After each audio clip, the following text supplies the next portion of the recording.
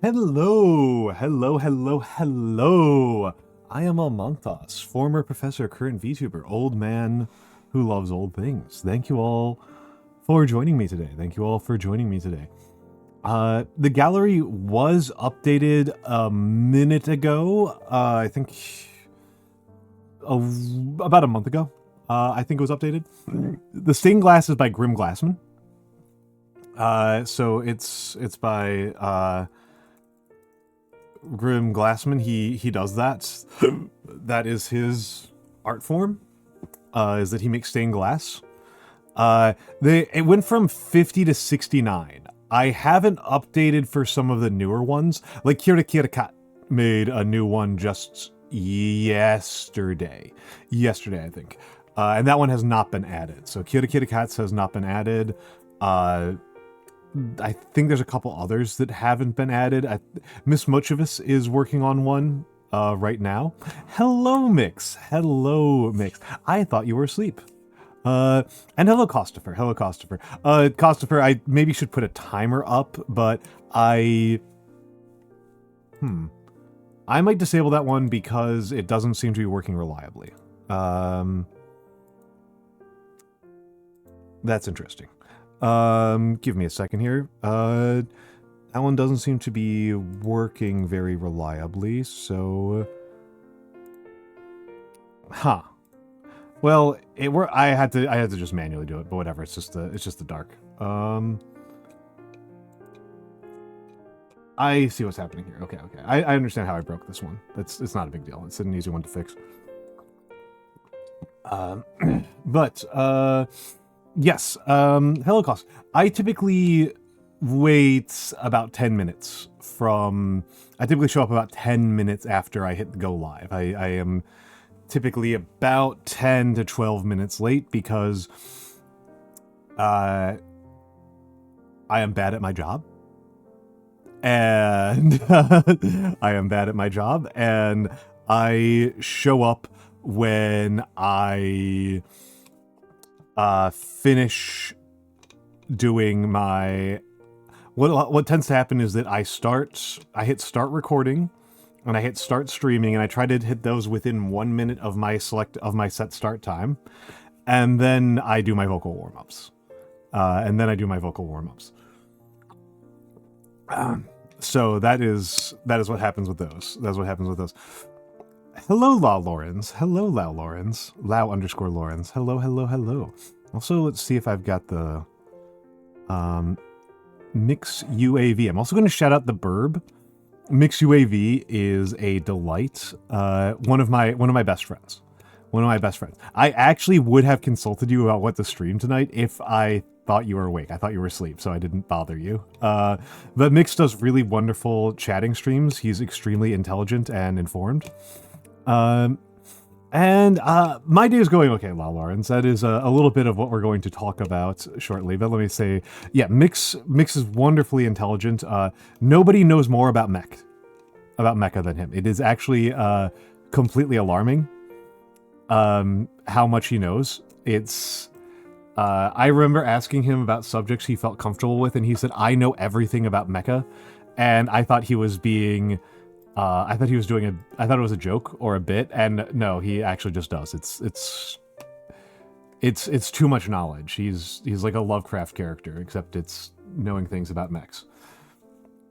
I mean, I am not surprised. I am not surprised that the Burb forgot to eat. That our beloved Mix UAV forgot to eat. Meanwhile, I learned that I do not fit into my most recently purchased suit today, so ouch. Ouch for me there. I am having the opposite problem, where I need to wear a... I will be wearing a less well-tailored suit. I own a couple of suits because I'm an old man, and I don't wear suits very frequently anymore, but previous careers that I've had, I had a very white-collar career for a while. I did require wearing suits pretty frequently. And truthfully, I don't like wearing them at all.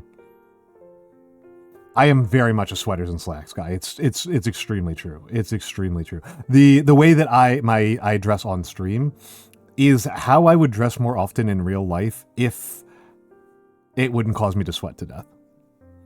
Hello, it's hard to show emotions. Hello, hello, hello. And Tim Shell Show. I mean,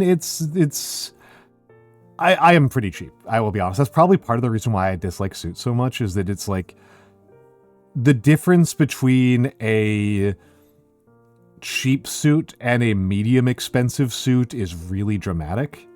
The difference between like a medium expensive suit and a truly expensive suit is, I don't think, that big of a deal. But going up from like something pretty cheaply made to something that's like at least like fitted to you specifically is a really dramatic difference. And that drives me nuts. I hate spending money. I fucking hate I am such a cheapskate. I am nearly immune to the Steam summer sale. That is my level of like money saving. Is like I spent I think the only thing I bought on summer sale was Ultra Kill. I think it was it. I think I bought Ultra Kill and that was it.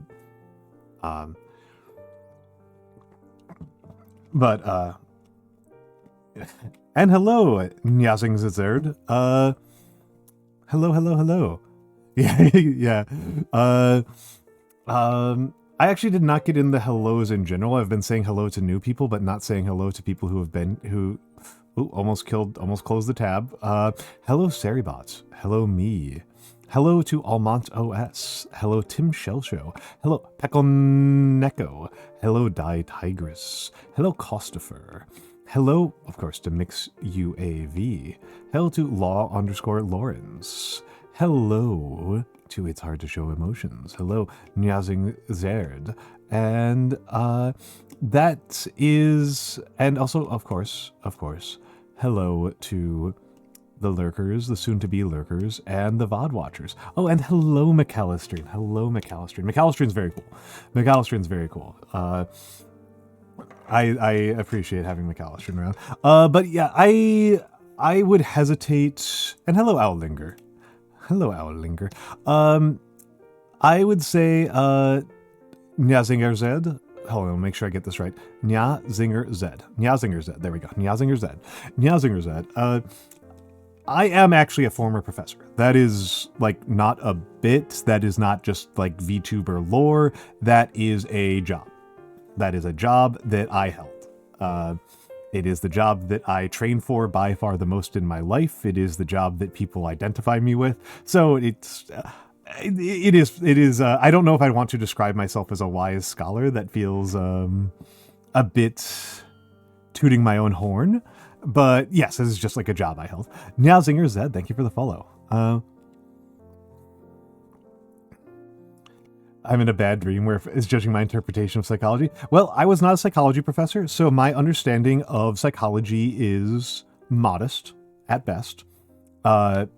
If you want a good understanding of psychology, that would be Horatius. Horatius is a practicing clinical psychologist, so he would have much more to say. I was a professor of sociology, and truthfully, at this point, the combination of having forgotten things and having studied things anew means that I'm probably actually more knowledgeable on history topics than I am on sociology topics, but I don't want to oversell myself. Almantas got that ancient scroll read. It is the resemblance between me and Deckard Cain as personalities is it's there. When people ask like what role would you play in like a fantasy novel or a video game, it's Deckard Cain. That would be Deckard Cain. It's I don't feel much complexity about this one. Unfortunately, Costifer, I am a person who reads things very literally when I am in chat. I am reading things very literally and then remembering facts about them. I am not very clever. There are about a dozen people who come by this stream on the regular who are far more clever and intelligible than I am on a bunch of things. You get to be the big city lawyer who dies because he's not pragmatic enough. Yeah, that's kind of where I feel like I fall in, is like I think in a standard fantasy novel, I I fulfill like a more pathetic Obi-Wan Kenobi role is kind of where I would fit in. Like I think that I die in the middle of Act 2 as part of raising the stakes, or I die at the end. Actually, I think I die at the end of Act 1. I think I die at the end of Act 1. I think is what happens. That's where I think I fit into like standard fantasy novel tropes. Is like I'm a wise, kindly older gentleman who dies at the end of Act 1 to demonstrate that we are dealing with a situation that is serious and hardcore, and where nice people die, and that hard men need to make hard decisions, kind of thing. That's I think where I fit into standard fantasy novel tropes. Hello, Miss Mochivus. Hello, hello, hello. I didn't say it while you were streaming because you were already really. I was watching Miss Mochivus the other day, and she was playing Overwatch, and I flustered her very badly, and the just by telling her that she was doing a good job. And it was kind of funny to me because she was like plat, diamond, somewhere in there. And I have played quite a bit of Overwatch, and I have never gotten out of bronze. I think I got out of bronze for a total of 1 hour.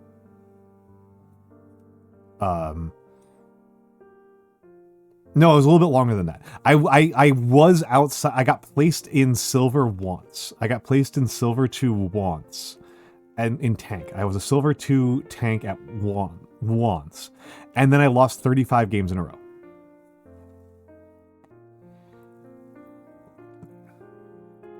Yeah, that makes sense to me, Mix. That makes sense to me.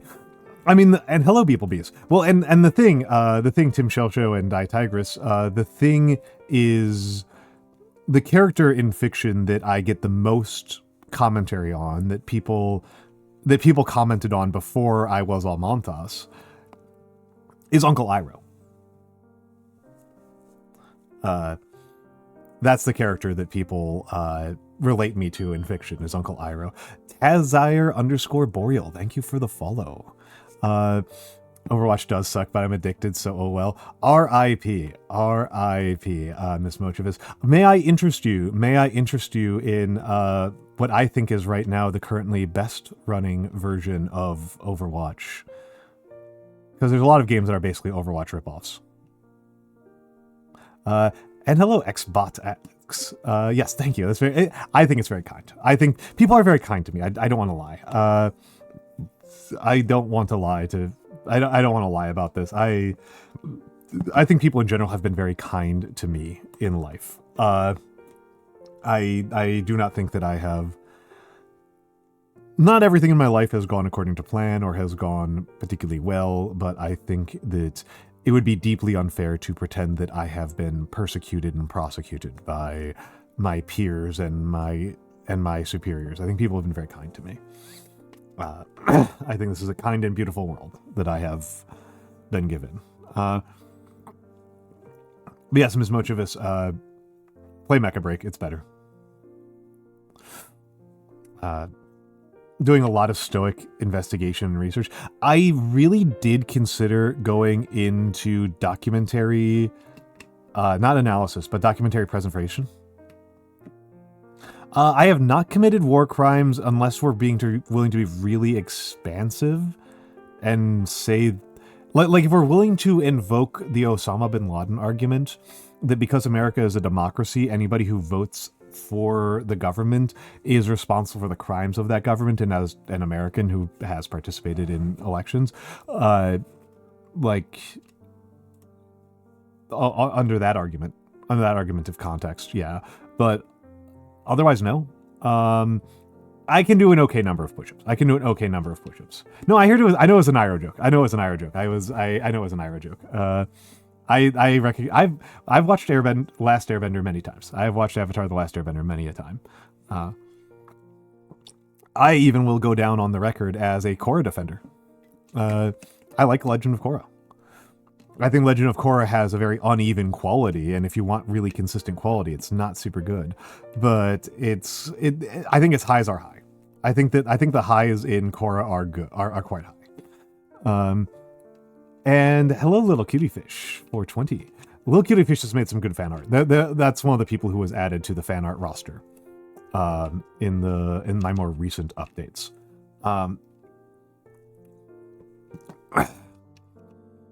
I am overall pretty easy pleased. Yeah, no, that's my main thought about Korra. So if we were evaluating Korra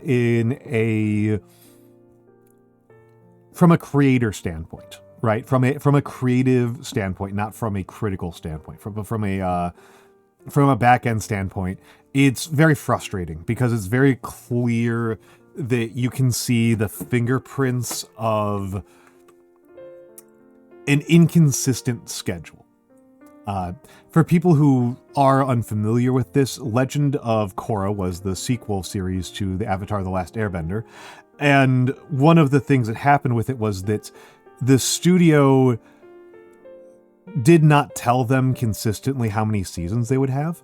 They would go to the creators and say, okay, this is your only season, and then they would come back and go, okay, you've got 2 more seasons, and they would go, okay, they'll give you 3 more seasons. Yeah, that was the thing, right?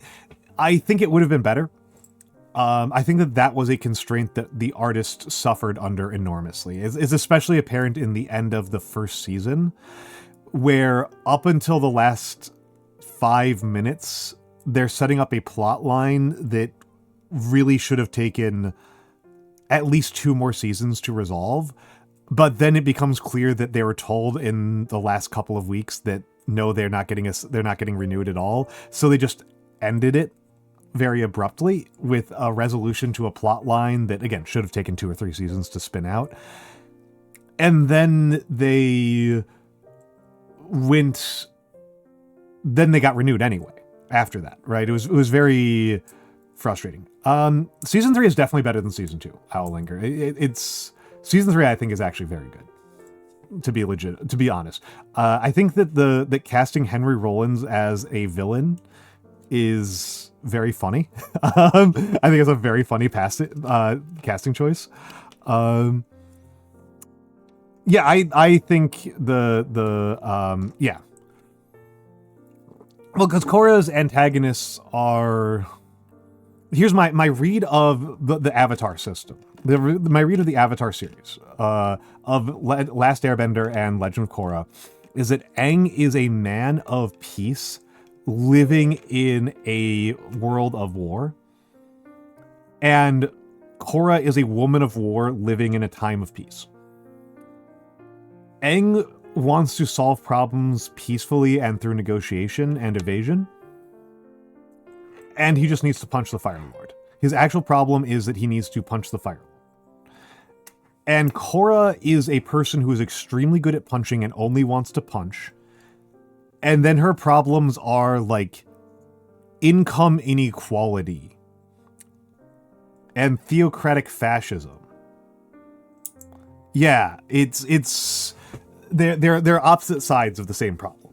Is that they are people whose poor adaptation, who have natures that are in conflict with the problems that they actually have.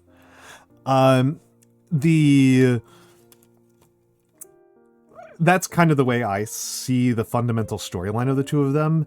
And again, they could have, I think like I said, I think Korra has an uneven execution. Korra has a very uneven execution.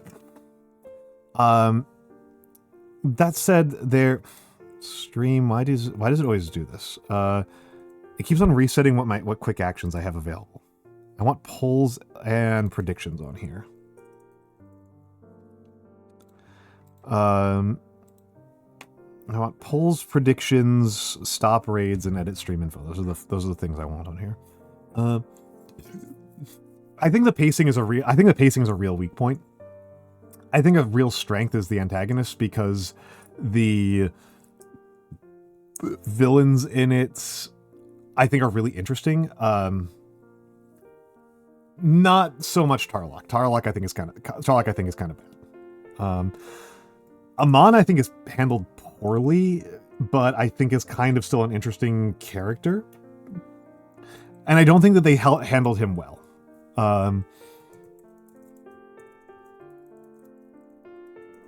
I think that Amon was handled pretty poorly, and I think that the fanon interpretation of him is more coherent than how he actually is in the show, which is funny. Zahir, though. Zahir is some shit. Zahir's amazing. Zahir's an amazing character. Zahir is probably the best character in the whole thing. Zahir rocks. Zahir is, like... And I mean, Costafer, I will say that my kind of hot take, I actually love romances. I actually really, really love romances. I actually really, really love romances. But most of them, I think, are really inferior because they don't give enough time. They just, like, don't have enough time to develop and breathe. Which tells you that I am more of a Western-focused media critic than a anime-focused media critic, because the more common critique from the shonen, if you read like Shonen Jump, is just like, oh my god, these guys are taking forever. Which is true. All of them are taking forever. Aman is Char Aznable. I think that's fair.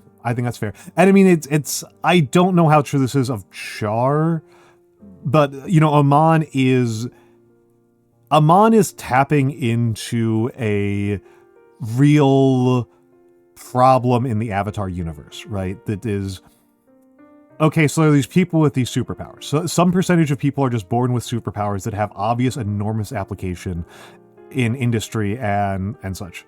All right, Tim Michelle Show, be nice to your wife. Be nice to your wife.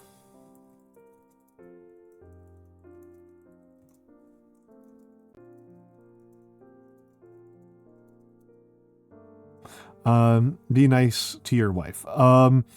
The cut from the end of season 1 to start season 2. Yeah, no, that one's bad. I don't get too mad at the showrunners for it, but it is still bad. A thing. So my server rewatched it last April, around the time I debuted, because of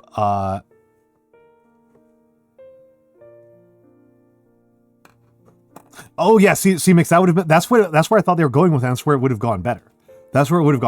Yes. There are two parts of Amon's character that I think are kind of misses. I think the fact that he's just doing it with waterbending is actually also a miss, because the Avatar universe does establish that there are people who understand things about bending and can do things with bending that are not themselves benders. There are kind of meta benders, right? And like particularly the guru, right? Just the guru element of it.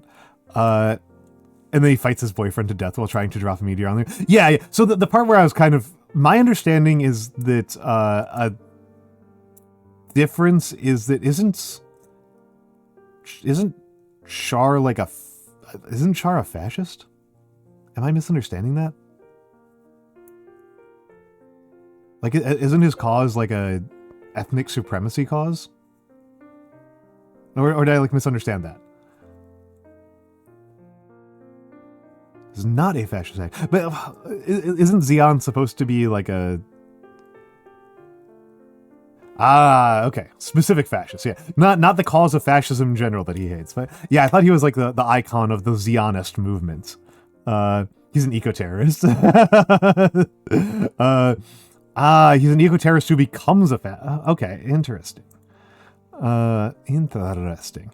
Yeah. So, like, Amon is the face of criticizing problems of income inequality that are the inevitable outcome of the type of society that Avatar The Last Airbender implies, right? That Avatar The Last Airbender is a world where some percentage of people just have superpowers, and it's common enough that they can be mooks, right? That like it's not like having superpowers is like Watchmen's sort of thing, where if you have superpowers, like you automatically become a super you become a superhero. You just have superpowers, and then the larger part of humanity gets to suck shit. And that's a real income inequality problem and a real power inequality problem. And Amon taps into that. And then the show acknowledges that this is a real problem in the universe. And then they don't go anywhere with it after season 1. And it's kind of like, it does highlight the weaknesses between season 2 and the other seasons, that you can see who the stakeholders are in seasons 1, 3, and 4 who benefit from the villains, right? The villains in season 1, their agenda is positive for the poor, right? They are for the urban proletariat. They are positing a positive cause, and so the urban proletariat have a stake in what they're doing. And in season 3, you don't really need there to be stakeholders for Zahir's thing. Zahir doesn't actually really need a large movement for his plans to make sense. His plans make sense if he is literally the only person who believes in them. Again, Henry is fucking Henry Rollins, right? He's just Henry Rollins, and he's just kind of not wrong. He's also just kind of not wrong about the universe, because again, he's Henry fucking Rollins. And he just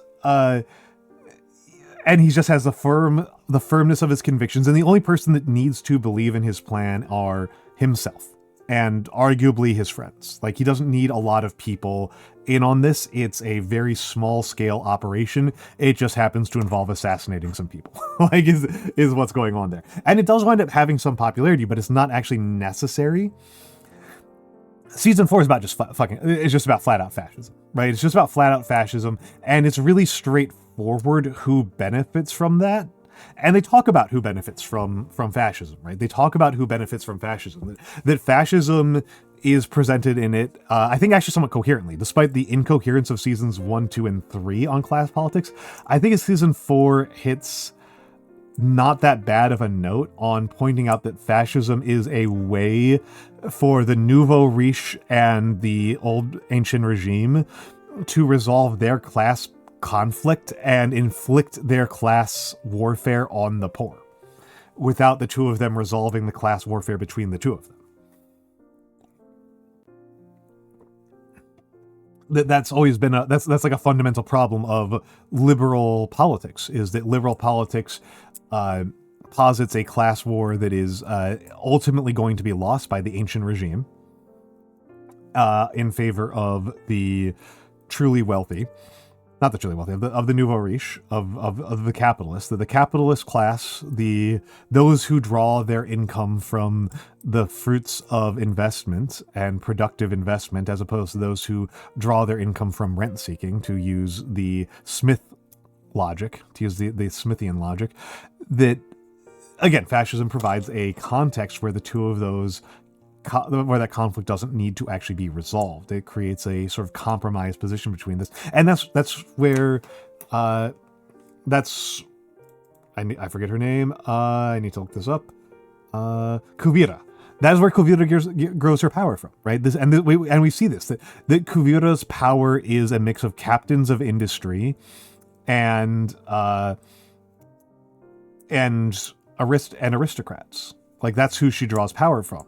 And she draws this power in no small part because Zahir's agitation against the ancient regime has created a sense of chaos and uncertainty wherein a strong man, or in this case woman, can venture into. I will say that it is... I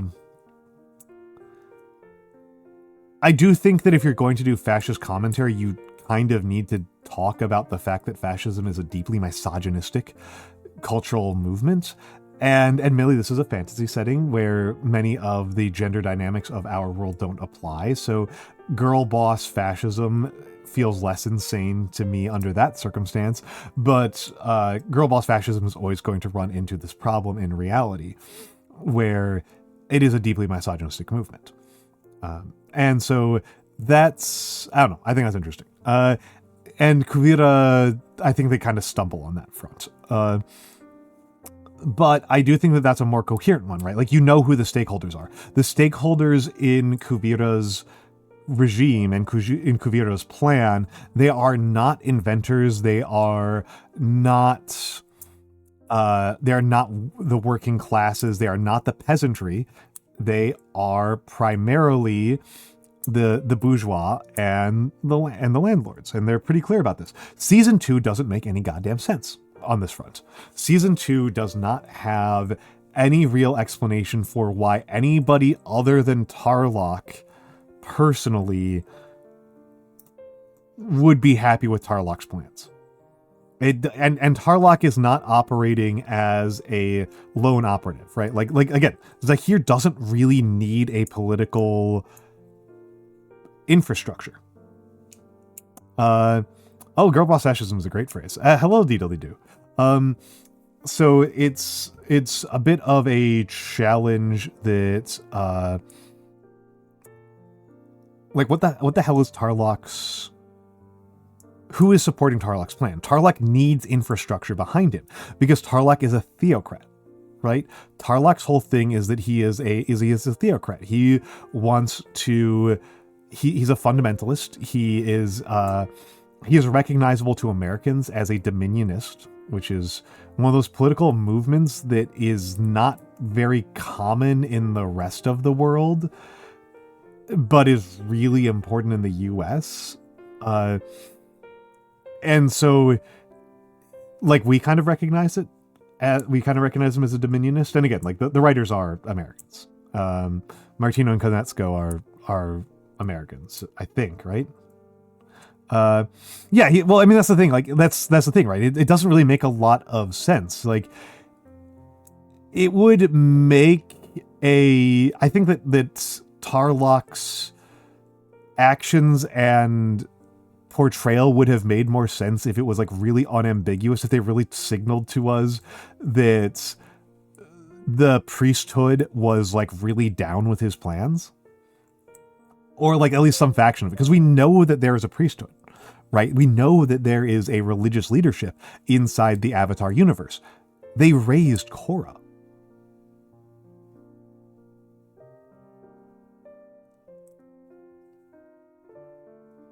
They raised Korra. We have monks of various kinds in various places. Oh my god, I forget the name. Who did J.K. Simmons play? J.K. Simmons' character. Tenzin. Hello, Alloy Sunseeker. Tenzin is a religious figure. He is a spiritual leader above all else. That's his most important role. That's Tenzin's most important role in the universe, is that he is the conservator and shepherd of a near extinct religion that everyone believes has to be preserved in its own specific way. And so, like, there is religious leadership, and it wouldn't make sense for Tenzin to be on board with Tarlok's plan, but it would make sense if they had been more clear and shown us in more ways that Tarlok has friends in not just like certain conservatives in the Water Tribe, but that, because the Fire Nation has priests, right? The Fire Nation just has priests. Like, we've seen them multiple times. And so does the Earth Nation, though we don't see those nearly as frequently. That like these priesthoods have factions that are on board with him. Because again, he's doing dominionism. He's doing theocracy. He wants to do a theocratic revival. He's trying to become an Ayatollah, right? That's kind of his plan. And the Ayatollah doesn't just come out of nowhere. The Ayatollah brand doesn't come out of nowhere. Theocratic fascists I shouldn't even say theocratic fascists, theocrats, because theocracy is a much older form of government than fascism. It's easy for me to say a theocratic fascist because I'm a 21st century American and that's how it always looks to me. But that is not how it, strictly speaking, is. Yeah, the Water Nation also had priestesses. Yes, the Water Nation had priestesses. This is true. This is true. I am just saying that his plan... Oh, Costifer, thank you for the subscription. Thank you for the subscription. Very kind of you. Very kind of you. I'm never going to stop being amused by using the Dutch TTS. But yeah, it's... I think that season 2 is the weakest, and that is a non-trivial part of why, is that Tarlok appears to have support from some percentage of the spirits, but it should have been more clear and portrayed how other people found his viewpoint favorable. Because otherwise it looks like his plan for what he's going to do is like, hope Korra is just on board with his plan for no good reason. And then if Korra isn't on board, that he just kills Korra in single combat.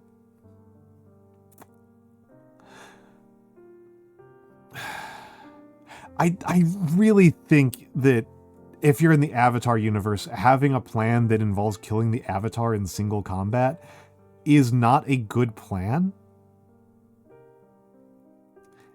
And it's an especially bad plan if that Avatar is Korra.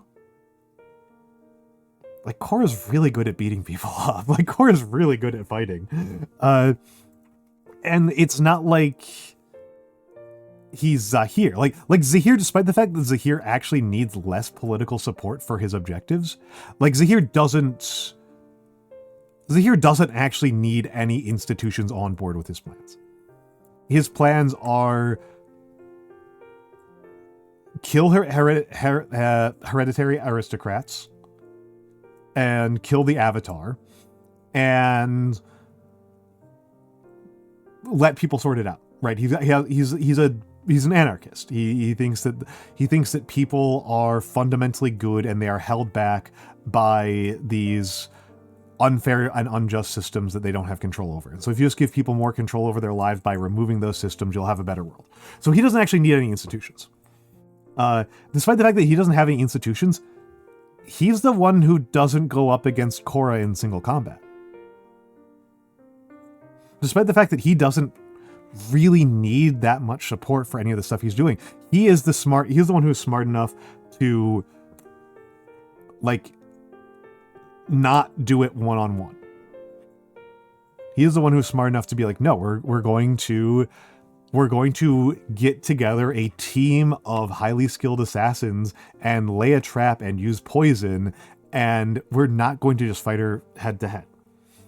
Right? We're going to make this a deeply unfair fight because the plan isn't to defeat the Avatar in single combat, it is to kill the Avatar. While she is in the Avatar state. Yeah, Kyoshi was... of the previous Avatars, Korra does not qualify as anywhere near the worst one. And I think in full evaluation, Korra gets to go down as probably one of the better ones. Yeah, Anarchist versus God. As they say, no gods, no masters. Right? That's one of the classic anarchist rallying cries. Okay, folks. So I am thinking about this because we're about 10 minutes out from ads. 15 minutes out from ads. Well, I think Roku has to be contested. I think Roku has to be contested on that one. Aang, I think, is portrayed as an unambiguously very good Avatar. I don't think that that's generally particularly contested. But remember that Roku's primary legacy as Avatar was abdicating his responsibility to,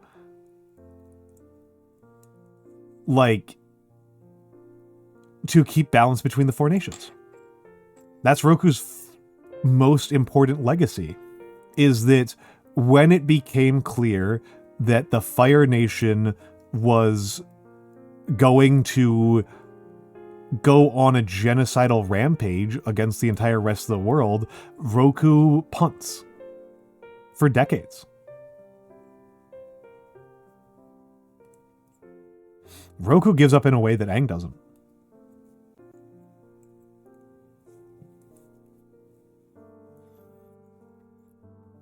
The Fire Nation's campaign against the Avatar and against the rest of the world is over 150 years old, right? And like 50 plus of those are because of Rokus. I can see that. I don't remember enough about what Kyoshi does. And the Avatar before Kyoshi tends to go down as, I literally cannot remember his name, tends to go down as a pretty bad one because, lol, he gets eaten by, his face gets eaten. Lol, his face gets eaten. So, chat, I'm going to talk through some logic with you. I'm going to talk through what is going through my head right now. Because this is what we do on stream, right? This is what we do. I don't know what to do with myself right now for the next couple of hours. I am not sure what to do. Excuse me. And we are going to, I'm going to use the bathroom at the hour. Have I tried screaming at clouds? I am definitely not going to be screaming at clouds right now, Ratmost. I am definitely not going to do that right now because my throat hurt. So, you're unpacking. I hope you enjoy unpacking. So my thoughts are that, I have two things I would do right now. One of them is that I would play Victoria 3. Latvian _ okay, your expiration date is up. Time for a lobotomy. Lol. I am pretty raw. I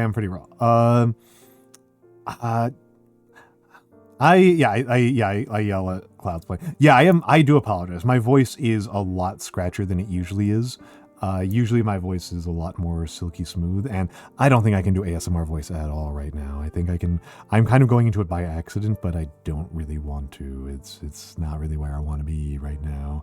Though I might just kind of hang out down here a little bit.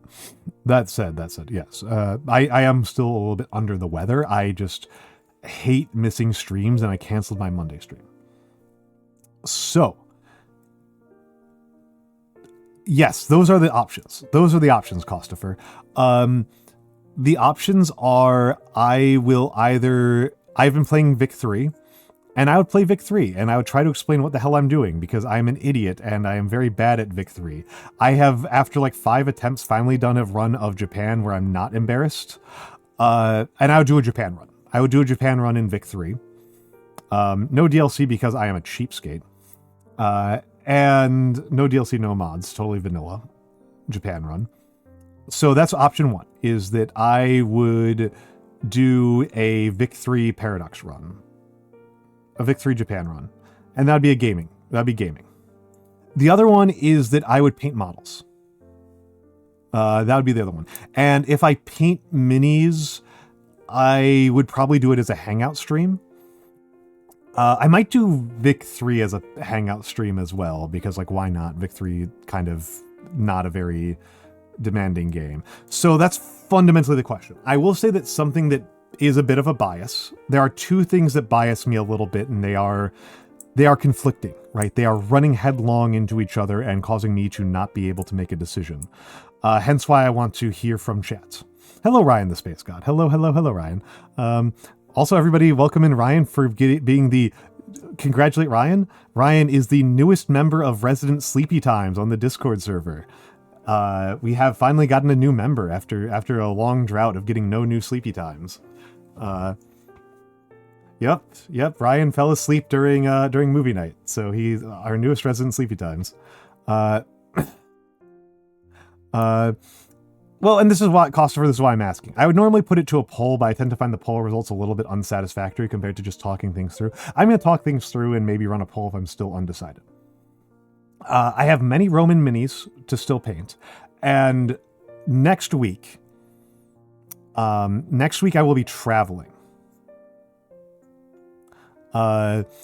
Next week I will be traveling, and so I won't be able to play. I won't be able to do hand cams while I'm traveling next week. I am planning on squeezing in 1 or 2 streams next week. Monday and Wednesday, I think I can squeeze in streams. I cannot do Thursday and Friday. Well, maybe I can do Thursday, but Friday, absolutely not. Friday, Saturday, Sunday are no way. So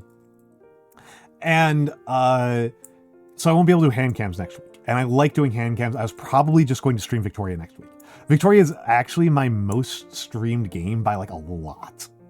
Like a lot. It is head and shoulders above everything else. And I haven't played it in like years. I put it away for years. So Costifer, the minis that I would be painting tonight would probably be historical Romans. Are probably going to be historical Romans. McAllistrine, no. I am not. When I turn off stream, I am going to get in a car. I am going straight from stream to travel. There's going to be, I'm going to have breakfast and then leave is what is the plan. I am packed. I have my bags behind me.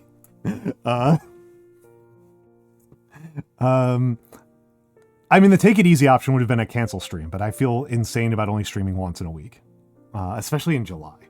So, so that's where I'm at. No, I'm a night owl. I can't, if I have to make a 6 a.m.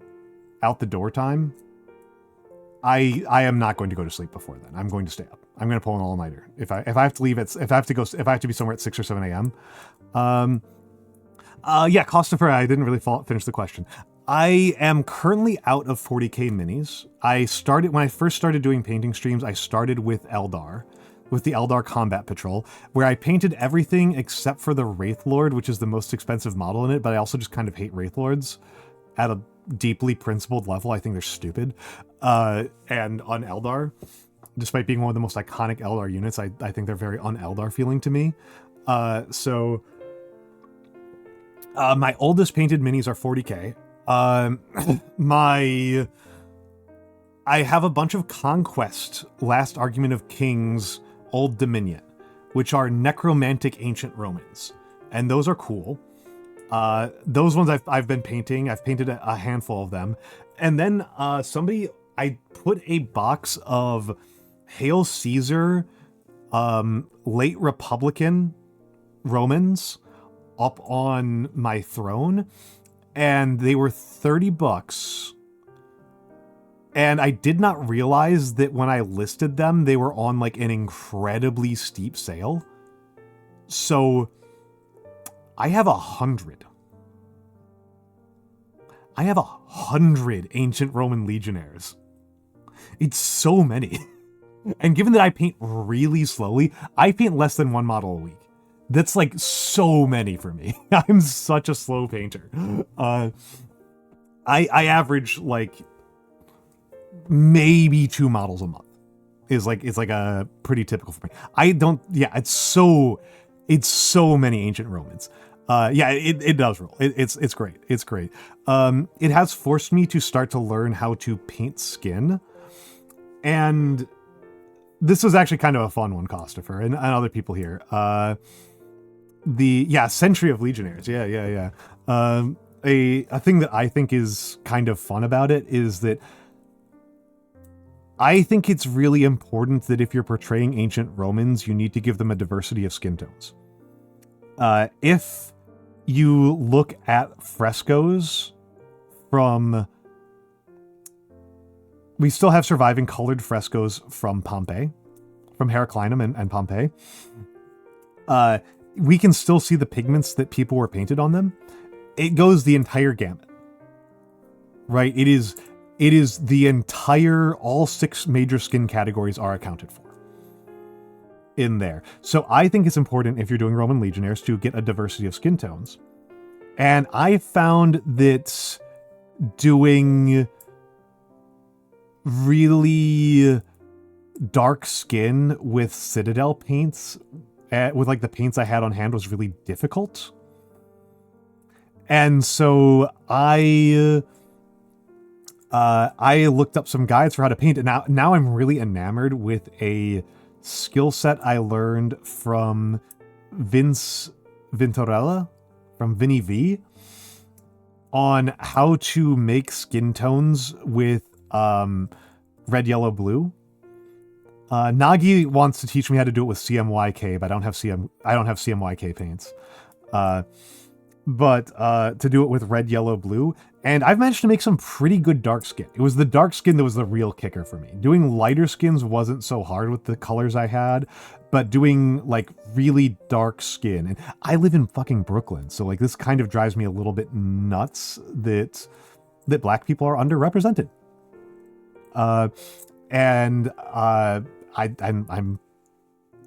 before I lived in Brooklyn, when I was a child, I lived in a very black area. Like it's so like I feel kind of weird when I see just like an uninterrupted sea of white people. It feels creepy to me.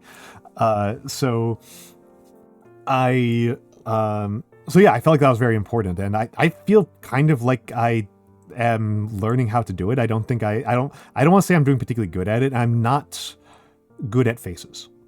My faces look really bad. There's that meme image in painting of the Karatsun that has like a really fucked up looking face. And people use that as like a meme about like really badly painted faces. And it's like that one's better than any of my faces. Like that one's better than me. I can't do that well. I am a ways off from being that good. But yeah, I've got a ton of ancient Roman minis. Matthew Riceseeker was very kind, and he 3D printed me a bunch of Trench Crusade minis, and I've only done one of them so far. I have done one Azeb. And Kostoffer asked which craft world. I did not do any particular craft world. I painted my Eldar on a custom paint scheme based on my models' colors, my avatar, my VTuber models' colors. Brown over white. I did like a brown over white with lots of like earth tones, is what I did. And bronze metals, is how I did that. I like Brooklyn a lot, Kostoffer. I really like Brooklyn. Everywhere else I've lived is shittier in these United States. I've never lived in a safer, kinder area than Brooklyn. Brooklyn's wonderful. I love it. Easily can recommend living in Brooklyn to people. Cheaper than people think, just because you don't have to own a car, and that's like $1,000 extra a month. So I can recommend it. But yes, ads are starting in a minute. I'm gonna put up a stream. Oh yeah, no, not when your entire transportation budget for a month is $120, Ryan. That's an unlimited Metro Pass, $120. That replaces owning a car completely.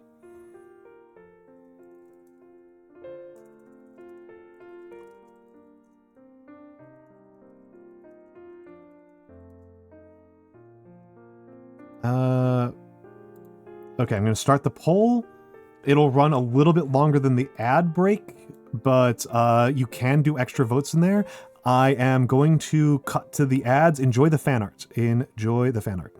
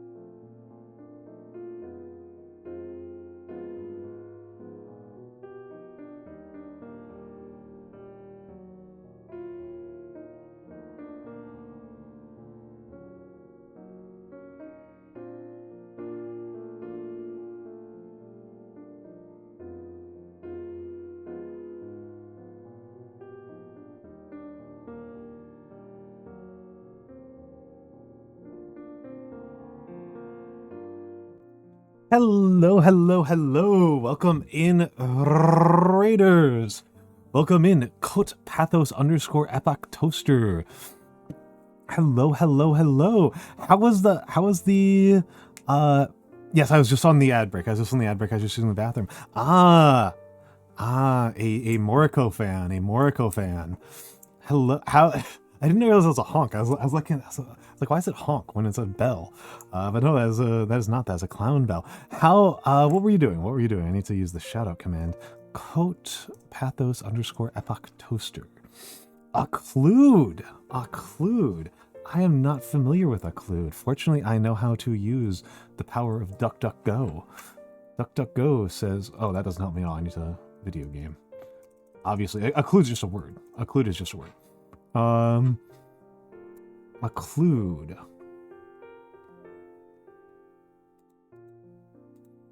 Okay, I look at this and I instantly have a person to recommend this to. I'm going to have to send this to Eldra immediately. How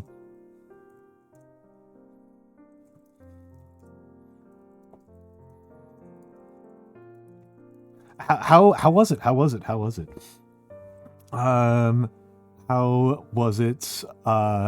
I am. Oh, I was like, what the heck is that sound? And it's the game. It's the game playing. It is the game playing. How was it? I don't tend to play puzzle games on stream super frequently because I've done it a couple of times and I don't think it's actually super interesting to watch. Wow, mini painting swept. 3 or 4 of the ones that you attempted. Excellent. And hello, Alexandra Luna. Obviously, Coach. What happens when I play puzzle games on stream is that I attempt the puzzle a couple of times and I fail. Right, I go into the puzzle and I die a couple times. So this was Talos Principle, right? Talos Principle I was doing on stream, and I go in there and I try it a couple times, and then I kind of just stare at the puzzle silently for about 5 seconds, and then I solve it. And only after I've solved it am I able to explain what I was thinking to anybody. So it's actually really bad streams when I do it. Other people have the ability to explain their logic while they're doing the puzzle, and they can make like really interesting puzzle streams, and I'm really bad at it. I'm just like, it's like not good for my skill set. It's just like not very good for my skill set. If I had been smarter, I would have made sure that those votes ended before I came back, because this means that I need to get water and prep my station for painting. And I was very foolish. I can do some of the prep while I'm here, while I'm thinking out loud. But obviously, Coach Pathos, if you need to raid and run, please do not feel beholden for it. It's definitely a matter of skill, right? Like it's one of those things that I think is kind of interesting. I don't know. I like talking about this because I view streaming as an art form, and I think that's cool. I think it is cool to think about this as an art form, and to take it seriously on those grounds, right?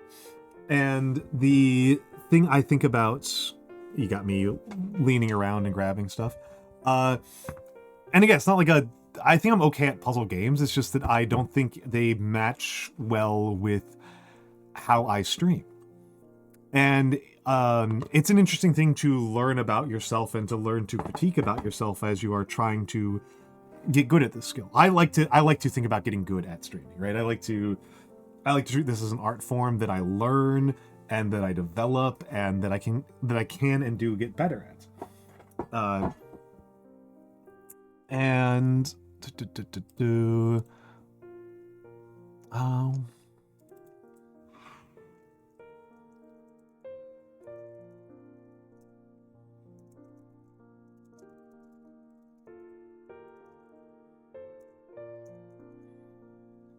and let's do, what am I looking for? Miniatures.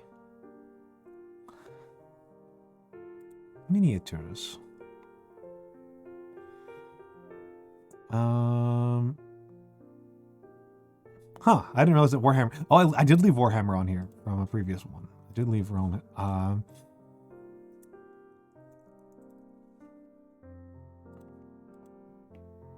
Okay. All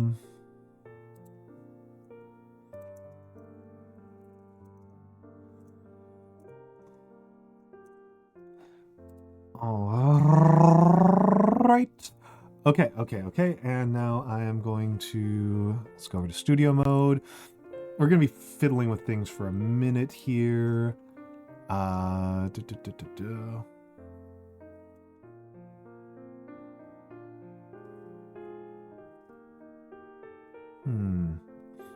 going to take me a minute here. There should be a streamer horse game. The horse game, I think, is deeply funny. I talked a little bit about this on Nagi's stream the other day. That, I talked about this with Nemo on Tuesday.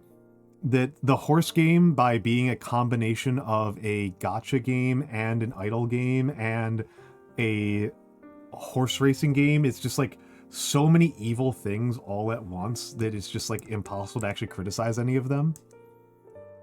I stole that from Jackson. That's not my insight. That's from Head Falls Off at Blue Sky. Jackson of the Great Gundam Project. And there we go. Let's see. So my palette is on screen. I will need to get some water. Not to drink. I'll need to get some non-potables. Some non-potables.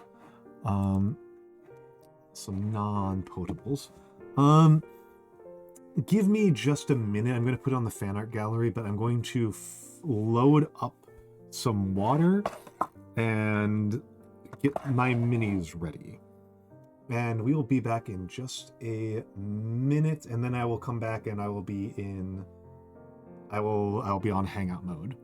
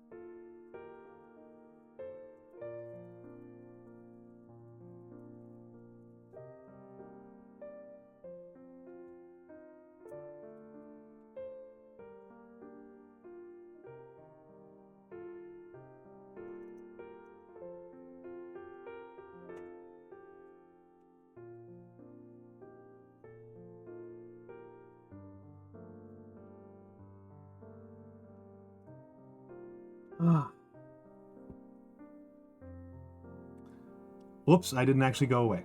Whoopsie doodle. I forgot about hitting the word transition. I look like a fool. I look like a fool. How does my mic sound? I had to position my mic a little bit differently because otherwise it was going to hit my camera all the time, and that would have been annoying.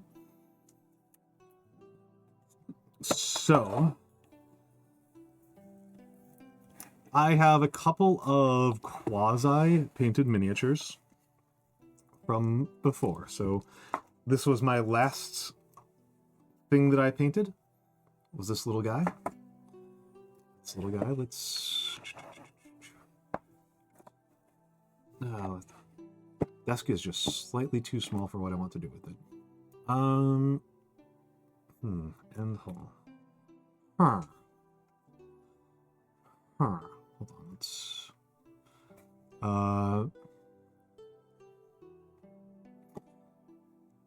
What a dingus. I think I'm doing okay. Hold on, let's turn off studio mode and droid cam. Oh, turn on that. You want that on? Yes, I did. I had already painted a new arm. So we're just gonna reset the camera. And I don't like that.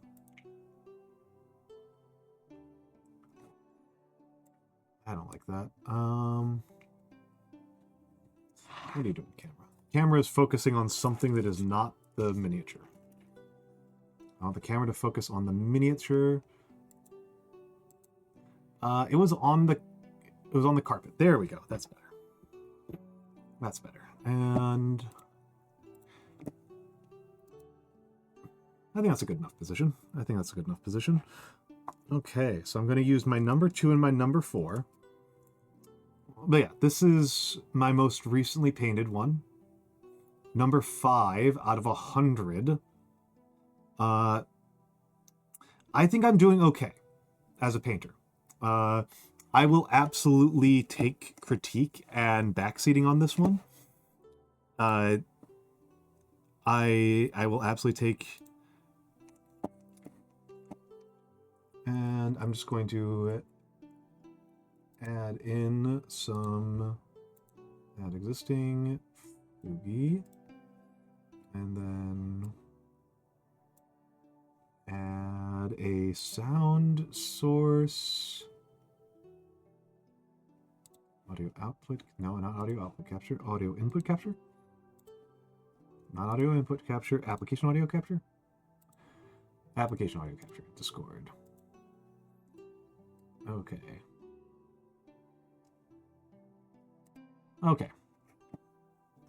So, no, I just looked harder.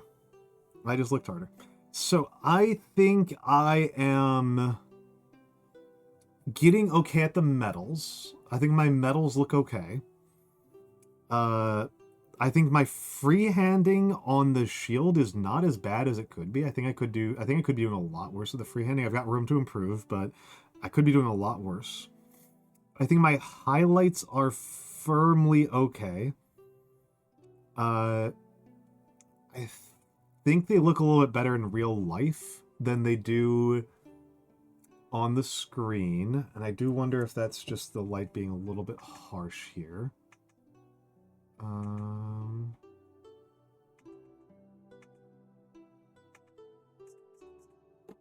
think that might just be a little bit harsh here. That's actually a little bit closer to what it looks like. That looks a little bit better. At least, like, that makes it match a little bit better to what I'm seeing in real life. And I think my skin and face work is atrocious. I think my skin tones and faces are really bad. Hello, Vovern.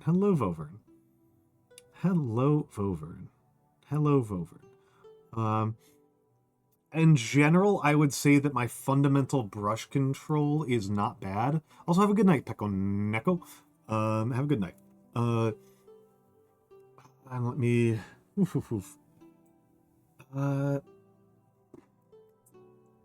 let's... So, what order do I do this in?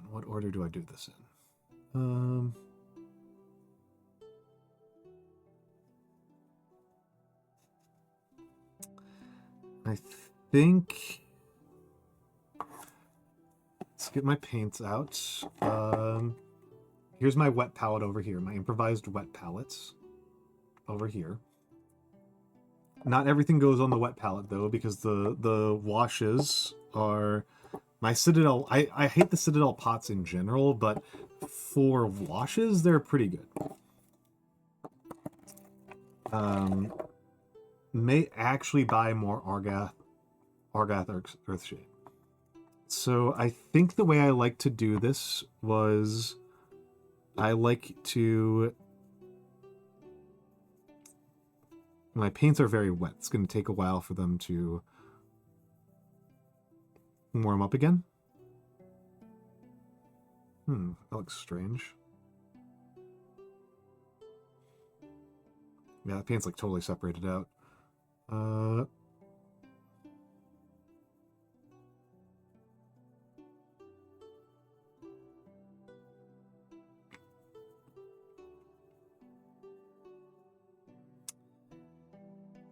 Take a little bit of work to revive that.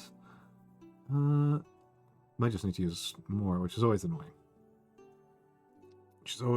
A little bit of aluminium.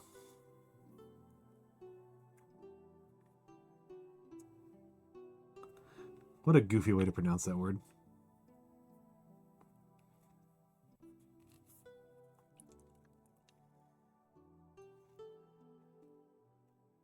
And...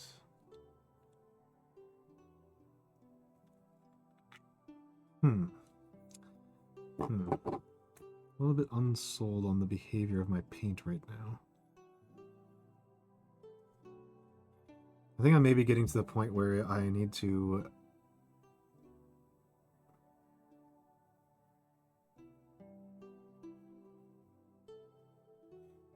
actually invest in a real wet palette.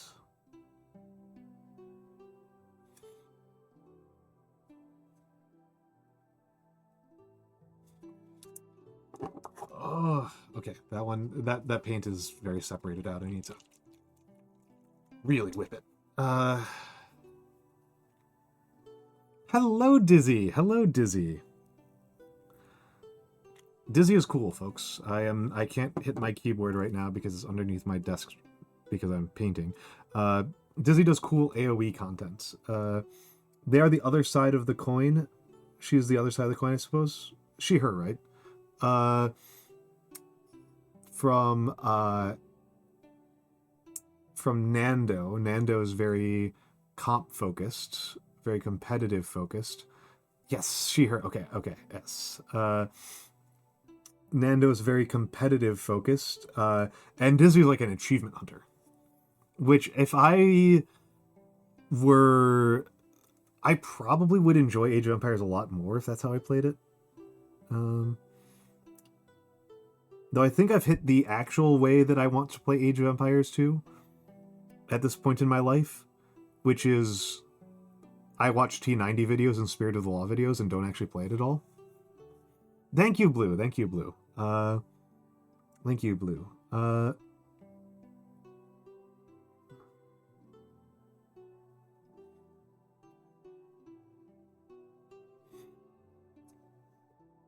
But that's the actual way I play Age of Empires 2. I don't even have it installed. I just watch other people. I just watch people's videos about it.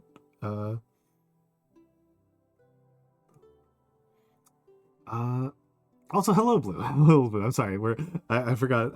For some reason, I just kind of assumed you'd been here. Only follow here now? Yes. Poor Nando. Poor Nando. He's trying to get back up to 1600, right? Am I recalling correctly that he's trying to get back to 1600 after falling into the horrible pit of despair of the 1500s? I say as if I'm not like as if I'm not like 700 elo.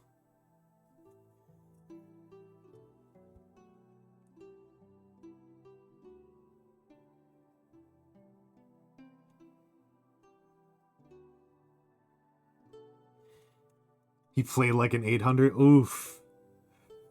I've done a couple of casts with Nando that are really funny, and then people would be like, it would be really cool to see a set between Almantas and Nando. And it's like, bro, like, I don't think you understand how big the gap is. Hello, Kiri. Hello, Kiri. Hold on. I gotta give a shout out to Miss Kiri. Miss Kiri. Kiri is, where, shout out, Kiri.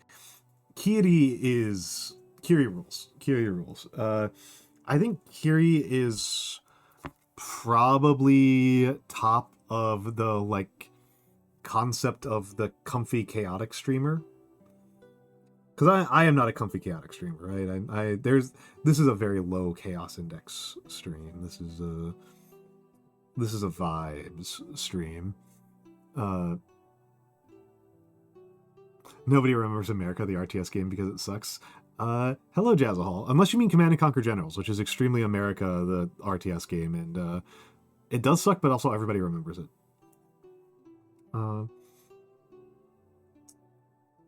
So let's get the Earthshade in here. It's literally called America. I'm just saying it's a different game. I am mostly making a joke at the expense of a game that I don't respect very much. Oh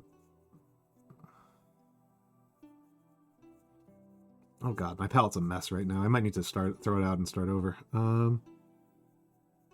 I have a skin tone mixed on this palette, and I literally don't even know what skin tone is supposed to be.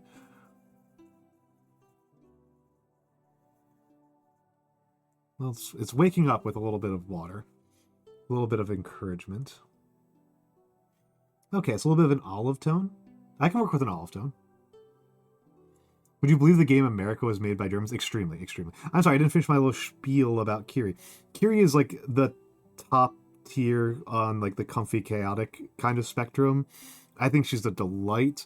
I will always be singing her praises because she did a extremely challenging giant collab with me and some other people for her debut. And having done several giant collabs, it's the only one that I thought was like really truly well run. I was really impressed. Like, this is not just like a by VTuber standards. This is like a by the standards of running an event where you have dozens of people on screen in a sequence. It was extremely well managed and well run. Like things, I have seen TV shows with actual professional staffs that couldn't pull this off. So I am very impressed with Kiri. Speaking of being underprepared, I need to grab a paper towel. Because I need a paper towel to deload some of the water off of this brush.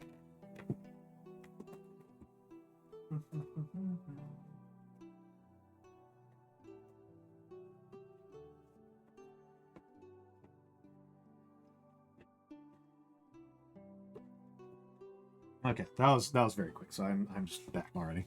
I'm just already back. Also, let me know if the music is the right balance. Obviously I'm not listening to my own stream, right? Because that's insane. I don't want to hear my own voice played back to me. That would make me want to die. So yeah, I don't know. I think the music balance is fine, but I think it's always worth to do a double check every couple of streams, right? Thank you.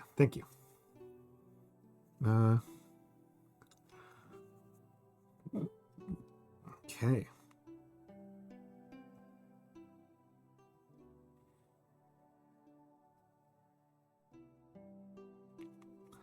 So we've got a kind of olivey skin tone.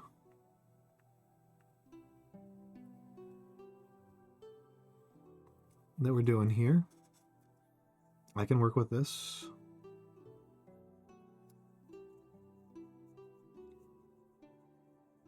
It looks pretty blue on the palette. Thank you, Xbot. I do try to keep the music relaxing. I'll take suggestions, though. It's worth saying, Blue, that I don't know if it's because I'm a goody two-shoes or because I don't like breaking rules that I don't have to. I kind of view breaking the rules as a little bit of a budget, and if you break some rules, that means you need to be careful about not breaking other rules. I use stuff that's all like totally open, right? This stuff is by I've got her credits in there. I can't remember her name. By a Japanese composer over on Doja Syndrome. Okay, royalty free, of course. Okay. I do have other music by this same composer. Noru is her name. On stream, I do have it like available in my OBS. And I have been known to switch it out periodically. I just really like this song. I just really like this song in particular. I think the song really hits the vibe correctly for all of you at home.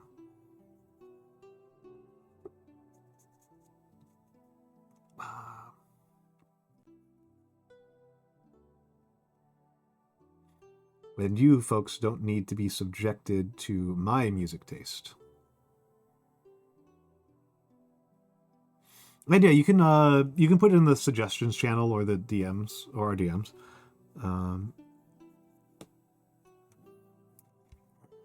Yeah, also, Jezahal, I hope you're doing well. I hope you're doing well. I would absolutely believe that the game America was made by Germans. Very famously, the book America was written by an Austrian, and the book Americana was written by a Nigerian.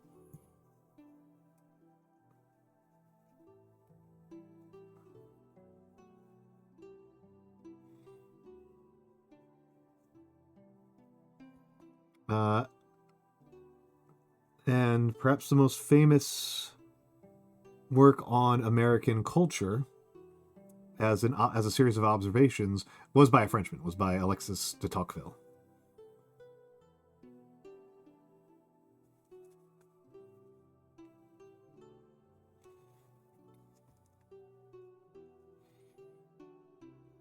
I think all the time about a cultural commentator from outside of America commenting that obviously all Americans have read de Tocqueville, right?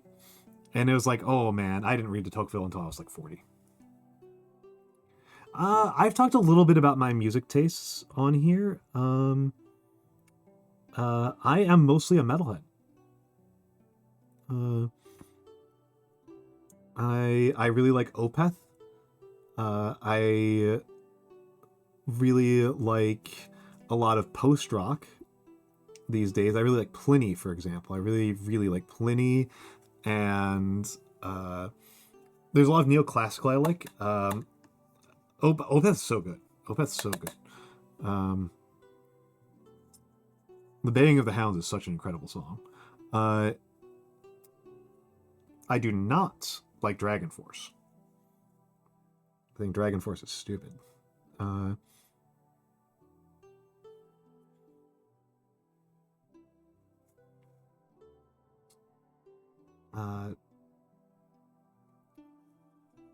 Dragon Force is funny is about the nicest thing I can say about them. If you had asked me in 2001, I would have had a more positive opinion of Dragon Force. After like 2010, I am pretty freaking sick of Dragon Force.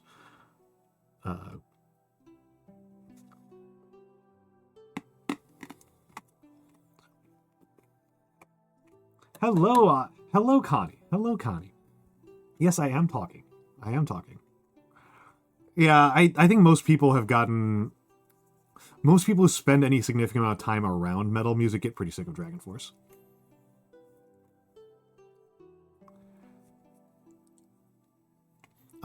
It's still pretty scratchy. I've been pounding throat coat tea, and oddly, really revealing my boomerness. Rico Law has actually been very helpful. Ghost. Okay. That makes sense. That actually makes sense to me. Post-rock enjoyer. Yeah, Spotted. Yeah. At some point a couple of years ago, I don't actually listen to them very often, but I have become a Tool enjoyer. Like, I don't really go out of my way to listen to Tool, but it's just like, heck yeah, it's Tool. And I remember not liking Tool when I first heard them. For like years, I didn't like Tool. I was just like, this is so dumb. I like Music from Messieri. I love Villages of Ionia City. Village of Ionia City rocks. I like a lot of really abrasive music as well.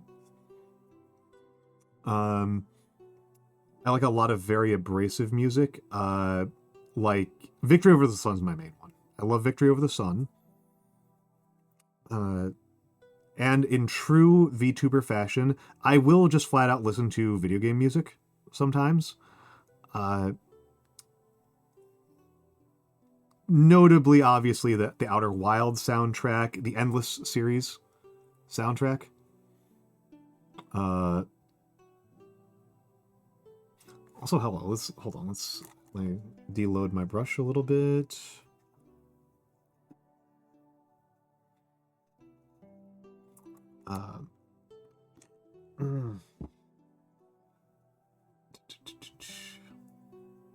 What was Kirill doing? Heck yeah. Orc Florist, aka Kirill, is great. Kirill was on here for one of my book chats back when I was doing those regularly. Haven't streamed since yesterday. You're kicking the habit. You're kicking the habit.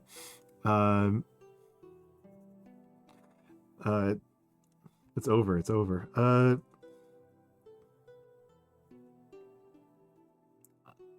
But yeah, Kirill was on for a book chat a while back where he got me to read a Canadian graphic novel that was super good. This one summer. It was I love that. I've gotten a couple other people to read it since then. It's phenomenal. Okay, so that's a very wet, very weak coat of skin tone all over. That's not very good in there. And I'm going to keep the fist uncovered because that fist is where I am going to do some I'm going to use some not epoxy, not glue, what's it called? Cement. I'm going to use some cement. I'm drinking wine that came out of a juice box. Nice. I think that they should make alcoholic Capri Suns. That's what I think. I think they should make alcoholic Capri Suns. Imagine they put a beer in a Capri Sun. Imagine putting a carbonated drink in a Capri Sun. Oh wow, I just realized that I completely ruined my mouth tracking. Yeah, I don't do it super often now, because it just like took a lot of time to coordinate, and I kind of burned through the Rolodex. And I just ran into a lot of other streaming priorities. But I did 12 of them in a row, like one per week, for like 12 weeks straight, of book chats last fall. It was a very fun project. It was a very fun project. I've done one more since then. I had Bodega on for Scott Pilgrim. We discussed the Scott Pilgrim comics. I've got some people who are planning to do some in the future. We've only done one nonfiction book, which disappoints me a little bit. As a primarily nonfiction guy, I'm a little bit sad that we only actually managed to do one nonfiction book, which was actually the first one. There are now 20 quotes. That's a interesting use of the quote one. Oh yeah, this is the arm that I lost earlier. I don't know how much the camera is really capturing it, but I think I'm okay at doing dark skin. I think it's actually turned out okay on the dark skin front. Yeah.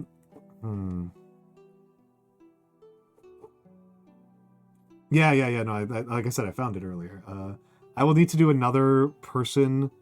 Yeah, I will probably need to remove that one, Connie, because I am not Virginia Woolf. I like Virginia Woolf, but for 300's books,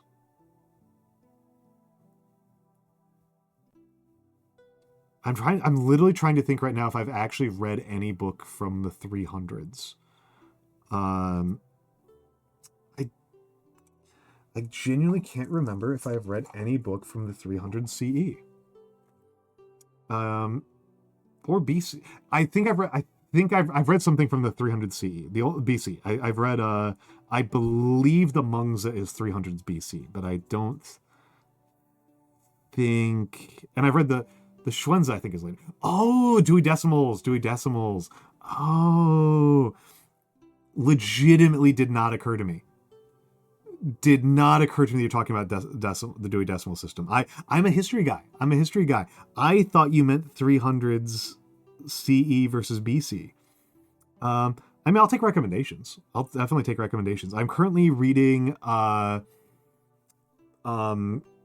Cheese and the Worms by Carlo Ginzburg, which is one of those books that like I read like in the footnotes all the time when I was in school, but I never actually read the original book. Just one of those like outrageously influential books I just never got around to.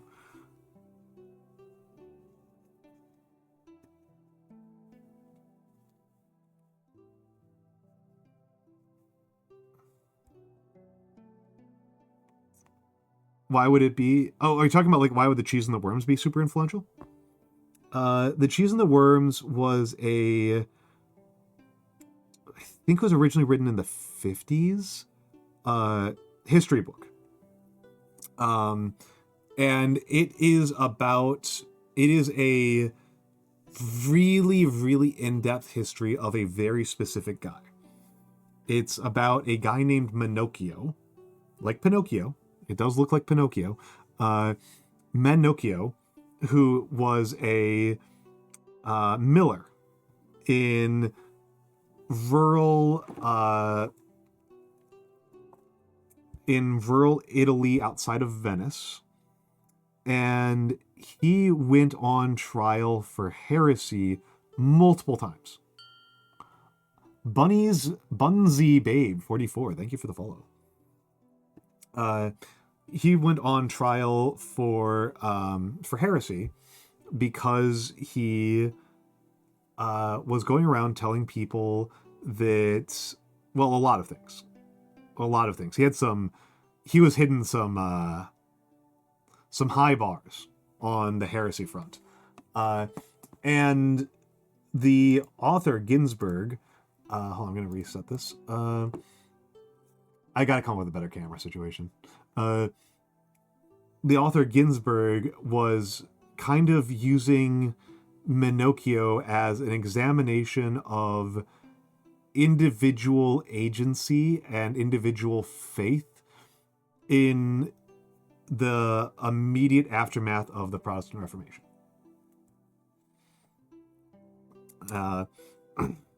And Minocchio has some really weird beliefs, right? He has some very, very weird beliefs. The one that really is the one that if you grew up Catholic, it immediately strikes you like lightning that, oh God, no wonder this guy got executed. Which was his belief that the ordination of priests is just a business transaction and has no divinity to it. That's the sort of thing that gets you killed. Can't go around saying that one. That's a bad one. But the thing that he's kind of more famous for is that he didn't think that God preceded the universe. His theory of cosmogenesis was that there was chaos, right? There was a sort of primordial chaos, and this primordial chaos over time fell apart and gave rise to order. That order kind of came out of the chaos as a process of decay. And the metaphor that and that's where like angels and gods and stuff all are results of that decay. Live in a studio apartment with 10 plus cats like Curtis Silva. I do not have any cats. I grew up Catholic. I'm not a Catholic. I do not believe in Catholicism. I am an atheist as an adult. But I am as an adult, I am an atheist. So I'm going to lower the camera a little bit more. You guys have a bit of a better view of this. Lower it even more. I need a better camera system. I really need a better camera system. Let's get some of this stuff out of the way so that it focuses on what I want it to focus on.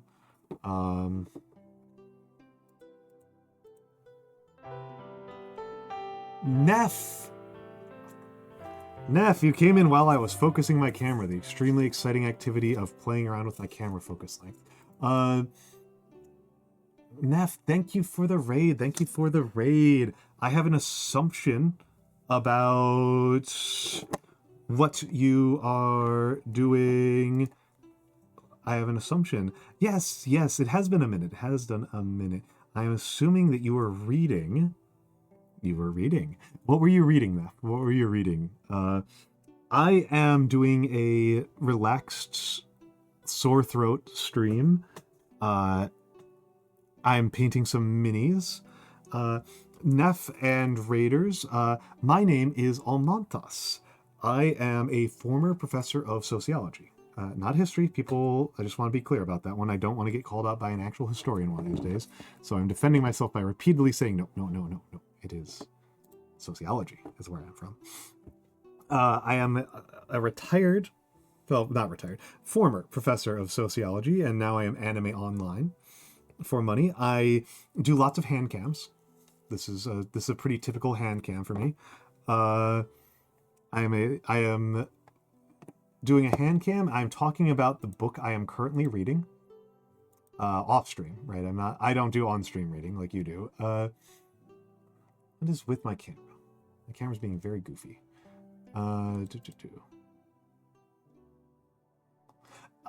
Yes, I do lots of calligraphy streams. I did not do a calligraphy stream this week because I've been sick. If Neff probably can notice, if you're not familiar with me, you can't really notice, I don't think, that my throat is pretty scratchy right now. This was my most recent piece of calligraphy. My friend Luxuria Morningstar is having an anniversary for streaming. Is having a little bit of a streamer anniversary. So I made that for them. And so that's but yes. I hope that you were having still didn't answer what you were reading. You still didn't answer what you were reading, even if you mostly spent it yapping with chat. You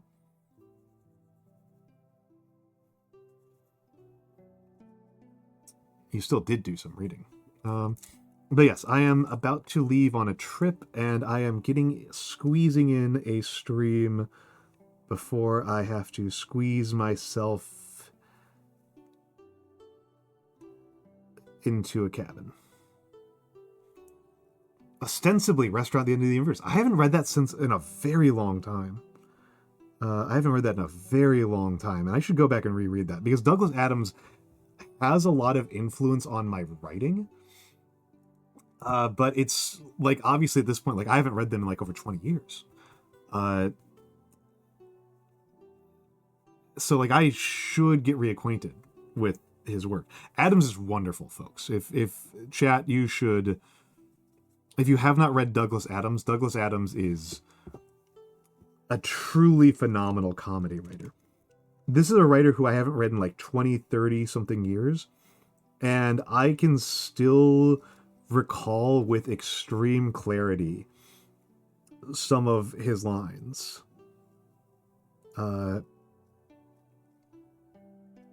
humans of Earth were very unhappy, and their main way of trying to solve this unhappiness was by moving around little slips of green paper, which was a strange solution, because it was not the slips of paper that were unhappy. What a king, right? Oh, there's a couple of parts of this that I didn't prime yet. I'll have to get back to those. And of course, I am priming a shitty method. I'm using a shitty method of priming, where I am priming with a brush rather than an airbrush. And the reason for that is that I don't have a place where I can safely airbrush. It's just a pure space consideration.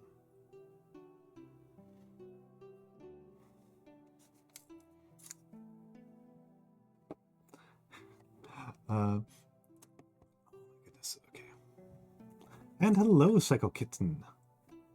Hello, Psycho Kitten. Yes, in the beginning, yes. In the beginning, the universe was created. This has made a lot of people very angry and has been widely regarded as a bad move.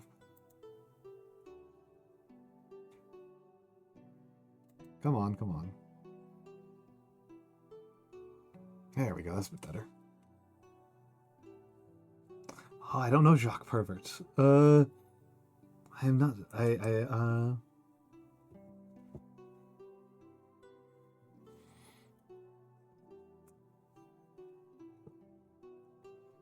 If two people as disparate as Jazzahal and Connie are recommending it, I suppose I'll have to check it out.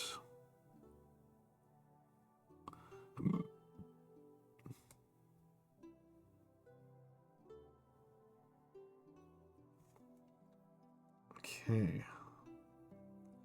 So that's one layer of flesh tones down. Let's get the most annoying base layer to get down.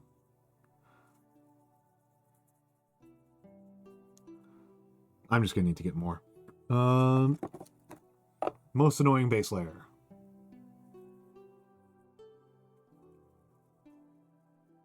Sadly, he is French.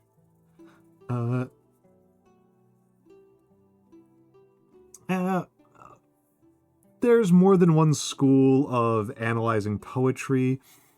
I'll be honest, despite their reputation historically, I actually find poets really easy to work with. Like, as a category of writer, I find poets, like, pretty easy to get along with. I don't think this is because I'm crazy. I think this is because poets are actually pretty chill. Despite their reputation. Which may almost be entirely funded by just how much of a weird jackass Shelley was.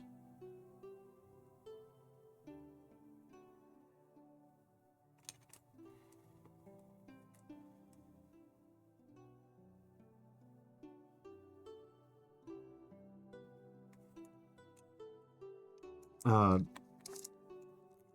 don't know, when I do poetic analysis, I tend to focus a lot on the formality, the use of meter, maybe I'm not doing it correctly, right? Maybe I'm just a fool. You know, I tend to focus on the formal elements. I tend to focus on the questions of like meter and word choice and cadence, which I mean, I did say meter already, so cadence tends to be covered by that, but I feel like there's a little bit more to cadence than just that. Yeah, it's super subjective. I tend to shy away from... I tend to always apologize whenever I do poetry critique, because it's not really my main thing, right? I tend to do nonfiction. Nonfiction is where I'm the most comfortable. And I remember talking to like one of my fellow co-editors, and my fellow co-editor's just like, with a poem, I literally just think, does it slap? Like, that's the first question. Like, does this slap? It either slaps or it doesn't slap. The online passport application form is horseshit. Thank you, Blue. Thank you, Blue.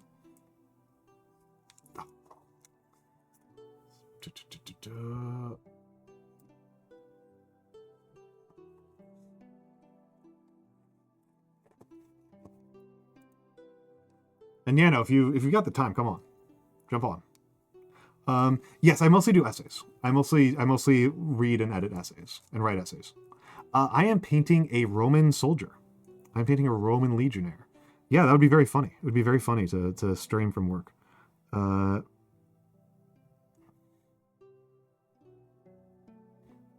yeah, I'm painting a Roman legionnaire. We are doing base coats. We are doing base coats right now. We're getting like the real undercoat colors on. So he's going to come across looking really garish and ridiculous in a few minutes. But then we will work our way upwards the layers. So I'm still putting on the base reds. Yeah, hell yeah. Hell yeah. I mean, it depends on if Chad is as well. And you can just stop by for a minute. Don't worry about it. Don't worry about it. I just think it's funny.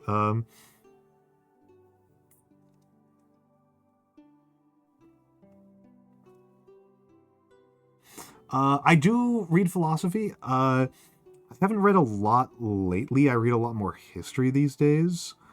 There are some philosophers that I really enjoy reading. I am a long-time defender, not of his actual ideas, but of his writing style with Nietzsche. I think Nietzsche's really fun to read. I don't think Nietzsche's right about anything, but I think he's really fun. I think he's a deeply entertaining writer.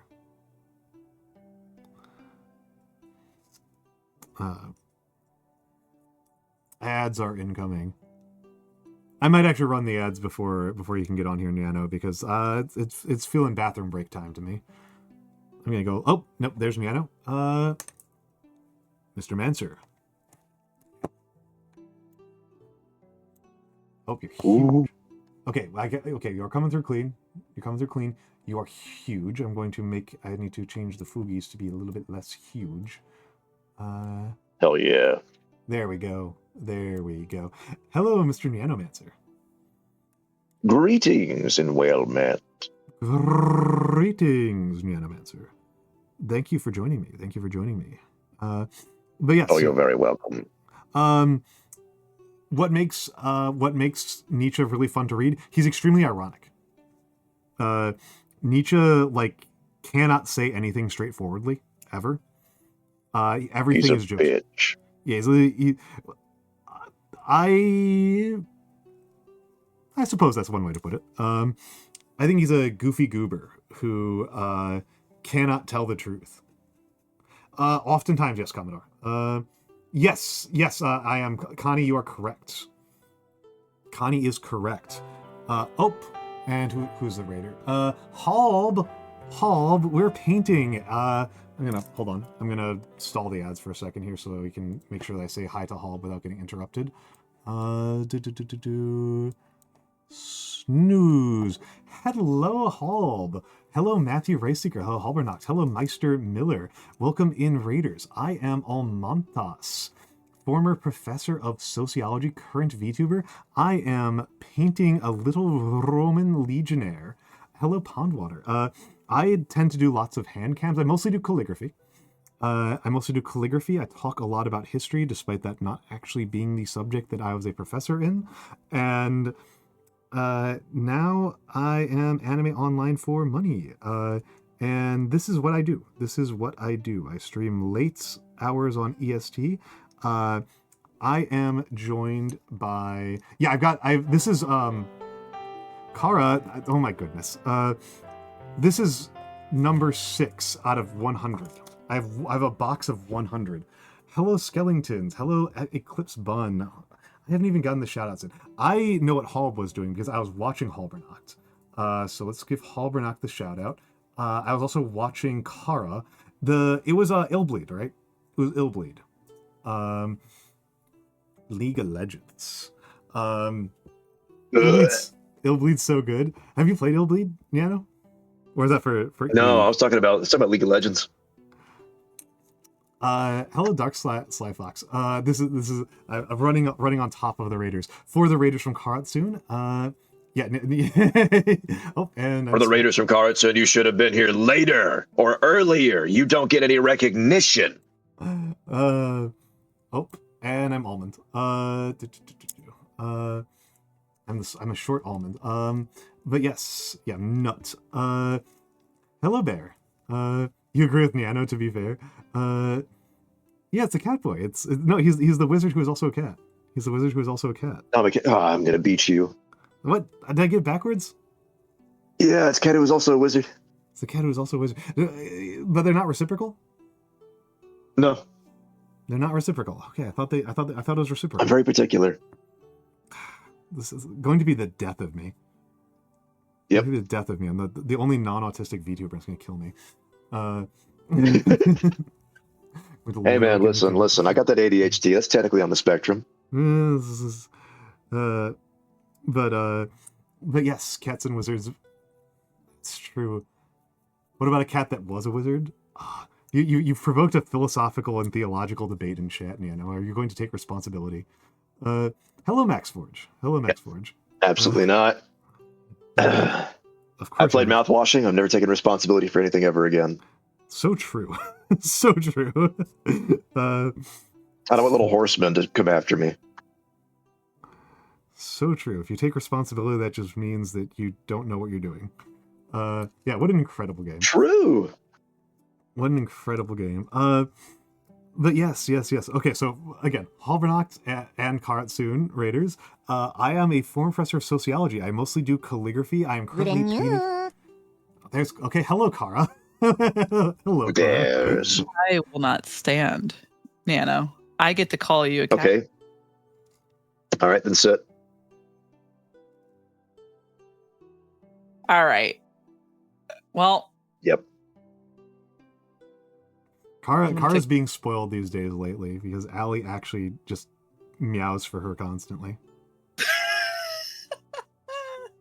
It's true. It's warping Kara's perceptions of the world. No. Listen, Offkai changed me. Offkai changed. For the worse. Foul demon. Foul demon. Had you not met Allie in person before then? Me? Yeah. Okay. I just don't. I don't typically try to pull off the getting Allie to meow for me kind of thing.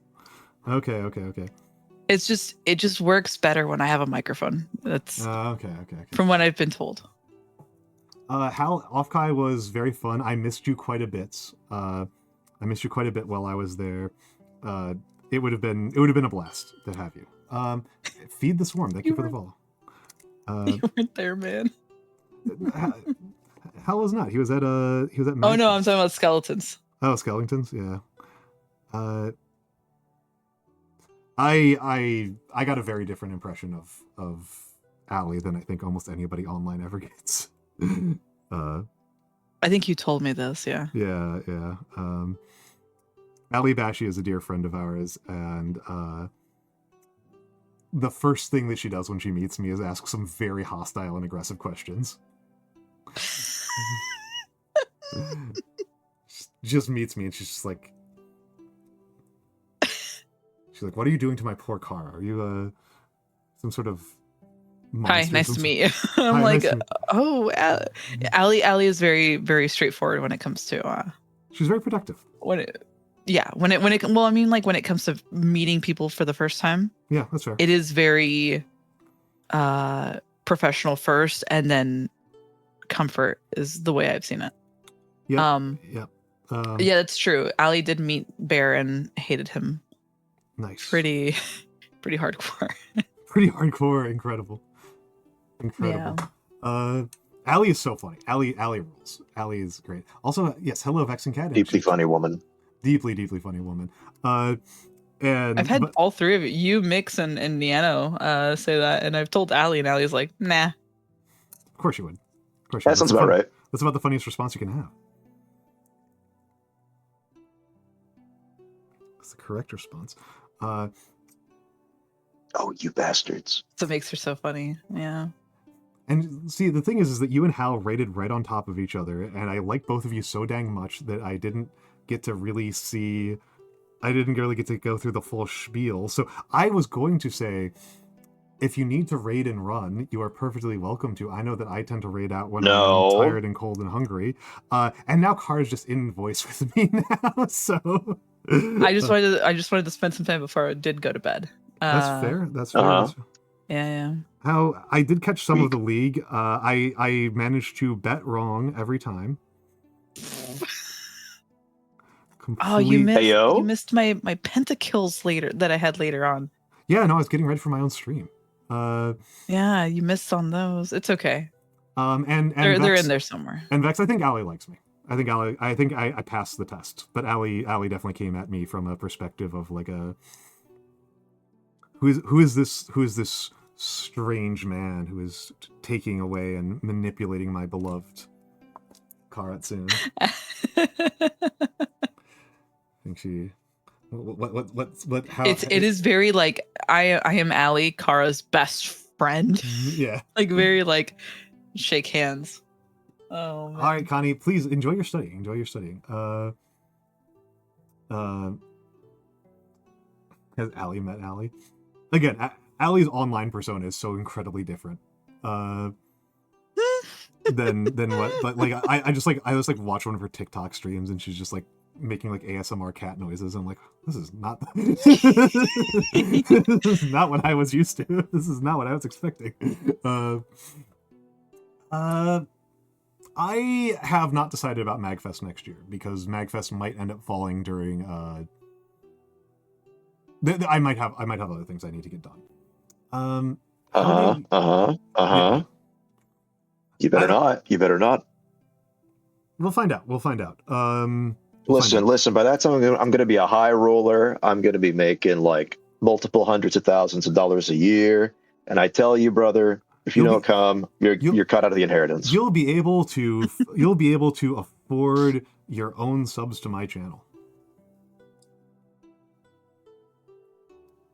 True. I don't know. The cost of living increases. That like 150K or whatever that I'm anticipating. You'll be a high roller. You'll be able to be a tier 2 subscriber. That's what'll make the difference. That's what'll make the difference. You've highly recommended going to MagFest, so I had a really good time. I didn't it's have a lot of fun. I love it. I didn't have a bad time at Offkai, so I take your recommendations pretty seriously. And you had a bad time or a good time? I had a really good time at Offkai. Oh, okay. No, she had a terrible time. The one that I didn't have a good time. Yeah, TwitchCon was the one I didn't have a good time with. I know. Yeah, TwitchCon's ass. Have a good time at TwitchCon. I mean, like, event-wise, I don't think TwitchCon can compare with Offkai. But then again, it's one is generalized and the other one is very specific as to what, like, who's going to be there and everything. So, MagFest is very different. Yeah, we are, Kari. MagFest is very different because it is not at all VTuber focused. I don't even think there are any, like, it's not even streamer focused. It's like we're even more like peripheral to the events. So it is really just like people hanging out. However, as anybody who has hung out with me has probably caught on to, I like just hanging out. I like just hanging out with you. Deeply evil. I mean, to just like hanging out. I am, by the way, gonna go dip and go to bed. I just wanted to stop by and say hi. I saw Nyano joined. Thank you. Wanted to make fun of him, but I got made fun of instead. I mean, this is the truth, Kara. This is not the truth. The truth is that we love you very dearly. We think that you're a delight. I always appreciate whenever I get to hang out with you. I wish we got to hang out more often, if anything. And also, everybody thinks it's funny to make fun of you, including you. I hear the emotion building in your voice, Al. I know. Okay. If you cry, we clip it. I should change this stream info or turn Mix into the mod so that he can change the stream info because my well, she's leaving right now. That's Karatsun. I'll give another shout out to Kara because she's leaving. Karatsun is a delight. I enjoy her very, very much. She and I get to play Mecha Break together periodically, which is very nice for me because I don't tend to actually enjoy streaming it very much because everybody goes, it's too loud and leaves whenever I do it. But it works much better for her streaming style. And again, she is which is sporadic. Which is sporadic. But she is a delight. She is incredibly funny. She's incredibly fun. She's such a good sport. She is such a good sport. This is, again, like I said, the truth is that everybody enjoys it when we make fun of Kara, including Kara. I should be on a shirt somewhere. No. I wonder if there's a shirt about this very phenomena that I've totally not seen a million times before. Oh man, no. I think my bed is calling me. I don't know. I gotta pick up the phone. All right. Geez, okay, bye. Kara, thank you for being Me. What a delight. What a delight of a person. Who the hell was that? Kara? Huh? Yeah, sure. Where did my fucking... There it went. I'm gonna add... Oh, these bastards. They keep doing this to me. Gotta add Nyanomancer. Don't do it. I'm just adding you to the stream title. You've been named. Who knows how much longer I'll be here. Psycho Kitten, thank you for the follow. I mean, I am counting on you being here for at least like 1.5 minutes because I didn't use the bathroom during that ad break. So I do need to Okay, go piss, King. Yeah. I'll be back in a minute. I got this. Oh, I will regale the embarrass me too chat badly. with the escapades of my current workflow. Okay, chat. Never take an IT job for less than $75,000 a year. This is just the hard fucking truth here. Because you know what they'll do to you? Here's what they'll do to you, chat. They will look at you and say, God damn, this dude's cheap. We should pay him the exact same thing that we've been paying him for 3 years and continually add to his workload and responsibilities. Yeah. They will trap you in a crystal forever. Dude, absolutely 100% of the time. That's what's going on with me. But soon I will break free of my crystal prison and be paid what I'm worth. Is computer science exploding? Well, you see, the thing is, computer science is completely different from IT. IT people are going to be needed forever. Computer science people, the robots are coming. Except they're totally not, because nobody could find a goddamn fucking use case for these AI things. They're just hemorrhaging money, blowing money out of their ass. $300 billion invested in like 3 to 4 years, and absolutely no valuable use case detected. Or rather, we're talking about no AI? mass profitable use case protected. I heard no profitable use case, so I assumed you were talking about AI. You were correct. The thing that really stands out to me about it is that OpenAI... No, it won't, Blue. It will not take the entry-level jobs. Do you know why? Because if you get rid of the entry-level jobs, you eventually get rid of the senior-level jobs, and then the universe just explodes. It's not going to get rid of the entry-level jobs because it turns out that those require actual skills. Yep, even them. Even them. Yeah. I don't believe in karma, but I believe in the power of the proletariat. I mean, it's fundamentally powered by a dream that people have had since time immemorial, which is that you can get labor for free. Yeah, it's literally true. I mean, you had fucking shit. Who was it? Was it Aristophanes? Oh, it might be Aristophanes. There was some Greek play that pretty much invented the concept of a robot. It might have been The Clouds, because that was about like no, The Clouds was a political satire. Yeah, we had that slavery. Yep, that is correct, Commodore. That's the fantasy. That's the fantasy, right? Is it like? Yeah, but instead of like robots aren't people, so we can enslave them. It's cool. Well, and I mean, this is one of those things I really liked David Wengrow pointing out, which he was quoting another historian who I haven't read, so I don't remember his name. I need to just read that one from the footnotes because it's a really good point. The Roman conception of freedom for aristocrats, at least, which is who we have actual writings from, was the freedom to be free from obligations, to be free from having to treat other people like they are people, which is why slavery is so critical to their concept of what it means to be a gentleman. And, I have a lot of things I can say about the Romans, and I can even say some good things about them, but I think this is bull hockey, right? I'm not into it at all. Yeah, I think that both Cicero and Cato should not be held in high esteem as they are. No, they shouldn't. They shouldn't. Particularly Cicero. Yeah.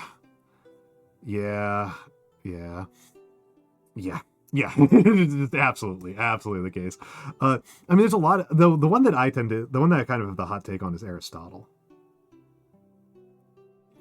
Where like, Go on. it's annoying to me because Aristotle holds right that it is fundamental to being an intellectual and like having intellectual pursuits and having the freedom to pursue new ideas rest fundamentally on the ability to enslave other people. And I'm just not about that. I'm just not about that life. I just don't think that that's true. But this kind of annoys me because I actually wind up using Nicomachean ethics like fairly frequently. I don't think it's like useful as its own standalone ethical framework, but for helping people who have certain neurotic tendencies, and I think you can even think of some people who we are personally friends with, Nicomachean ethics is a pretty useful way to break them out of the loop of adhering to excessive absolutism. Mm-hmm. Now, I do have to say, personally, and I'm saying this purely to irritate Mix and Nagi if they happen to be here, I'm a virtue ethicist. Oh, okay, yeah. The dead doctrine, being old school here, the doctrine that gets revived for purely historical interest periodically and then never talked about again. Mm-hmm. Going to step on your tail. Yeah. It's I tend to not find Aristotle's doctrines particularly useful on any other front, but I do find the Nicomachean ethics pretty useful to engage. See, actually, all VTubers are virtue ethicists because the V in VTuber is virtual, and virtue share the same root. I thought you were going to go for the much sillier, like, VTubers do not enter the space trying to enact any particular agenda. They enter the space attempting to be Kizuna I, and that is our doom. That's a form of virtue. That would be virtue ethics, right? Is that like we do not try to have any particular conclusion. We just try to live our lives as instantiations and as enactments of a more virtuous type of person. You wish VTubers would stop being like Heidegger. Jazzahol, that's a good call out. Taking a swing there, but I'll take it. I'm just glad that not that many VTubers. That's pretty good. That's a pretty good one. Yeah, I like that one. I like that one, Jazzahol. That was good. That took me a little bit. Yeah. I recently edited a paper on Heidegger and this exact issue, so I've just been listening to the Behind the Bastards, Carl Schmitt. Oh, I have not touched that one yet because Schmidt's a frustrating one for me. Dude, Schmidt's a frustrating one. The parallels between like then and now, dude. Yeah. I have no idea how we just fucking like walked like directly into the same fucking like glue trap. I think the funniest one to me was I was talking about the relationship between Musk and Hugenberg. Hugenberg is one of those more obscure Nazis, folks. I've never heard of him. He's like an Eichmann. He was the Nazi economics administrator. Like he was like the guy who like did the Nazi like economic miracle stuff in the 30s. And he was kicked out of power after like a couple of years. So he like wasn't like an important person in like the late war, and he didn't get executed at the end of the war because he was just like he was seen as just kind of like a fellow rider, I think was the term. So Hugenberg's like this like one of the more powerful Nazis who managed to escape the guillotine, well, the hangman's noose, because again he was out of power relatively early and before World War II even started. And it's like I had this conversation with somebody. I was like, well, like yeah, like Hugenberg was like out of power like pretty early, and I was like, yeah, and Musk just left. Musk just left, so he's right on track. It's like even better. Like it's absolutely the case. But yeah. Yeah, Hugenberg that can't do accounting. I have not finished the Eichmann series, but the Eichmann series has, I think, one of the funniest moments I've ever seen in all of Behind the Bastards. That's a recent. Eichmann's recent, right? That one's very recent. I think they still haven't published. I watched the Steve Jobs 4-parter the other day. The Steve Jobs one's crazy. Dude, I cannot believe You know what I'm gonna do if I ever see like a fucking tech CEO walking in public, right? Mm-hmm. I'm gonna look at them and say, like, I don't speak to imitators. Move to That's all they're California trying just to so you do. can They're do trying to that. be Steve Jobs. It's virtue ethics again. It's It is. virtue ethics. I'm telling you, it's the dominant philosophy of the times. Oh, this it's really funny too because like the dominance of utilitarianism is just so utter. Is just like so thorough and complete. Like Nah, you see, the thing is, people say that they're utilitarians, but they're not. They're so fucking bullshit. They're so fucking weak. no, what's going on is that whenever somebody has an ethical argument, they always resort to utilitarian arguments. That's what's going on. Right? It's not that people are effective at using utilitarianism. It's that when people make deontological arguments, this has been the one that's like always struck me. It was like people will make deontological arguments, and then their argument for why the deontological argument is good is because if more people followed it, there would be less death. It's like, dog, that's a utilitarian argument. That's called rules utilitarianism. Like, you are just making utilitarian arguments. You are being a coward and a dipshit who's only saying you're doing deontology because you're a weenie. Because You're too stupid to see the truth, dog. You're going for clicks. You're clickbaiting ethics.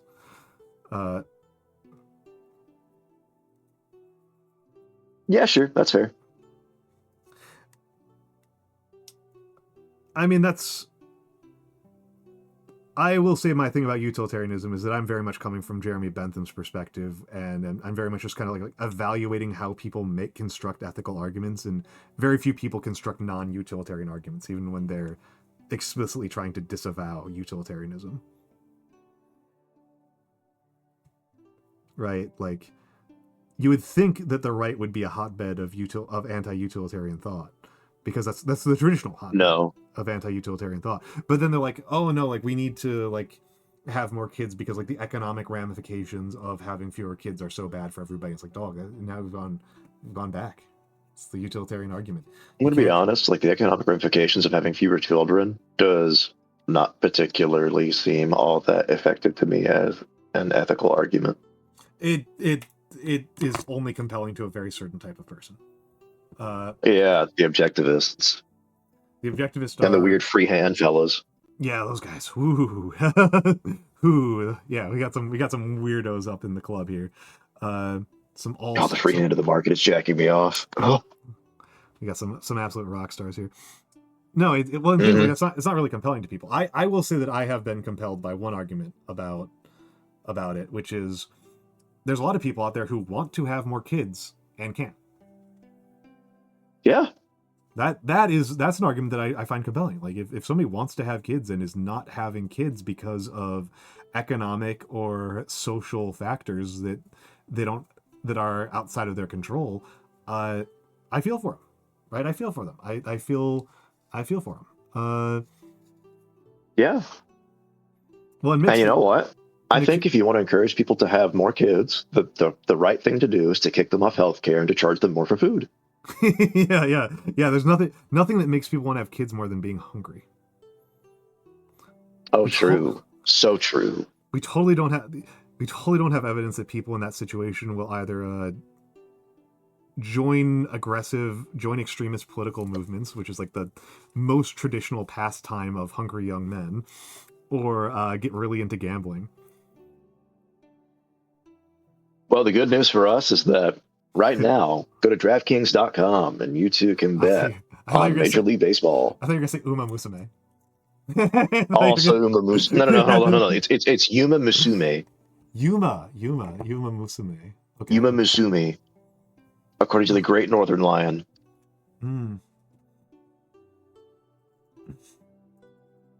I fucking hate that guy. Really? Okay. No. Listen. Hate as in this is like affectionate, right? Okay. I was surprised. I was like, that doesn't seem like a. Here's why. Yeah. I listened to like a 10-second clip of him, and I speak like him for the rest of the day. It's horrible. That's such a His powerful thing speech he has. patterns are just so fun to just emulate. He's so fun. Hate Northern Lion in the sense that Primus sucks. Nice. Nice, we got Frog Rock coming back. Let's Northern go. Lion Something's is got to be progressive in this day and age. Northern Lion is the most like prog rock looking guy who I still don't think is actually into prog rock. No, he's a total normie. Actually, no. See, here's the thing. I think he pretends to be normie core, but like deep inside, he's a horrifically twisted and maladjusted individual. He's just really good at hiding it. He's like the actual like banality of weirdness guy. He's like the kind of dude who was like, if you saw him walking around the street, you wouldn't think anything of it, but the second he opens his mouth, you'd be like, oh my god, this dude is either insane or one of the most brilliant men alive, and I can't tell which. Jazzahol, you are completely correct. It is because he looks like Rusty Venture. You know, because he's funny. That's why. Because his delivery is deadpan, because he has excellent timing for jokes, and also because his librarian clipper guy is probably the best clipper in the business right now. Good for him. It's a combination of fantastic marketing and being a genuinely funny dude. This is why pirate software is failing. Because he doesn't have a good clipper? No, because he does have a good clipper. It's just that he's a deeply unserious and, you know, droll person, actually. Bad news, droll cells. So true. We're going to be hunted to extinction. Come now, you aren't rolled. The age of the dry is over. Northern Lion, just George Costanza. George Costanza was cool. Yeah, all right. What a strong That's statement. pretty good. That's so strong. Who dares? I think I might not have known that Northern Lion and Librarian were different people until after I had lunch with Librarian. You had lunch with Librarian? Yeah, I think a bunch of VTubers tried to summon him at TwitchCon and it worked.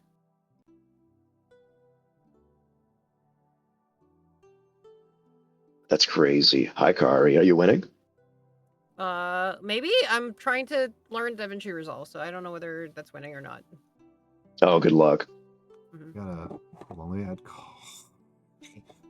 to the wow. DaVinci Resolve is a horrific program, if I do say so myself.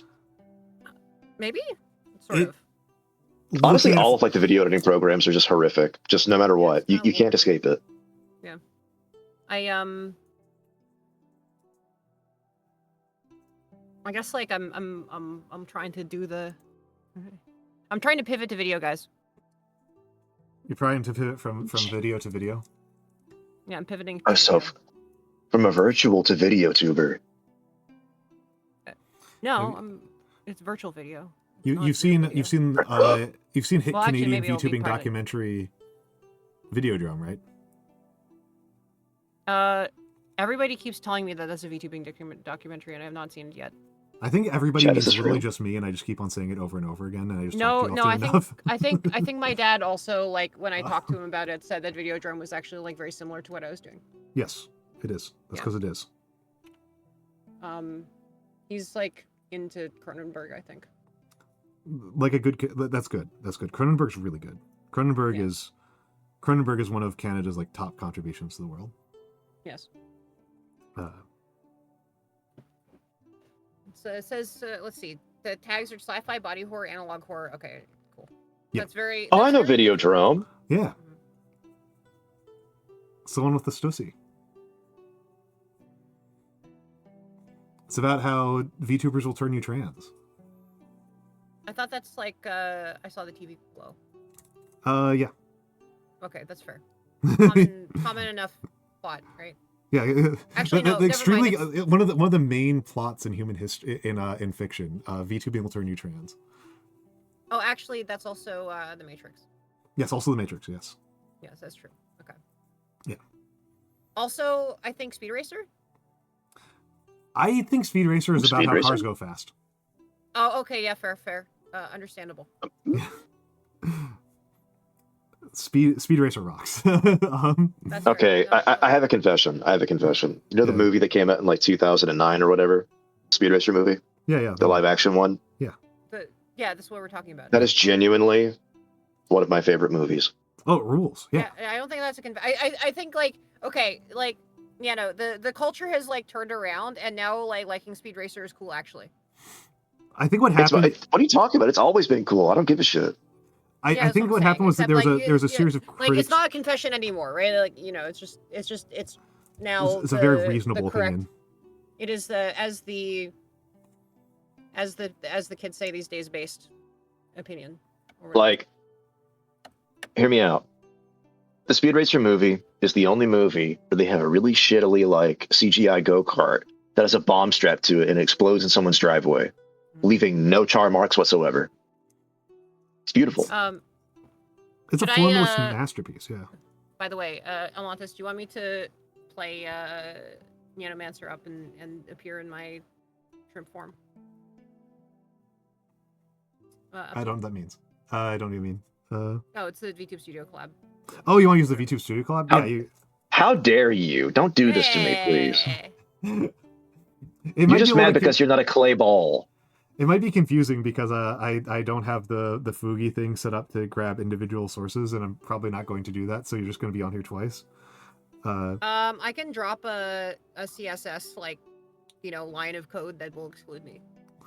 You could put in you could go into I literally- VTube's. You could go into your Fugi and just choose a blank image. Ow, she's hacking directly into your mainframe. She's gonna turn you young again. Oh fuck! That's true. The Overrule kids your are, appeal. the kids are calling it Benjamin button bombing. How do Benjamin. Okay, Ice-T. That's such a funny delivery. It's so simple and it's like so like embedded in my lexicon. Okay, can I just whine about how awful the UI is of the collab tool? Everything in Yes. VTube Studios instrumentation is awful. Oh, hold on. I will need to restart VTS, but I think we can live with that. Oh, do you not have it on? Listen, No, I'm not running this through Steam right now. listen. No, it's The fine. second I see already Denji told Soft in person, I'm gonna shake them really hard. Denshi? it. Denji, yeah, Denji. Yeah, the developer of I forget whether VTube I'm Studio? friendly to Denshi or not. Yeah. I mean, regardless, I'm gonna shake them really hard. Be like, why? He's Why? done a good Why? product. Like other than some, Yeah. like unfortunate design decisions. Yeah. That's why I'm gonna shake them over. Just why? The design decisions are truly unfortunate. They're real grim. I am literally like trying to make a video. I'm trying to turn VTube Studio into effectively a video game engine. It's just it's a choice. Resets. You're genuinely a mad woman. I am. But what else? What else do I do? That's a great question. Have you considered virtue ethics? Ridiculous. He's being so silly right Imagine now. having virtue ethics. Listen. Ever since I was forced to take the ethics and technology class, Are we Steam friends? Uh, I don't think we have steamed together, so like I think we may not. What be the friends with fuck? Steam variety. that's actually really funny. Yeah, I think I've only collabed What with the you fuck? before I had my model. Yeah. I've so collabed it's with you like half a dozen times, but I think they've all not used my model. Yes, indeed. That's pretty funny. It Hold on. literally did not occur to me that we wouldn't be Steam friends. Okay, well here. I am also awful. Oh yeah, this is Well, the I'm- I this is am the, also offline. this is the part I'm of gonna streaming that people DM love to you a watch is people code. doing Is the weird stuff that like this should not be this like hard. You should be able to like literally like right click and invite to like there if like Denshi wanted to make this collab tool like more usable, like there would be a very different UI for this, and it would be able to be almost as fast as like the Discord Fugis, right? Like the Fugis are amazing because they just have a completely like zero UI like usage thing, right? And instead we have this bullshit. I just mostly get driven mad by the fact that the UI, folks. If you are not if you're not a Live 2D user, if you're just like That's an my audience member, Steam friend code, by the way. I sent you the friend invite. Oh, you did. Okay. All right. Yeah, send you an invite over Steam, and then I'll need to invite you inside. Oh, there you go. I will invite you. I will invite you because I will host and invite you, and I will not tell you the password. Okay. I will let you try to guess the password. I will not be able to answer your riddles 3, I think. I think you can do it actually. Nyano knows what the password is. What? You know the password I use for collabs, for VTube Studio. My man. It has been at least 5 minutes. I think you still do it. I don't know nothing. I will give you 2 minutes and then I'll send it to you. I think you can do it, Kari. Okay. I think 2 minutes is long enough for you to crack my code. Did you set it up? It's set up and you've been invited. Invited user tried with the wrong password. Oh, was there a password? Okay, hold on. Yeah, you have to. The way that it doesn't even. The thing is, okay. But it has like a uppercase, lowercase number. Mm-hmm. Uppercase, lowercase number. Yeah, those are requirements. Okay, old man 1 is not actually like. Nope. Almantas was 4. I don't. Did I give up? She's already going too high IQ. Password. Going 1. to IKEA. Password 1. No. Wait, really? Is it the word password 1? Yeah. Whoa, Wait, whoa, what? whoa. What? You just announced it live on air and now No, anyone I know, can but join. what? You have to Listen, invite people. They have to already be Steam friends with you. What am I doing here? Why am I making? Why is it a listen. password? Hear me out, okay? Hear me out. Al, Yeah. you are really like role playing the old man a little too hard.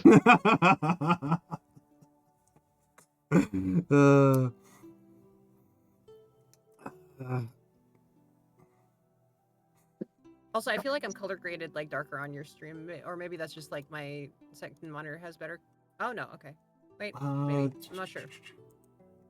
There we Hold go. on. Let me use the incredible power of my iPad to determine colors. Okay, I guess. Sorry, I'm looking left at you, so maybe I should be here. Yeah. What color is Kari's hair? Wait, do you It have appears to be chromacy on this blue. at all? All right. Yeah. That's Nano's vote. Is that you have blue hair? I think the Fugi is brighter. Let me take a look at something. No, I guessed the password, by the way. Yeah. I actually literally did. Yep. I know you sent it to me, but like I guessed it first. It's like. Yeah, you guessed it and you said it out loud, and now like billions of bots are attempting to, DDoS my good friend Almantas. I'm wondering something here. I might have a color grade filter on. I have a color grade filter on. Okay. Okay, hold on. Can I? There. You should be lighter now. Whoa. Yeah, I've got a darken filter that I had enabled. Why? Because it's a redeem. Currently, it's disjoint. I need to go through and like figure out which ones are on and which ones are off because I screwed up the redeem and which filters it triggers on OBS because I renamed all my sources. So it broke all the. All right, there we go. I did the thing. Okay. I ate my cookie. Hello, You Terry. activate Hello, brain. Terry. Hello. Terry's just in the other room. Terry's just in the other room. Terry's good. I'm a fan of Terry. That's right, Chad. I'm staring at you.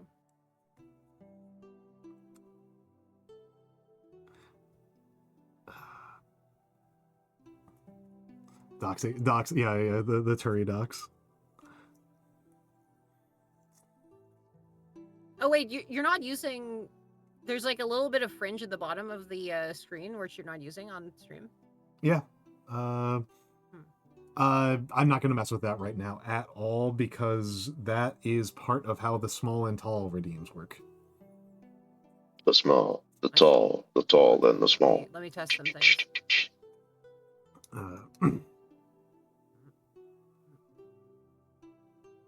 You can just move yourself, right? No, I know. I'm testing to see how your setup is. Yeah, it's a little bit down. Rogmastratira. That's a wonderful name. That's very fun to say. Rogmastratira.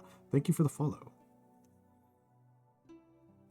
Thank you for the follow. While I paint minis slightly off of my screen again and again and again. I told you my Off-screen, favorite off-screen. anecdote from this weekend, right? Yes, you did. We talked a little bit about it. I made the extremely original and reasonable contribution of just steal bits from Sam Reich.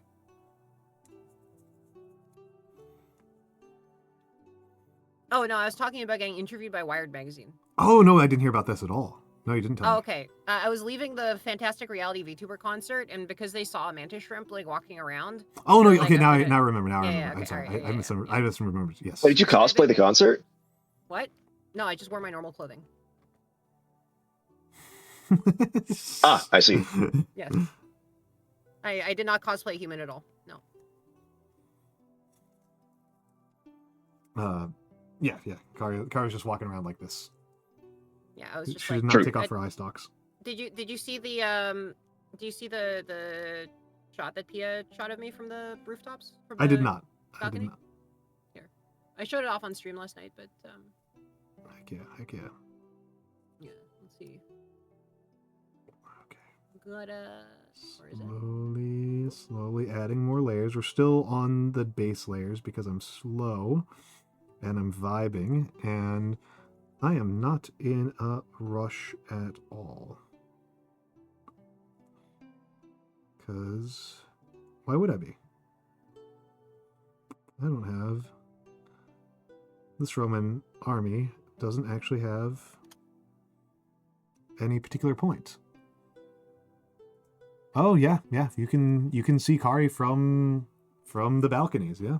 Like literally, That's there was no coordination there. There was no like, oh, I'm going to be at this concert. Like, there's no prior communication of any kind. It was just like Pia just saw me at the concert and was like, oh shit, that's Kari.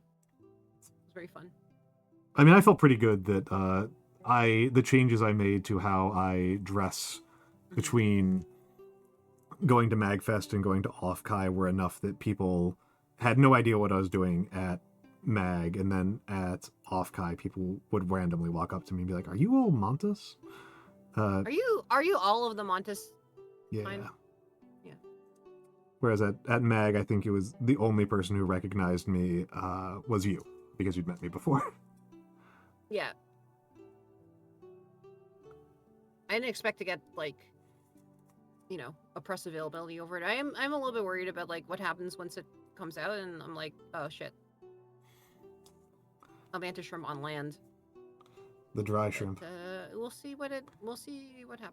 The dry shrimp. We'll see what happens. But yes. Shrimpula flow. Shrimpula flow. Shrimpula flow. I don't think any of us are the type of VTubers to do covers. I would love to. You would But love not to. Listen, I don't know about you. I get in the covers every night, and I sleep. That's true. I I thought was you were in going. choir in university. I just need to do that again. I thought you were going to propose, that we just do a recording. I got into this because of Hatsune Miku. No. Yeah. I by contrast I am tone deaf, so it's not likely to happen. No, I saw that one Hatsune Miku concert, like where I saw the video clip of that one Hatsune Miku concert where she like erupts and like sings "World Is Mine," and I'm like, this makes me want to be that somehow, and then I'm like, oh shit, I'm that somehow now. Yeah. I thought we were going to propose, Nyano, that we just record a karaoke room with you. Yeah. Oh, that's a horrible idea. the worst acoustics on the planet. Worst acoustics on the planet and the most angelic voice you've ever heard. Worst acoustics on the planet, and just Nyano's just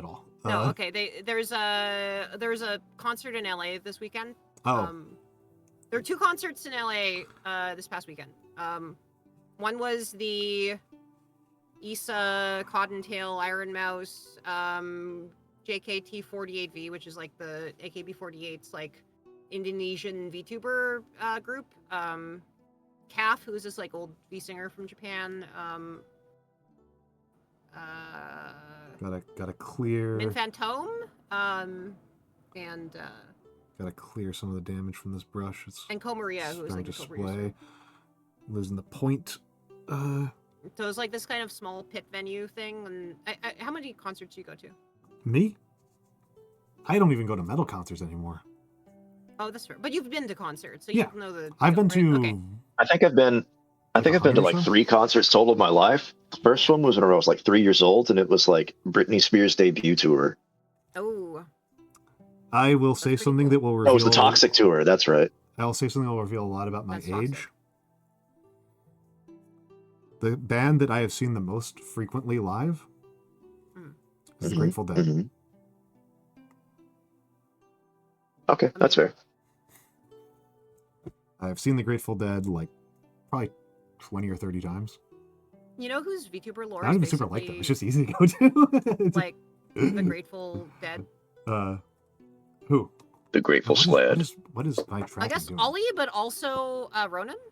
Oh yeah, that makes sense. Yeah. That makes sense. They're both canonically dead and also very grateful. That makes sense to me. The other Yeah, band Ollie that was who else have I seen a lot live?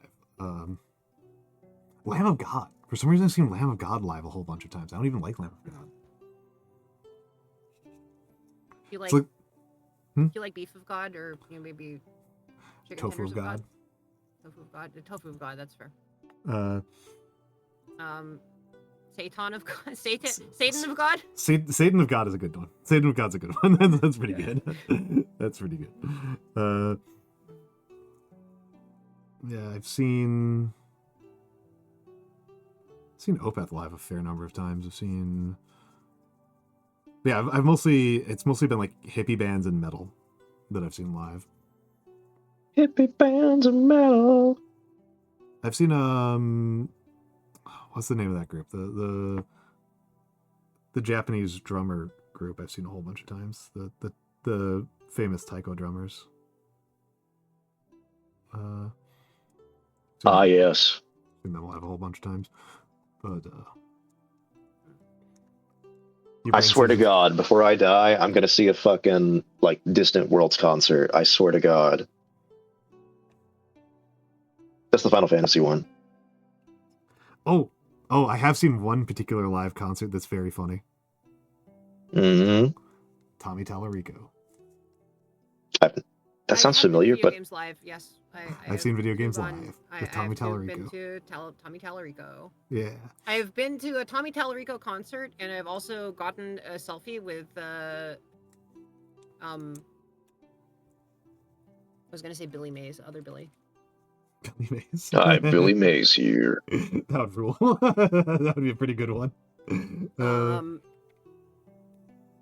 Billy Mitchell. Billy Mitchell. Okay. I've my friend took a picture of me with Billy Mitchell. It was very funny. I would happily, if I had I'm trying to think like who would be like the funniest celebrity for me to have a selfie with, and like there's like joke answers, right? Like people who are very dead. But I feel like Ulysses Billy S. Mitchell's Grant. actually pretty fun. Yeah, Ulysses S. Grant. Yeah. You could just like do a selfie with Grant's tomb. That's true. I could get to Grant's tomb. It's not even that hard. Yeah. Subway there. Yeah. I've been to Grant's tomb.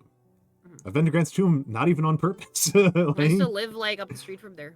Yeah. But I could do, but like I think Bo Burnham would be one of the funniest ones to have a selfie with. Nice. I'm just like I'm trying to imagining figure how out awkward that would be.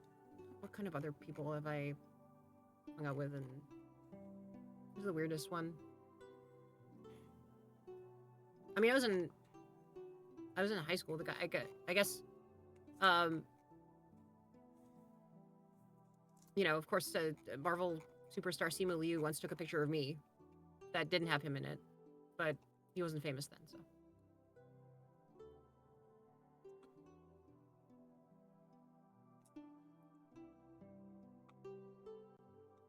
There's probably some pictures of me with some major politicians, but I don't think any of them made the papers because I am That's both fair. unimportant and not sufficiently good looking for a photo op.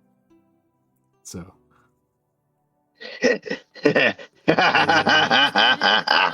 Which is baby good. kiss. Good defense. Good defense. Just be very. This is. Sorry, forget that evil laughter. I'm very pleased. What are you About the pleased about? politics? I have been to Oh. Distant Worlds. I've been to Distant Worlds. Distant Worlds is very nice. I'm very upset at you now. I can't speak to you ever again. What, that I've been to Distant Worlds and you haven't? Yeah, I own all their albums. Oh, well, they're good albums. I know. Oh shit, I'm present. Shit, fuck. Yes, you are. Oh, and goodbye, Matthew. Goodbye, Matthew. Have a good night, Mr. If I say Rice-Seeker. goodbye, do I get kicked out of the club? No, I Okay. don't really enforce any rules around here. Ah, damn it. This is What a mistake. This is anarchy. yeah, it's great. It's great. Almantarchy. Yeah, Almantarchy. Almantarchy. Can't believe I'm on the Mantis in Arabic. And I am the Mantis. Was it Denshi who briefly had the thing for where you could just like disassemble a VTuber and turn them to like a horrifying kaleidoscope? That's still there. Oh, I thought they took that out because it like unintentionally would like reveal nude layers. No, it's still there. You just need to click through a dialogue to do it. Do you want me to do it? Go for it. wanna Go for do it. it? We'll see it. Yeah, Actually, if I do it, I don't think it shows up on your side. So. we'll see it. We'll see it. See what happens. I will Tacos? I will attempt to do this. I find it insulting. The two of you are so large, and I'm so little. I can make you smaller. I believe my guess, given how the visual effects like system works, is that absolutely nothing will happen whatsoever. Well, give it a shot.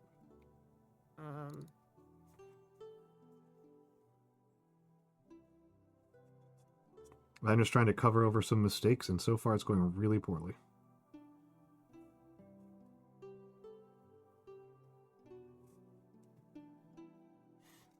Yeah, I believe you can see nothing. Nyano is... I will turn down Nyano. It is probably on the Discord side. Now, Wait, what's going on? you could do it on your end and it would show up. Your I don't know whether there is any nude like stuff on your end. Also, I'm going to turn up Kari a little bit. Okay. That should be good. Oh, 3D? Gross. 3D. Did you Sorry, I was adjusting sound levels. Did you want to turn it on your end? We can talk about it later. I am. Oh, fair enough. I'm You have nude layers? I'm in the paints. Oh, I'm you're in the painting. paints. You're within the painting. Oh, sorry. Yeah. Oh, wait, what's going on? Yeah. You're You're amidst the paints. How's my audio quality, by the way, guys? You sound fine, at least Okay. to me, and I have terrible taste. I wouldn't trust my judgment. Yeah, I wouldn't I'm trust. on my headphones. I'm in the studio, so like I should be roughly similar to my on stream, like besides like Discord compression. But Yeah, I was about to say. I mean, the folks at home are going to have to just simply tolerate the fact that you're going to be Discord compressed. Is this a boosted server? This like no, I had to It's move not around the boosted boost. to this official. Okay. I am one boost short. I'm one boost short. Okay. I had to move around the boost because people wanted the banner, the tag or whatever they call it. And I'm not gonna lie, I'm pretty happy with the results because it's just the word old. Yeah. Well, yes, true. And so several people have that tag, and then they're like using the same Discord account for work that they're on my server. So like Nando, for example, and a couple other people have reported back that people have been like, "Why the fuck are you labeled old? What the hell are you doing? Actually, Why are you?" And I'm just like, yes. So I think that's very funny. But yeah, I did have to. Yes, I'm quite ancient. I did have to move around the boost so that the boosts no longer cover the actual like streaming quality. I am tempted I'm kind of tempted to just like move the boost back to boosting like audio quality and video quality whenever I'm using the server for those purposes, but I'm afraid they will boot everybody off of the tag. if I remove the tag. I, for Yes. one, think that Discord is being unreasonable. I guess Discord is it's boosted one short of like. Mhm. Hmm. Yeah, I've got. You know what? You know what? Let's do this. Oh, There. well, did you boost it? No. There's. I mean, I boosted my own. Sorry. Oh, you boosted Or your own. I didn't boost my own. I spent the. It turns out that I had enough like boosts to be able to unlock it. Oh, okay. So,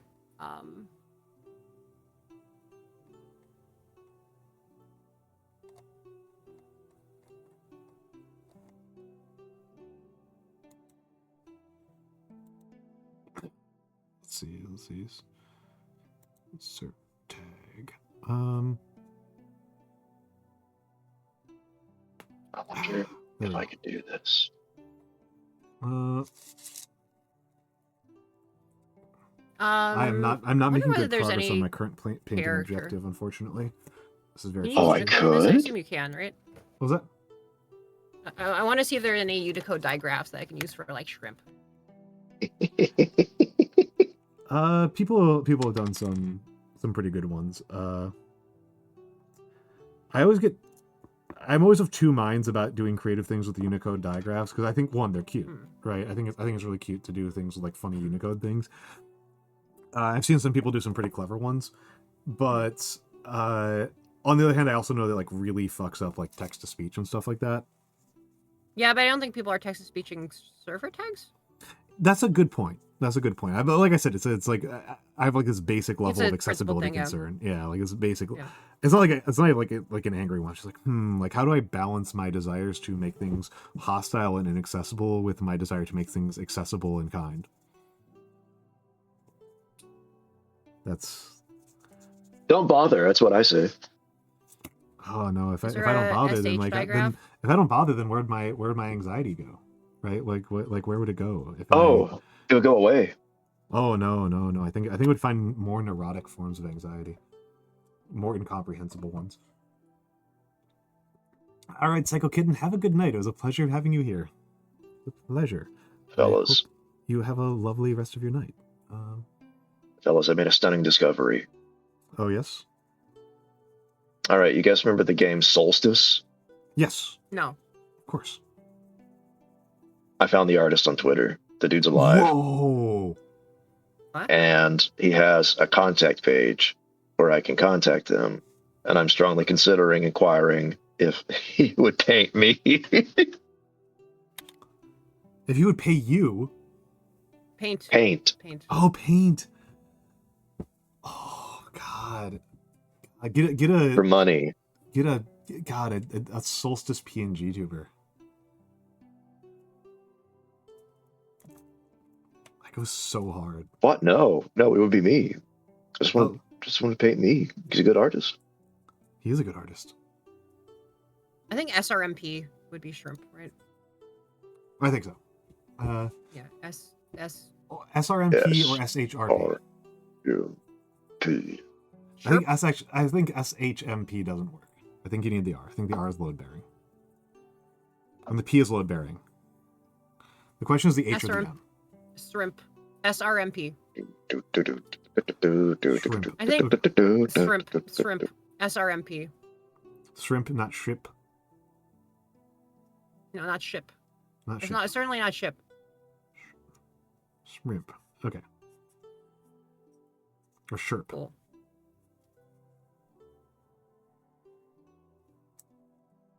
I mean, I could go for Kari, but like whatever. Kari would be simpler. Okay, But I now really have less shrimp. I have shrimp. Yes.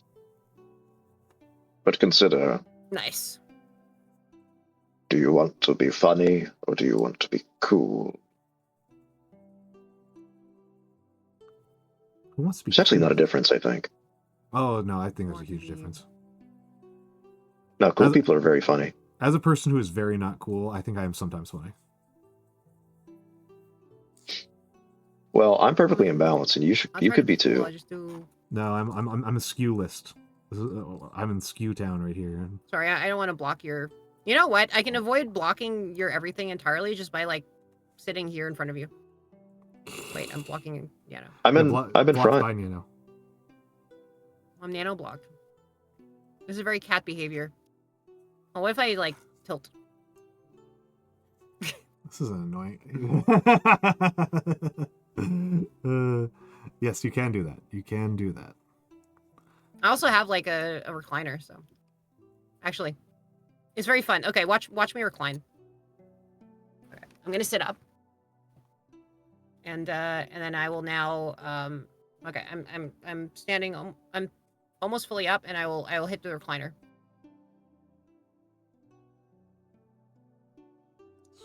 Struggling to get in here and get these Oh no, sandals. that I it want lost. in. It cannot see me anymore.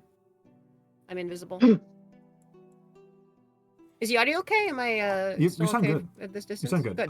I had you a little bit.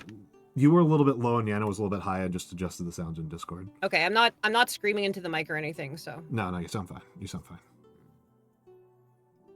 Sound fine to me, at least. Oh my god, I'm going to. So I've got a wet palette, and it's not very wet, and I'm trying to re-wet up this paint that I've used, which is what I've been using for the flesh tone, which is a mix, right? This is a dynamic mix that I made on a previous painting session. I'm reviving it, and I Grab mix. exactly. I'm actually kind of What surprised do you he do hasn't with the already. mix? Get a spin on it. He hasn't jumped on here. I have a bottle for that. I know what brand of Tupperware you're using. I know it's pretty good. It's Rubbermaid. Yeah, I think Rubbermaid's pretty good. Mm-hmm. I like their funny little. I was always like very slightly like amused by the fact that like Rubbermaid sounds like something very Misogynistic. I was gonna say like fetishistic, but like Yeah, I knew you were. I knew you were. no, I mean like no, it's fair. Like I want to throw a wrench. I think there are people who refer to themselves as that, but It is a VTuber concept. is it? Well, nobody's using it. I'm just saying it could be, right? Well, I feel like that would be targeting a specific like audience, which might be a thing, right? Well, I mean, you don't have to make it the fetish version of it, right? You can just do a very like rubber arm style that is also a maid. I think the answer to I think if you're gonna say like you don't have to do the fetish version of it is like you kind of have to because like you know people will interpret that way no matter. No. Like, I mean, it's like, I'm not doing the fetish every version. every version of it is like the I'm not doing the fetish version of being an old man, but I can't stop people. You're yes. Are you sure you're not? I don't think I am. I'm not going to stop other people from doing what they want to do. Maybe everything is the fetish version of everything. I don't know. Maybe we live in a universe of maximum fetishization. This is the result of trying to be too clean about your not safe for work boundaries. Is that safe for work itself becomes its own form of NSFW through Yes, the exactly. process of fetishization. Yes, exactly. Yeah. And taboo. This is why office ladies are peak. We can't even shop for Wonder Bread anymore. Yes. Oh my god, that guy's a special one. That's a special one. Yes. That guy's impressive. We're not even allowed to shop for Wonder Bread while discussing, you know, how to use our corporation's power to like cause climate change or whatever whatever Wonder Bread's about. I mean, one of the best papers I remember reading back in the day was in fact about Wonder Bread. I'm going to look very weird for a moment while I fish around. Will you shrimp around? Yes. Should be back. Bathroom break? The masses are clamoring for a bathroom break. It is the ads time. Ah, I see. The ads have been upon us, which means it's a good no time longer... to use the bathroom, and it's also a good time for me to change my waters because my water cans are gross now. I have no longer the ads since Prime, not Prime, but Turbo. I will let you guys entertain chat for the moment while I replace the water and use the bathroom. Replace the water in multiple senses. Seems good. We must replace the water.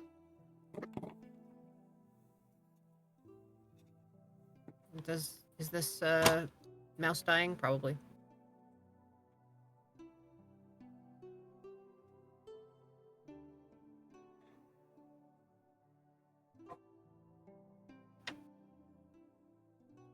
You have to save it. I'm gonna save it. No. You have to replace the clicker. There you go. Oh, excuse me. Oh, I am under attack. Oh, Now apparently Windows is replacing their blue screen of death with a black screen of death. yeah, it's a really dumb decision. As per usual, I blame Satya Nadella. They're embracing the darkness. Yeah, I don't know why the B-side is like iconic, even though it's like bad to see one. It's still expected. I genuinely don't understand why they're doing this, except in a misguided attempt to rebrand the black screen of death or the blue screen of death. I guess they think if they turn the screen black, no one will remember CrowdStrike anymore. Yep.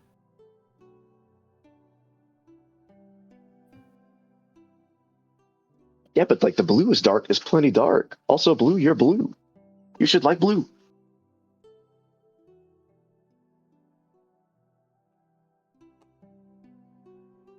I am happy that they're going to put more crash information on the BSOD screen now, so that's good. You like blue? I don't know why like just all these stupid companies want to obfuscate stuff from the customer. They want to Sorry, obfuscate. Wait. Yeah, I need to Windows. Well, actually, no, I do know why. Yeah, I was about to say. It's because of Steve Jobs. I don't think it's because of Steve Jobs. I think it's because of IKEA. Hey guys, Like, I'm Windows. Windows.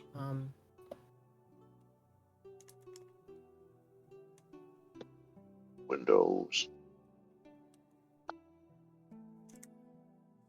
You're blue.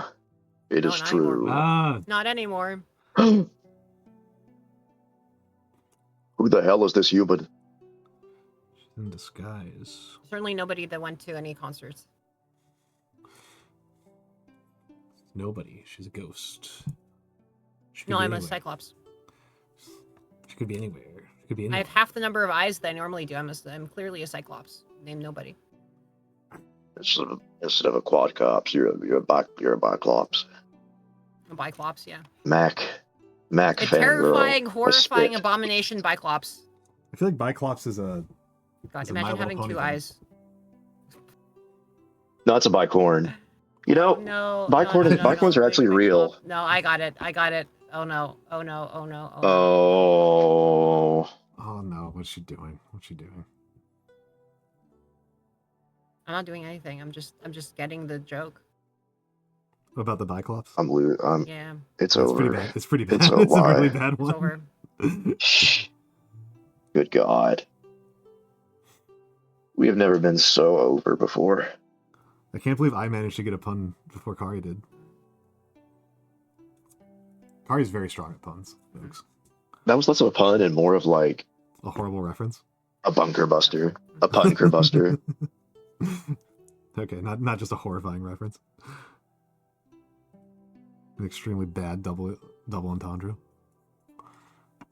Yeah. Okay, let's call that good.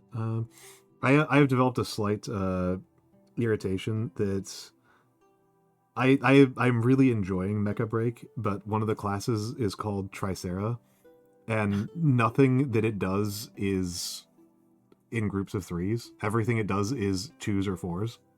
Hmm. Should be Tetsera or Bicera. It's not three-horned at all. It is extremely two-horned or four-horned, depending on which elements of the design you're looking at. 4-horned and 7 years ago. Oh, I thought about doing a calligraphy of that for July 4th, but I thought about it way too late, and it's actually pretty long. So I would. Yeah, the Gettysburg Address is quite large. It is not long by the standard, by many standards, but by the standards of things that I do calligraphy of, it's on the longer end. It would be a couple pages, even with like a relatively small pen. I knew what you meant. Yeah. There's a bunch of what sounds like fireworks. I guess it's the fireworks like time. It's the fireworks at It's at either Nanos- at fireworks or Nanos. some sort of like shootout at the OK Corral. It's coming from Nanos. What? Yeah, the fireworks sound is coming from you. Is it? No. No, that'd be crazy. that would be I crazy. mean, because I'm popping over here, you know. That would be something else if loud repeated gunshot sounds from the server room. Okay, listen. Mm-hmm. That has happened before. Yeah, I know it has. Doesn't mean it should happen. Well,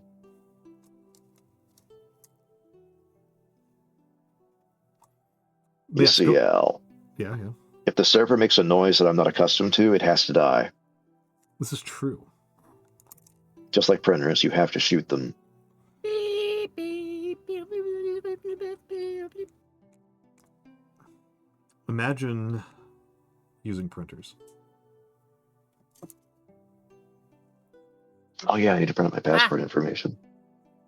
Well, I need to check my passport expiration date. Oh yeah, that's a good My idea. passport expiration date is 10 years in the future, basically, because I just got mine. Hell yeah. Let's go.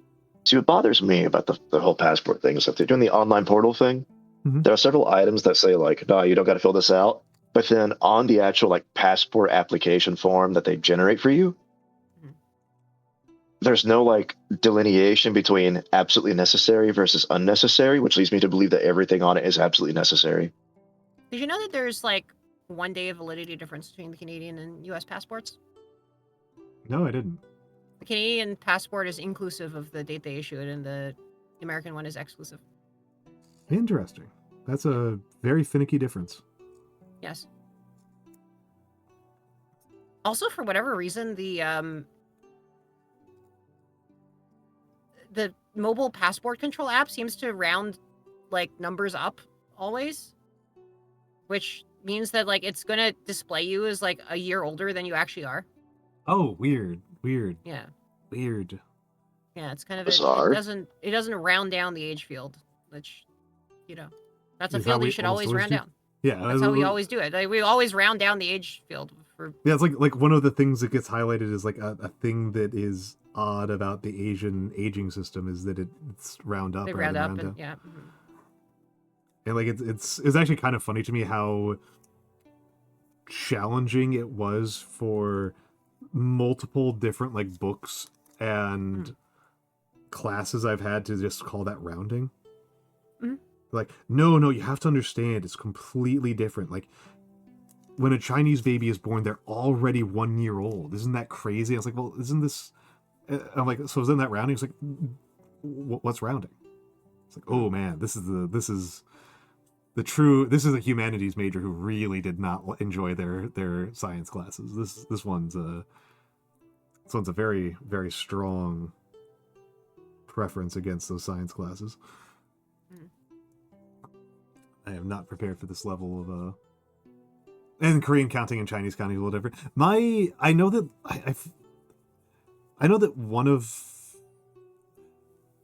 horses, there are only 2 birthdays for horses on the planet.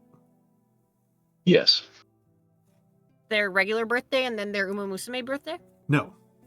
No, okay. All horses have a birthday, and there's only 2 different birthdays between all horses, and one is if a horse was born in the northern hemisphere and if they were born in the southern hemisphere. I see. I can't remember what the day is. I don't think it was New Year's. Maybe it's the 2 solstices? I don't know. It would be Are deeply... they part? Maybe it's like they're both in the same week, and that's the special week. I really hope that hello Sir Mojo. I hope that Uma Musume includes that. That Uma Musume includes that element. They just have all of their birthdays listed as like 2 different days. No. If a horse, there's only it would be each horse has 1 birthday. Okay. But it's just like if all horses that are born in the northern hemisphere have the same birthday. I see. The northern And horsosphere. The northern horsosphere.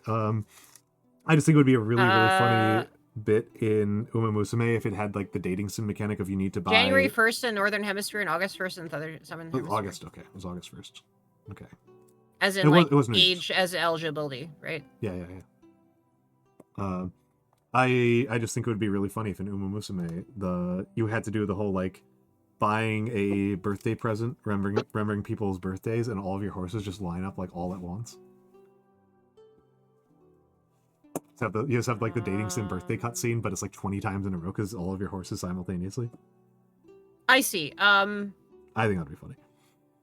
Apparently it's not all of the same day, but it is like grouped very closely together. Like, you know, they do have the two I guess they're all Northern Hemisphere horses. So yes. Mm-hmm. Yeah, so there's like basically birthday rush, is what the fans call it apparently. Birthday rush. Yeah. Have you seen the horse kanji in Uma Musume? I have not. How have they rendered it? Yes, it is very funny. It's a really cool one. Oh no, what have they done to my poor boy? The horse kanji is a classic. It's so simple. It's okay, pretty actually, it's clever. not particularly simple. It's actually one of the more complicated kanji. It's not like mouth or something like that. Hold on.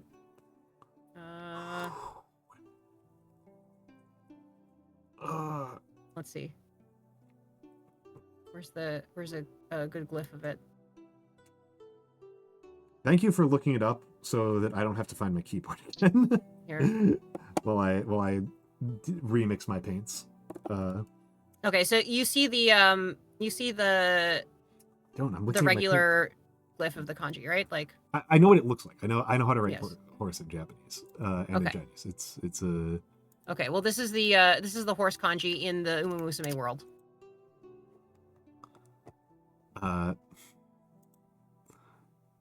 Oh, that's gross. That's gross. That's nasty. Ugh. Fuck off. Why? No, but it's. Oh, it's gross. Ugh. I mean, I do now get the pun. I do now get the joke. Okay. You do get it. You get it. You I understand. get the joke. I just don't like it. It looks fucked up. Yeah. Folks who don't know what's going on, the horse kanji, and the traditional Chinese for horse, is has 4 dots at the bottom. Yeah. In simplified Chinese, it just has a line instead of 4 dots. Yes. Because that radical, which is fire or burning, the burning radical is always simplified down to just a line in simplified Chinese. But in Uma Musume, it has 2 dots. So it is in fact actually the animal legs radical as opposed to the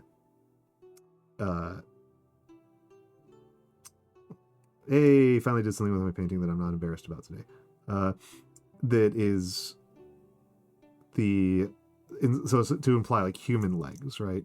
Bipedal, the bipedalism. And is this model for a game or just for fun? I am fundamentally. This is from a game. This is a traditional. Here's one that's been completed. This is a Hail Caesar Roman Legionnaire. This is a Hail Caesar Roman Legionnaire, and I am painting Roman Legionnaires. But I will freely admit, I don't really play Wargames very often, and when I do, I tend to play them on Tabletop Simulator because none of my friends who live near me play Wargames. So I end up playing them online as opposed to in real life. And I could make friends in real life who play war games, but it's a bother, and taking models on the subway is annoying, and blah, blah, blah, blah, blah. I like painting because I like doing handicrafts and traditional arts. This is what's going on. I like doing traditional arts. I am mostly actually a calligrapher. Doing miniatures is a little bit of a mini game for me compared to the main event, which is calligraphy. And so I am just painting some historicals because, I don't know, I like ancient Roman history a lot. And I like fine motor control skills. And I am getting better at painting. I am getting better at painting, and I do enjoy painting. I paint way more than I play games. I am definitely more on the hobbyist side. This is how like I end up reading a lot more about games and like watching like analyses of games a lot more than I actually play them. I think one of the and also media in general. Yeah, I'm honestly more of a media at a meta level. I'm definitely more of a nonfiction guy, and that includes like I kind of nonfiction about fiction. Yeah, this is what I'm trying to say. Nonfiction about fiction, critiques, critiques and analyses. I kind of enjoy them more than I enjoy like a lot of games. A real turning point for me was the game Dominions, which I love to talk about, but I do not enjoy playing at all. It's just such like a weird and massive game. Kari, you might find it particularly fascinating if you've never heard of it. Which one? Dominions. Oh, Dominions with an S. Okay. Yes, it's a game series. It's a game series that's play by email grand turn-based strategy. Oh dear. Where you are a pretender god. You are a pretender god trying to become the true god. And the gods are highly customizable. Gods can range from a demi-lich up to a titan. Or like a monolith. Monolith is actually like a classic choice. The monolith is a very classic, strong choice across the series. Just a giant rock. Is a good type of god. Has many strong powers going for it. And where the game really excels and stands out and makes itself particularly insane is that when two armies run into each other, they will fight a battle, and the battle is automated, and you can program the wizards that you have. And different wizards have different parts of the spell book, the in-game spell book that they have access to. And the spell book that they have access to is the entire Dungeons & Dragons 2nd edition Advanced D&D wizard spell book. Right. Interesting. It's... Which version? AD&D. AD&D 2. AD&D, okay, all right. That's where they started from. They've expanded since then. So one spell, so that they have spells like summon gelatinous cubes. Those books were actually the ones that I... my parents used to bribe me to take the exam for my high school. Turi understands how horrifying it is to program wizards who have access to 800 spells. That's true. It's terrifying. That's very true. It is a nightmare of a game. It is so much cooler to talk about than it is to play. It is a game where like hours per day to play one game. For months. It's like 3 months per game. Sounds like Dipsy. But Dipsy is a lot simpler in terms of like the mechanics of it. Yeah. But it also can be played by mail. Yeah.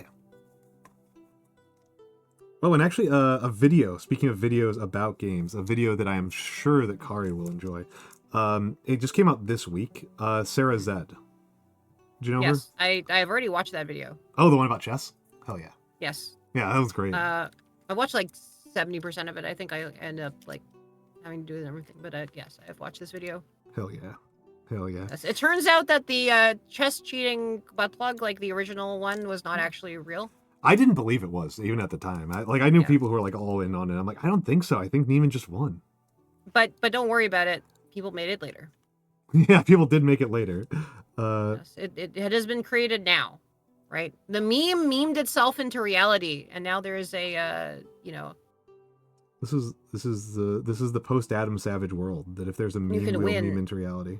Yes, we'll do some sort of like fun little like electronics hobby project that like causes it to become real. But yeah, Neiman almost certainly didn't do that. If he did cheat, which he might have, he cheated in some way that is outside of our current canon. Yep.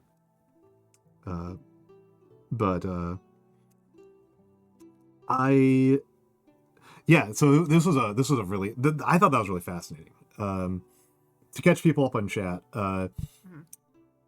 turns out that people in the chess world are extremely anxious about cheating. Yes. And the core of cheating at this point in history is having moves fed to you from the computer. Yes, and the computer can be in like a form factor so tiny that it can basically exist anywhere. Yes, and in particular, since so much of chess playing happens online these days,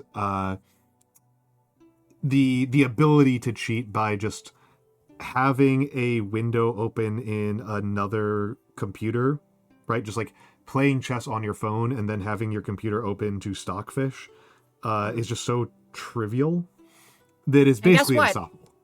This is a microcosm of like people using generative AI for everything. Yeah. Well, and it's an interesting one because it's a slightly And it's different. like everybody is like, oh, did you use generative AI to do this thing? And it's like we don't know, and we know even less than we used to. And it's like it's being like it used to be that there were like good tells, and then it's just getting worse and worse, right? I mean, okay, so I come from the world of like nonfiction writing, is where I think and where I live, and in the world of nonfiction writing, it's actually super easy. It's like not a big deal at all. Generative AI is not a hello, lore master of Sotek. Hello. It's actually like not a big deal at all because whenever we have tested any of the existing AIs on their accuracy on like citing sources and finding actual facts, 0% accuracy. Like no, there's certain things that they like are quite bad at doing. Yeah. Like so maybe I don't know, maybe now we just have to get all of our fiction with like accurate citations. We have to have a thing about like you must have at least one academic in your story, and then like have the academic like cite a citation accurately, and then like you can have the rest of your story be something else, but like you have to have like some critical part of the plot where like some academic cites a source. Yeah. The part where generative AI matters, right, is in people believing that the lying machine is telling the truth. Despite the fact that the lying machine doesn't even really try to convince you that it's telling the truth. That's kind of the concern. Is not that like it will be able to replace the work that we're doing, but that turns out that a lot of people didn't give a shit about the most important and challenging part of the work that we're doing, which is the fact checking. Like from my perspective, from like an editing and writing perspective, just having a bunch of like correct sounding English language sentences was already free. That was already free. That was the question was the cost was not even producing that. It was sorting out the good ones from the bad ones. It was you have a functionally infinite well of written sentences, and you have to figure out which ones are true and which ones are interesting. And AI doesn't simplify that at all. It just actually it increases the denominator. It actually makes our job kind of more expensive and annoying. And it's so like the application to me is like whatever. Will it possibly do something about that in the future? I don't know. But currently nobody is even trying to solve that. So I kind of just don't give a shit right now. Yeah, that's fair. Yep. But yeah, so I would say like the thing that stood out to me with part of what stood out to me, right, with that question about chess cheating is that like if your goal is to produce the greatest played chess game ever, you don't give a shit about cheating, right? Because you just like don't even care about the humans. You know, if it's just to have like the end product of well played chess, like the humans are never going to do it. No, I know. You specifically have to care about the question of like human excellence in the field of chess. Did you see the enhanced games? No. Oh, no. They're holding their own like Olympics where people are like expected to dope. Oh, yeah, good for them. Yeah. This is the kind of thing. It's like some tech people are like, just deciding to like be like, okay, we'll use all of the performance enhancing drugs and then compete, and then like we can like break all the records.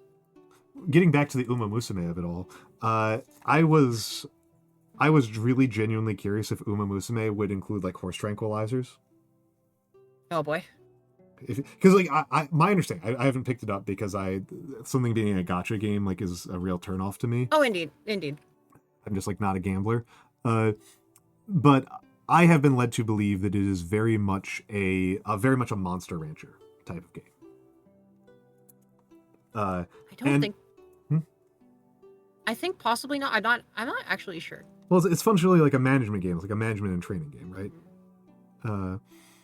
I think so, but it's like I always say Monster Rancher. I played a lot of Monster Rancher, so. but Monster Rancher, it's probably easier to say a Princess Maker like game. Yes. And so the thing is, like Monster Rancher absolutely had performance enhancing drugs. Yeah. You could absolutely there were not only just like performance enhancing drugs in general, there were drugs that killed you. Like you could give your monster drugs that made them like more powerful for 1 week at the cost of like half of a year of their lifespan. So road-like management sim. Yeah, I think other people would know what the actual like mechanics are. But it'd be very funny if there's horse doping. It would be very funny if there was horse doping, and there was a part of me that was hit with like, it would be so funny if in the middle of that the horses could take horse. As in heroin. Oh, that kind of. I didn't know that was a thing. Yeah, no. Horse is a slang term for heroin. Huh. TIL.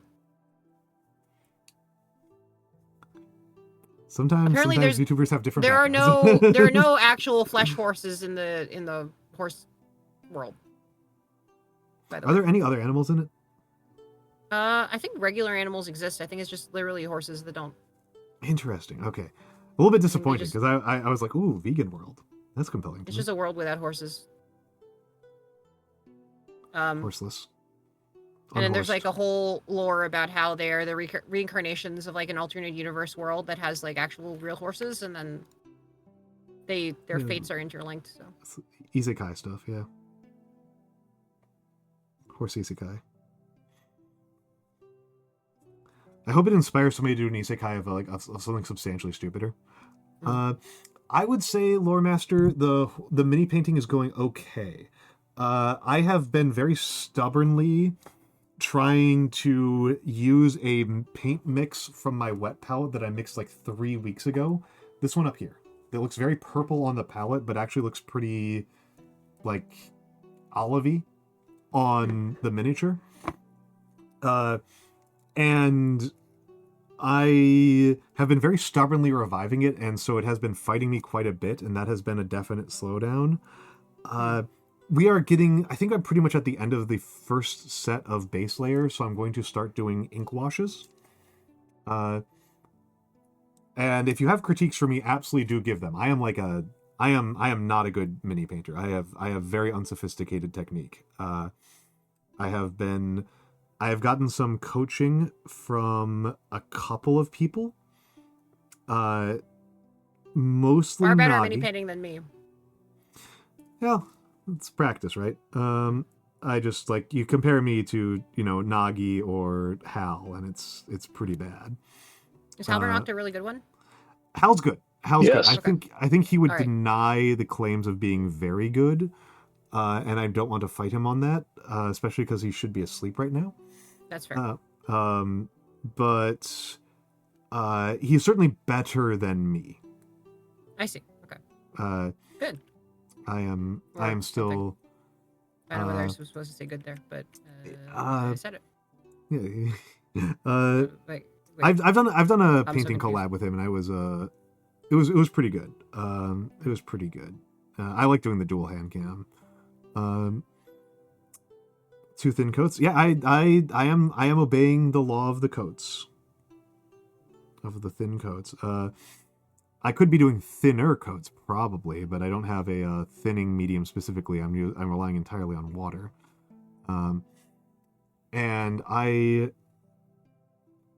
But yeah, my the flesh tone that I'm using was a red, yellow, blue mix that I made like weeks ago, and I've been, like I said, stubbornly reviving it, very much against its own will. And now I'm putting in some shader right now, which is mostly to make the ring mail have some depth to it.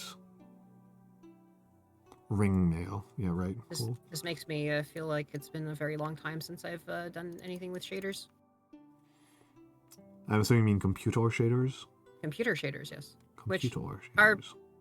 Frankly, like, not that different from, like, the other kind of shader. Huh. So, I'm extremely not digital on my arts. I don't know. My digital art experience is almost entirely fooling around in Blender. I mean, fooling around in Blender is, like, a lot more than I think a lot of people end up doing, so, you know. That's Good on fair. you.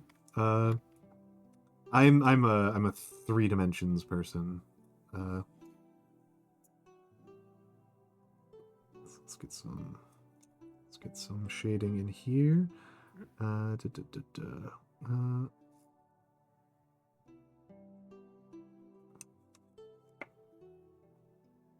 The sandal is proving particularly sticky because this is a pre-assembled. Oh, you don't really need a true thinner? Okay, fair enough. Fair enough. Let's get some. Oh, let's pick up some of that. I deposit a little bit much there.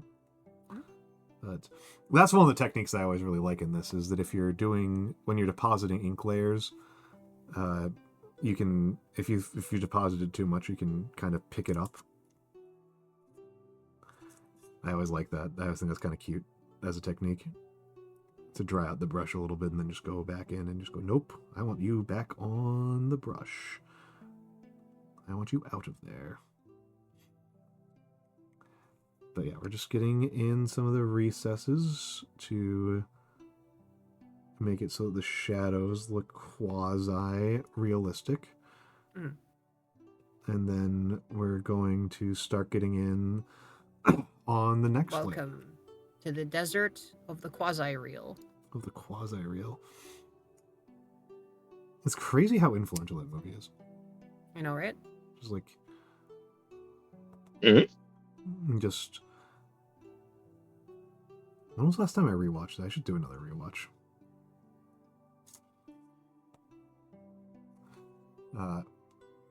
Should do another rewatch sooner rather than later. I mean, come on, it's The Matrix. It is The Matrix. It's The Matrix. Neo.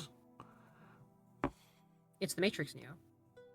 I wonder if I've seen a larger percentage of Keanu Reeves films or a larger percentage of Wachowski films. I think Wachowski.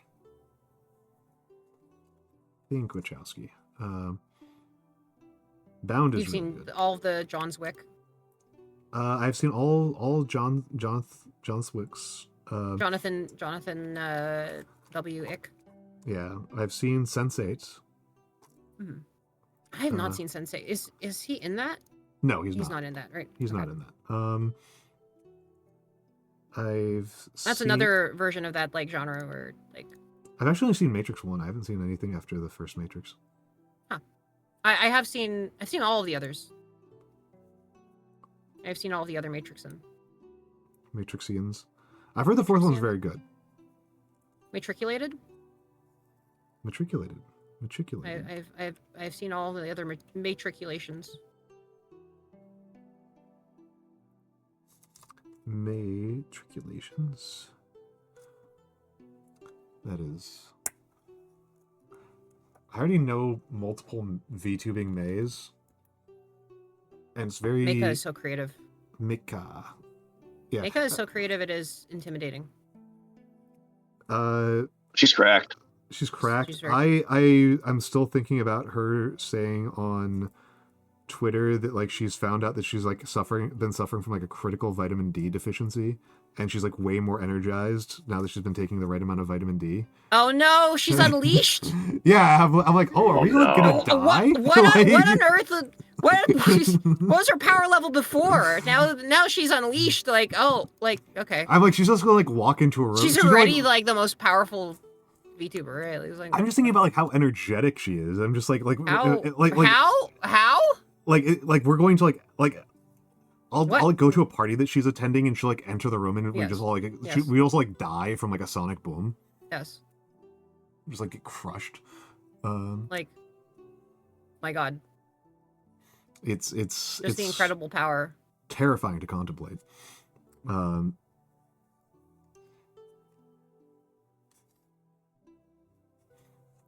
But yeah, I definitely did a annoy mix. She's by, too like, strong. Like, have you seen some of her, like, just the stuff that she's, like, building out and designing? It's like... Oh yeah, no. Yeah. I love her. I love her new mech design that she's been Yeah. working on. It's I love insane. it. I need to, I Like, should probably just tell her all how of the much- visual coherence, like, the lighting that she's using on stream is not even, like, the default VTube Studio stuff. It's, like, a bunch of custom shaders. Yeah, no. I have hung out on her Discord while she was like doing work, and like Yeah. I'm like, it's- wow, you it's like unfucking believable, like, what she you does, know your right? shit. Like, I am like just like begging artists to like make me not look like a moron.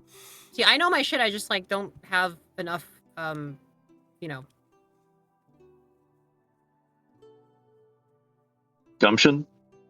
I was gonna say executive function because that's a little bit more, Neutral, you know, clinical, charitable. Okay, yeah, charitable. Because if it's more charitable, I can get a deduction on it, so... Exactly. Okay. Yeah. Now let's get in here.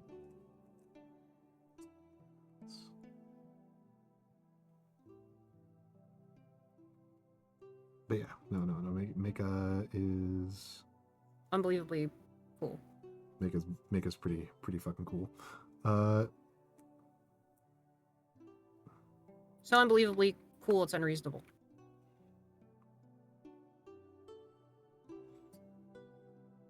I think we might just kind of live in a pretty cool. Local VTuber cluster? Yeah. I don't know. I mean, to me, it's just VTubing in general. But then again, like I talk to people who are like, Oh, we're all spiraling to the great attractor. Oh no. I talked to some folks. I feel like there's some VTubing that is like more normie, but like not a lot of it. I mean, even like I wasn't even thinking I guess about I normie. should- I was I thinking should- about like a. I should describe the Ashton concert because that was like quite incredible, Do it. right? Like they had a bunch of like segments and she was like singing a song while like rollerblading around the stage and flying, like waving around like a flag, like a race, like, you know, finish line flag. It was like she was like doing like all of these like routines that were like just completely and utterly enabled by the 3D nature tracking of the space, right? It was like living up to the VTubing thing. Like that was like hella impressive, right? And totally 100% understood the assignment. So Ashton is a cool lady. yeah, but also just like what they're doing for like with indie like it's not even like enormous corporate budgets. It's just like, you know, we can just do this with like indies can do this shit.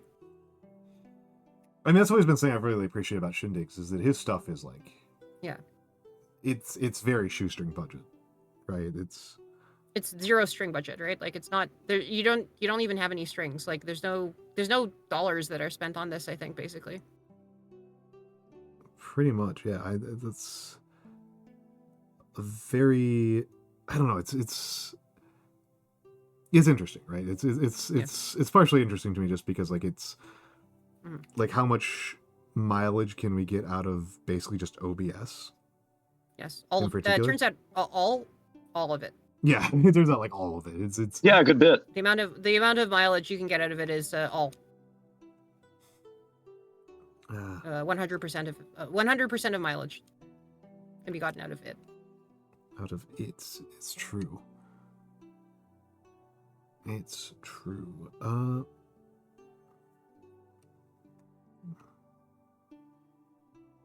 Got to. Although I've been feeling a little bit of a weird creative like kind of something lately. So Friction. friction Dementation? is a good word. Yeah, friction's a good word. Just in general, but possibly also here. I don't know. I'm throwing things out there, buddy, for you to. I'm trying to figure out whether this is friction. It might be Trying friction. to figure out if I'm just dropping dropping my model over and over again for no good reason? And the answer is yes, I am. Yes. Drop that model. Drop it like it's hot. Drop it like it's hot. Drop it like it's hot. I just gotta hold on a second.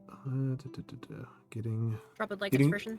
I like to do this. I know that this is going to be a bronze helmet sooner rather than later, but doing an undercoat of aluminum makes the bronze look a little bit lighter and nicer for the purposes that I'm trying to accomplish. Otherwise, the bronze I have is like really way too dark and deep. Right. It is, as they say, way too dank. Too dank. Too dank. I'm literally just testing chat because I got a disconnect message. So I don't actually. Everything on OBS says that I am live, but my chat. You are still live. Yeah, well, I typed test into my chat and I don't see it appearing. This is something I was seeing too, right? I think like there's some friction over the fact that I feel like the basically I feel like the platforms kind of suck more than they used to, right? In some ways, right? Like, and so like even as VTubing itself is like incredibly cool, like it's just kind of becoming a worse experience. Like I feel like I'm hemmed in by the decrease in like platform quality in some ways, right? Like, like it's like the enshittification is like coming. I feel like the enshittification, the future enshittification has its like arms around my neck. The enshittification of like Twitch itself and YouTube itself? Of like Twitch and platforms and like the web experience and kind of like the content world, and you know, I do feel like there's kind of this kind of movement towards like, I don't know, there's a lot of like, I feel like the vague sense of it is closing in. Maybe I'm just not aware. I'm not feeling too much on the Twitch side. The non-Twitch side of the internet is feeling increasingly limited and limiting to me. Particularly Twitter and Blue Sky are feeling very pointless to me. Yeah, it's like, yeah, there's a kind of thing where it's like we used to have like culture being built on places like this, and it's like, and now it's just like it's despair.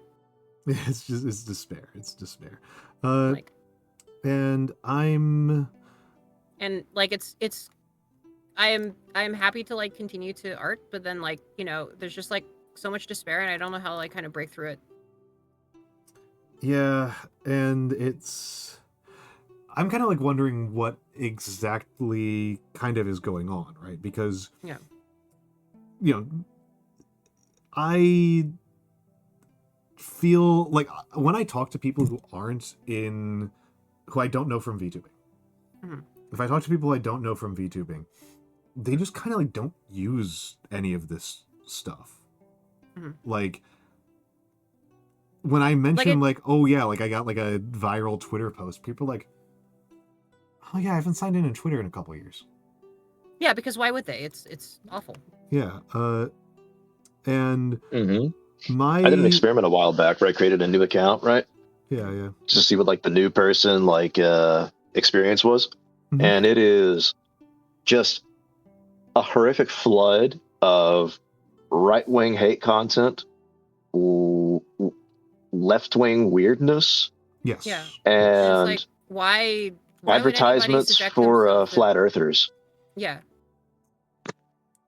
And this is like a thing that I saw, like this thing here where it's like there's the study about how right-wingers have more diverse like political opinions than left-wingers. It's like, well, yeah, the left-wingers are like arguing about the which economic system to like use to distribute like like services to people, and the right-wingers are arguing about what the shape of the planet we're on is. So I mean, yeah, I was about to say, I mean, there's kind of a hot take there, and like, what is a diverse opinion, right? Because like, I spend a lot of time with left-wingers, and like, I feel like there's a lot of fucking diversity in there, but I also feel like if you are not asking the right questions, you won't be able to see that diversity. Yes. You know, and it's in particular, you know, it's very easy in the left and I'm talking like super left-wing stuff, not like Bernie Sanders voters. I'm talking like way left of that. Like a fundamental question of like how much control should one person have over another person's life? Yeah. Because it is apparently a compatible set of left-wing beliefs to say functionally nobody should have any say over anybody's like life. That like everybody there should be like basically no laws and everything should just be total free association. Is apparently also one set of left-wing beliefs, and also Yes. A small set of court-appointed bureaucrats should be able to sentence anybody to death for any reason forever with no accountability. Is also apparently a left-wing belief, and like that's a really wide range right there. That's a Indeed. really big spread. Yeah. You know, there's a really Whereas it big... appears to me that like the conservative response or the right wing response is, okay, whatever those guys are doing, yeah, we're not doing that. Yeah, and it's you know, it's you know, fundamentally, like, I mean, another way of putting it, the way that I put it very sarcastically, is the difference between there should be no such thing as a cop and the only problem with the cops is that I personally am not the cop. Yes. Kind of belief. And then there's obviously like 1,000,001 perspectives in between that. It's going to create a huge wide diversity of opinions. And, you know, I can think of people who I talk to on a regular basis with whom I have a very fundamental disagreement about where religion fits in society and like freedom of religion. And the and you know, this is partially because of, you know, the kind of political moment that I kind of came up in, right, where I'm coming from. I'm thinking a lot about the mid 2000s era, and this is the thing. I'm also like kind of very worried about like how VTubing fits into this, right? Yeah. Because it's like there's this sort of thing where it's like, you know, once upon a time, you know, the sort of medium seemed to be like there seemed to be enough kind of like of some manner of harmony out in the fandom or whatever, and like that we're able to kind of like unite around whatever this kind of like thing is, you know. But now it's just like, I don't know, it's like it's just like a very different sort of deal now, right? Like it's that there's now not really like a, I don't know, it's well, okay, let's get real chat here for a second. VTubing is not like the fun kind of escapism that it may have once been, right? Well, okay, let's be real harsh here for a second. Miss Kari. Yes. I'm going to be the asshole here. Yes, please. Do you think, how confident are you that this is not a change internal to your perception?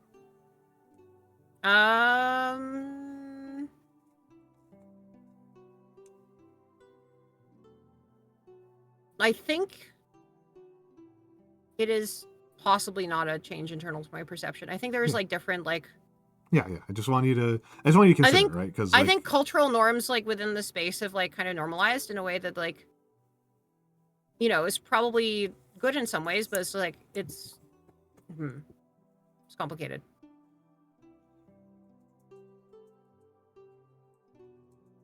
Let me think. Emperor's Armpits.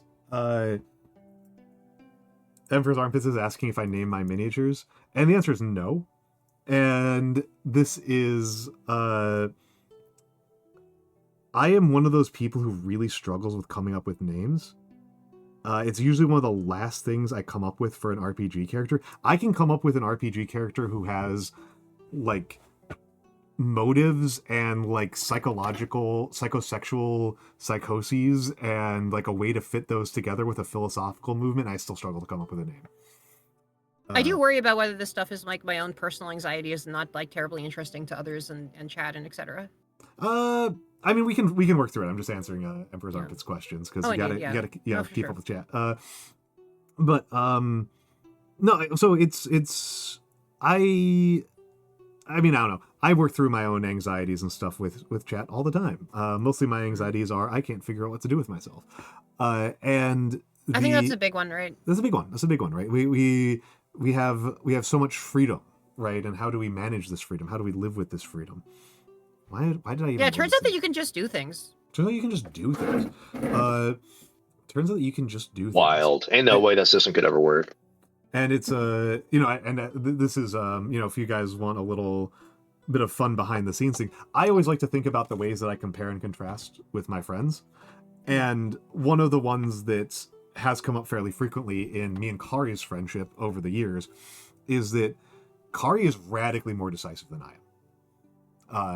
That's a very funny thing to hear. Yeah. No, I mean, I'm not going to get into some of it because some of it's stuff that I don't think you need to share with chat, but it's... Oh, yeah. Kari Okay. Yeah. I used to be more decisive than you. I feel less decisive than ever, and I think that's where some of my crisis comes from. Oh, so that just means you're slowing down to me, one of the least decisive men on the fucking planet. I think I am an extremely indecisive man. And you are creating the content. I am creating the content. This is partially, I mean, I had to outsource what I was going to do on today's stream to chat, right? Like, I was either going to paint minis or I was going to play Victoria 3. Do you recommend any kind of big grand strategy games that might be interesting for? I think it depends a lot on what you particularly find interesting. I like Victoria 3. I would say that DK Crusader Kings? Yeah, so here's my thing. Here's the thing, right? There's functionally only one company actually doing grand strategy. It's really, there are some exceptions. There's some really crazy ones out there like Shadow Empire, but realistically it's Paradox. Like it's realistically it's Paradox. You were asking which Paradox game. And which Paradox game? Okay. Which Paradox game? And realistically there's really 5. Arguably 5. 4 is probably a more accurate way to put it. It's Crusader Kings, Europa Universalis, Victoria, Hearts of Iron, Stellaris, and very, very arguably Imperador. Very arguably. Stellaris is an interesting one, yeah. Stellaris is an interesting one, and I'm being hydrated redeemed. I'm being IRL hydrated redeemed. Nice. With cold water too. And the that's kind of the question, right? You're really just looking at one company that produces them. You're looking at a very small number of games, and it's kind of a question of what things in games, which thing is like a deal breaker for you? What is the compelling way of viewing history and strategy to you? Because the way that Crusader Kings is the one that I think is actually the strongest on almost every level. Yes. And Crusader Kings is made very strong by the fact that Crusader Kings has a clear historical hypothesis that is that they managed to implement in the gameplay in a way that is only strange. Crusader Kings' hypothesis is that the universe is that history, and particularly the Middle Ages. The Middle Ages is defined by personalities. Yes. That it is. I can see that hypothesis. Yeah, it's they are going for like a great man hypothesis, and characters are implemented in the game, and characters have agendas, and they have relationships, and they exist on the map, and you can see them, and they have portraits, and they have animations now. They didn't used to. And this is coherent. This is a coherent hypothesis. And they're often trying to answer a question. The question that they're trying to answer is, why didn't medieval Europe produce strong centralized states? And the answer they go with is that the reach of power, all power had to be mediated through your vassals. And these vassals have ambitions, and these vassals' ability to enact their ambitions. So the answer was middle management. The answer was middle management. Yeah, the answer was middle management. yeah. The answer was that middle management in the Middle Ages was empowered to actually negotiate very strongly with upper management. It's the pointy-haired boss model of history. Yes, a pointy-haired boss model of history. And this is Yes. whether or not you believe it's an accurate model of history, or whether or not you will ask the very dangerous follow-up question of why does this apply more to the Middle Ages than it does to the 21st century? You know, whether or not you believe those, it's a coherent one where the gameplay makes sense, because the gameplay then centers around how much do people hate each other. Yeah. Mm-hmm. Victoria is a game about the Industrial Revolution and its consequences. Mm-hmm. And it tells a couple of things, and one part of the story that works really well. That works really, really well is, why was World War I so fucking bad? Yes. And because we got a bunch of technology that we hadn't really like built any of the systems to deal with, and then like all of the sort of old tools like didn't exist because now we have like the And there's a big part of this is also that a part of the paradigm of warfare that the men who fought World War I were raised in was a paradigm of warfare that had existed for literally thousands of years, which is this paradigm where you can win a war. Yes. Where and was a sort of thing where it's like it doesn't actually have that high of a casualty count, right? The old they had sort of like refined it over the years to not be that kind of like bad. Well, in some ways, right? The refinement had fallen off. Like the period when wars were relatively low casualty but high good consequence for the people who fought them was really the Middle Ages. Medieval wars are very low casualty, which is kind of like to people who people who don't read history, that's very surprising to learn. But but I'm sorry. It's true. We have the numbers. We have the graveyards. We can tell.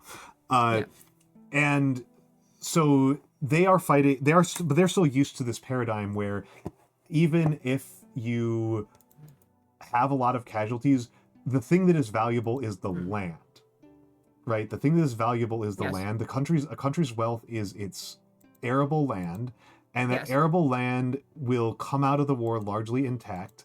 And so you can fight a war. There we go. You can fight a war, and you will come out ahead. And a war will be won by envelopments and breakthroughs, and not by just killing and killing and killing and killing and killing and killing and killing and killing until somebody runs out of bullets. Yes. Or in the case of World War I, runs out of functional national coherence. I'm going to go to the bathroom because this is an interesting conversation and people are added. Yes, we are in ads. We are in ads. So give me a minute. I will let the two of you have the run of the ad break. Okay. Hello, Nyanomancer. Greetings, cat. Hello. I apologize for being a little bit quiet. I'm writing a KB article for work. KB? Yeah, knowledge base. Kobo's Binted? Huh? Kobo's Binted? Oh. Kobo's Binted? What do you want?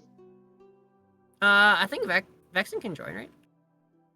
What do you want? Vexing can and should join. Oh yeah, sure, why not? Yeah. Yeah, because I mean, like, I'm gonna be quiet for a little while longer, so. Hop on in. Sorry, it was a little bit. Carl! Come on in. The water's nice. I'm the only one who is water here. There we go. Hello. Hello. Hello. Hello. Hello. We're gonna match energy. Hello. Sorry. Hello. Oh god. I don't know where this is going, but it's getting great. Sorry. Greetings. Greetings. Good day, friend. Good day. I've been working and winning? I needed. Are you winning? I needed some not distracted time. True. But I'm kind of at a standstill with what I can do until I get more information from the participants. So I'm going to save that. Is this something VTubing related or completely unrelated to VTubing? It's VTubing related. It is VTubing So, related. Okay. Nice. Oh. during the month. Hi. Hi, Vex. During the month of July. So, I'm part of a group of VTubers, but during the month of July, I handle the PR for said group, and so I've been doing some prep work for later in the month, so I can like direct all of my focus to the things I've got going on for International Literacy Day in September. You're part of Yeah. the reading VTubers group, basically. It's not a specific reading VTuber group, but I'm not aware that there is a booktuber group, but if there was one, I wouldn't mind joining as a secondary. Make a lot of sense. Yeah. There is a big, oh, thank you. Let me do there is a little bigger. little bit bigger. I still think that Nyanos has got the best Fugi. Listen, I mean, my Fugi is listen, blank right now because I'm on stream. Yeah. That's true. I The decided to blank it. listen. There will never again be another Fuki like mine. Never. That's true. The source is dried up. Claymation. The claymation forever. It The is It's quite good. gone. he's declayed. He's been declayed. He's The cat has been declayed. The cat has been declayed. Well, no, the claymator has been declayed. He's become too cool for clay. Oh, is it not being happening anymore? Is the clay unclay? He got too busy. Oh. Yeah, it was Uwo. Yeah, it's Uwo. Yeah. He's got Oh, it's some- Uwo. Yeah, Oh, it's oh, an yes. Uwo. Yeah, Okay, all right, He's got too yes. much shit to do. Yeah. This is Uwo original. Yeah. Mhm. Man. Indeed. Hey, Carmelo. Welcome in. It's JJ. Hello, JJ. I'm just like imagining the headline of the video. It's like, I sculpted a VTuber out of clay. I sculpted a cat out of clay. Yeah, it's true. It's true. That is How what many happened. Uwo watchers are there here in chat, by the way? I don't know. I don't know how much overlap I've got with him. He never show. Oh. I doesn't tend to show up in my like big summary at the end of the month. Okay. I'm not too surprised. Okay. Who here has no idea who we're talking about?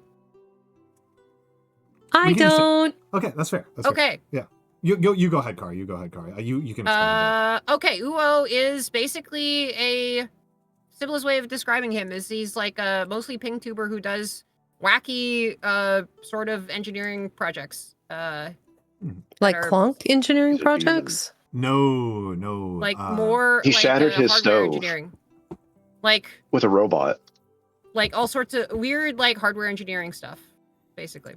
Yeah, he builds robots and chats controls them. Yeah, Chat controls them. he did like chat plays FNAF, like where he like roamed his own like basement into this costume and they could like robotically like close and open doors, and I don't know, he's like The famous he's one. kind of like the Yeah. Michael Reeves, if you know who Michael Reeves is, he's like the Michael Reeves of VTubing. Okay. Terry's probably put in a good explanation, which is it's a kind of combination of Mythbusters and Jackass. Yes, Yeah, exactly. It's That's probably a it's about good- the tone of it. that's a good explanation. Yeah, he made That is a- extraordinarily high praise. That's good shit right there. Mhm. I'm trying to figure out where I can put this light that doesn't literally block my mouth. The aforementioned breaking the stove one is the one that I think is probably the most famous one. No, Where- it's the FNAF one. Really, I wouldn't even put that. I wouldn't even put that in the top. I would have the next one. The one I would have said was a competitor was the cigarette meat. Oh yes, like smoking 500 cigarettes with smoking meat with That was 500 pretty good, too. cigarettes, Yeah. Yeah. He smokes. I just remember his FNAF one got Protest. like 150,000 likes or so on Twitter. Yes, pretty a lot good. of the stuff that he does is like he's also a very good video editor, and he like does very good edits of like the stuff that he does, and so like the stuff tends to go very viral on sites. The Point sites is- that Yeah, I he's- don't know how he was working Looking like up his, his real job at the time, and like doing like a 5-hour stream and then editing it within 2 hours or so of the end of the stream and then posting it on Twitter. I don't know how he did that. I can't even edit my streams within 6 months. Yes, but he used to be like kind of like a peripheral, doing like peripheral VTuber adjacent kind of stuff, and then now he decided to take up the mantle himself, and then he has quickly become one of the, He's a big deal. He's very very successful. He has been Yes. very successful. Nah, he's not a big deal. He's just a dude. I mean, he's just a dude, but he's a big shot. a dude that has become a big shot. Big. Sorry. He should cosplay Let me Spamton. get a That's Delta right. thing. He would actually be credible. He's kind of a Spamton in some ways. He feels Spamton-esque a little bit. Now's his chance to be a big shot. Be a big shot. Famous Be a big Tumblr shot. sexy man, Uwo Slab. You know, maybe. Yeah, I was about to say maybe. I could see that. I could see that. I think that's horrifying. Yeah, I think but he counts as being a Tumblr sexy man. No, I think he could be. Well, I don't know if he's made the transition yet. He doesn't get to make that choice. That's like Tumblr gets to make that choice. That's true. The question is like, is he a viable candidate? I think I'm not a viable candidate, right? Because like, Tumblr sexy men are pretty much always twinks, and they're a lot more demented than I am.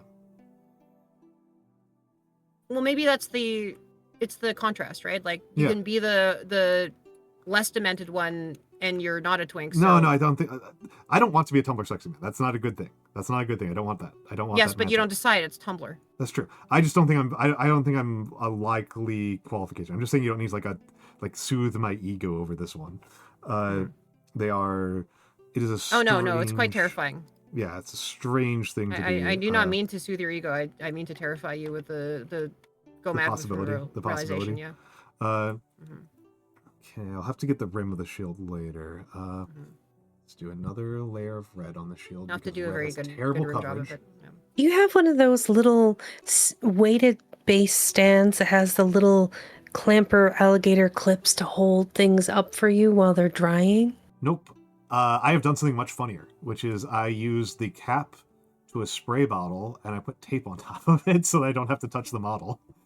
Which works for the model. It doesn't work for the subcomponents of the model. So what will happen is that some of the paint will come off on my fingers while I paint other parts, which is why I'm going to do the rim of the shield last. And then I'll just have to do final touch-ups at the end. This is the biggest problem for the head. If I were good and smart, what I would do is I'd have a similar setup to this, but I would use a piece of wire, like a paper clip, an unfolded paper clip with a little piece of sticky tack at the end. That said, I will mostly just not worry too much about the head until I cement the head onto the model. But the arm, I do want to get a good couple of layers on before I cement it to the model, and I really want to make sure I feel confident about the middle of the model before I cement the arm on, because then it becomes very hard to touch up after I've done that. So I want to make sure that I am feeling really good about this region before I do the next layer of cementing. So we're still in relatively early stages. I have not done multiple layers, and in fact, now is a good time to do the metal details. But I still need to do like an interior highlight and a secondary wash for most of the middle. And actually, you know what? There's another thing I can do in the middle while I'm thinking about it, which is doing a raised layer of metal. Because I did an underlayer. Takes some time. Did an underlayer of metal, and that was necessary before I put down the ink wash to make it look like there's dark recesses. You got to do the metal layer first, then the ink wash, then another metal layer. Chainmail should not look rusty. If people are not aware of this, one of the things about rust is that rust attacks the surface area of your metals, and chainmails have extremely high surface area to volume ratios, which is why we have very few surviving mails. You really, I end up saying chainmail because I played D&D, but chainmail is redundant. It's an ATM machine issue. Yes. It's mail. It's mail. Yeah, it's mail. Yeah. You might say iron mail, or mail armor, or a mail shirt, or a mail hauberk, or a mail cuirass. But chainmails is redundant, but I still say it. Chainmails we don't tend to find very often archaeologically, because as soon as they start to rust, they basically just disappear. They basically just like dissolve into nothingness very quickly. So they just turn into iron oxide, and the iron oxide flakes apart, and then they're gone. So it doesn't really make a lot of sense to do a historical miniature that has rusty iron, rusty mail. So I have to put in the ink wash to make it look like there's actual like holes in it, but I need to kind of like take away a lot of that ink wash again to make it look like it's made of iron and not made of, I don't even know what. Not made in Abyss. Yeah, not made in Abyss. Correct. Yeah. And you can see that already looks like way better. It's already a much better appearance. Who made me suck? Blue made me suck several minutes ago, and I wasn't paying attention because I'm a fool. Sounded like who made me suck. Who made me suck? Who made me So, suck? Are you Who made me painting a Legionnaire? Yes, this is the Incredible. Roman Legionnaire because I have so many of them. I have so many of the little bastards, and they're good for me to work on learning skin tones. This one I'm a little bit worried about because I spent much of my time functionally reviving a skin tone that I made like over a month ago. Ooh. Nice. That I made like over a month ago, and it's been fighting me really hard, and it would have been probably more intelligent to just start over with an entirely new palette. This one is number 6. This one's number 6. We have so many left to go. How many is so many? The box is 100.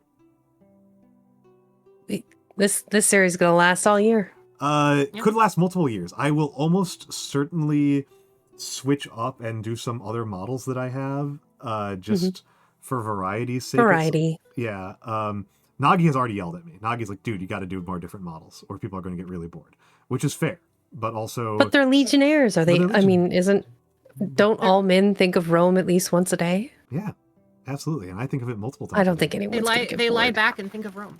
I can think of Rome. It's true. It's true.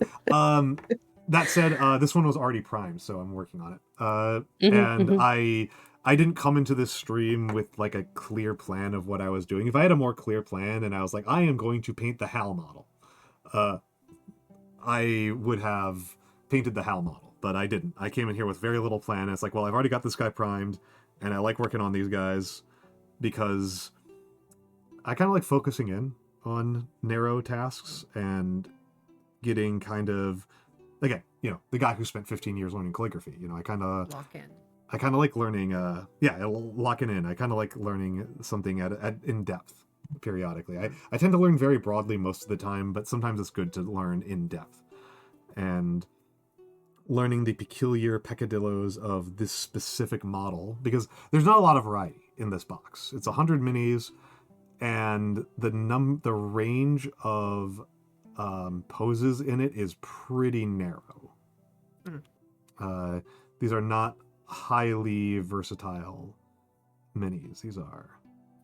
These guys are, you got guy with sword that is pointing it forward, and you can point it forward at slightly different angle.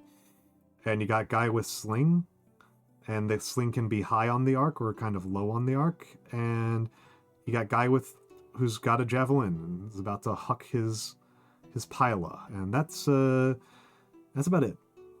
That's about the range of it. And yeah, no, this is I'm a very slow painter, right? I paint like one mini every 2 weeks probably. So I mean, that's infinitely more minis than I paint. that's true. I guess I painted one once, so in fact, it's not infinitely more many, but I've painted like one mini in 35 years or something like that. So Yeah. it's like it's slightly faster, I think. I mean, that's the thing that people keep on saying about writing speed, is that chances are you are a faster writer than, oh my god, I can't believe I forgot her name. I'm so bad with the names. Go Set a Watchman.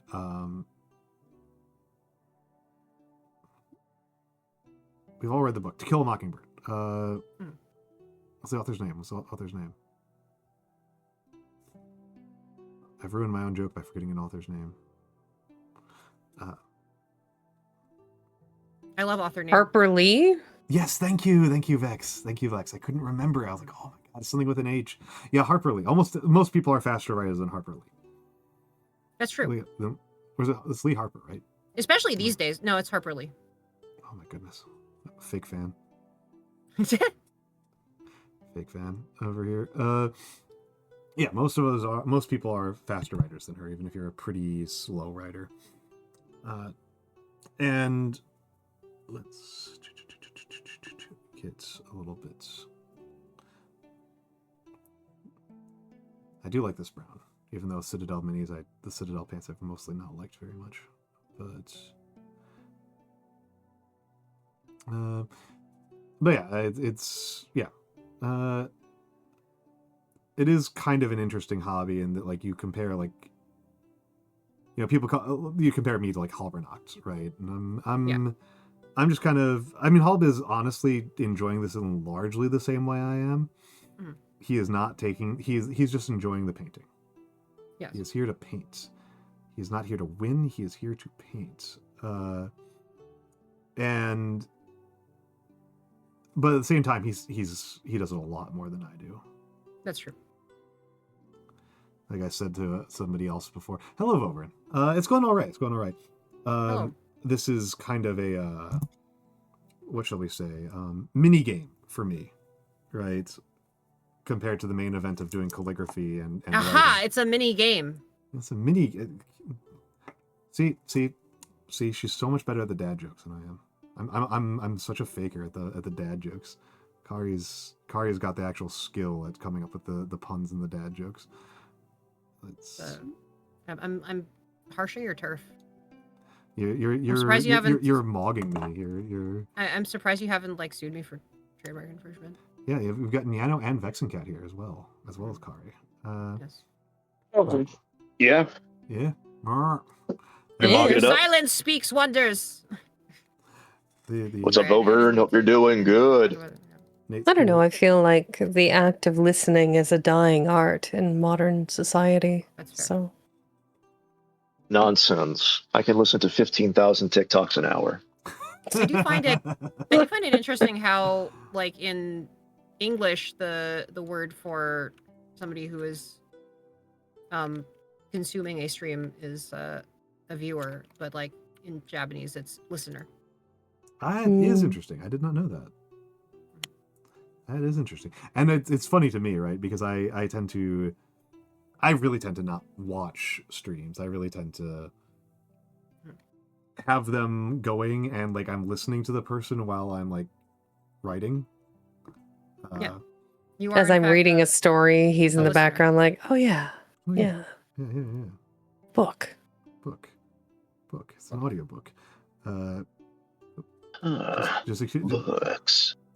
Well, you are a listener. Mm-hmm. Can you eat them? Conversely, yeah. I watch a lot of streams and I'm not listening. I have most of them muted. I'm looking for the text and the closed captioning for context of what's going on, which is why it really matters when people don't have closed captioning, because it's like, if I'm working, I can't always listen, but I can usually watch. Is it it is closed captioning that people can turn on, right? It's not... Yeah, there's an OBS plugin that's really easy. Kari, would you like me to send it to you? I think I know the one you speak of, but I should probably set it up. And assuming that there's some API stuff, I think I would be interested in also like using the speech recognition from it to activate some stuff on stream. That's fair. Yeah. Let me grab. I'm pretty sure we're already. I don't know whether it's I have them at my fingertips because I just added it to a forum about OBS. I have closed captioning set up for my audio source, but I don't know. Can you set it up for multiple audio sources? Or like I haven't quite figured out how to do the duality of man.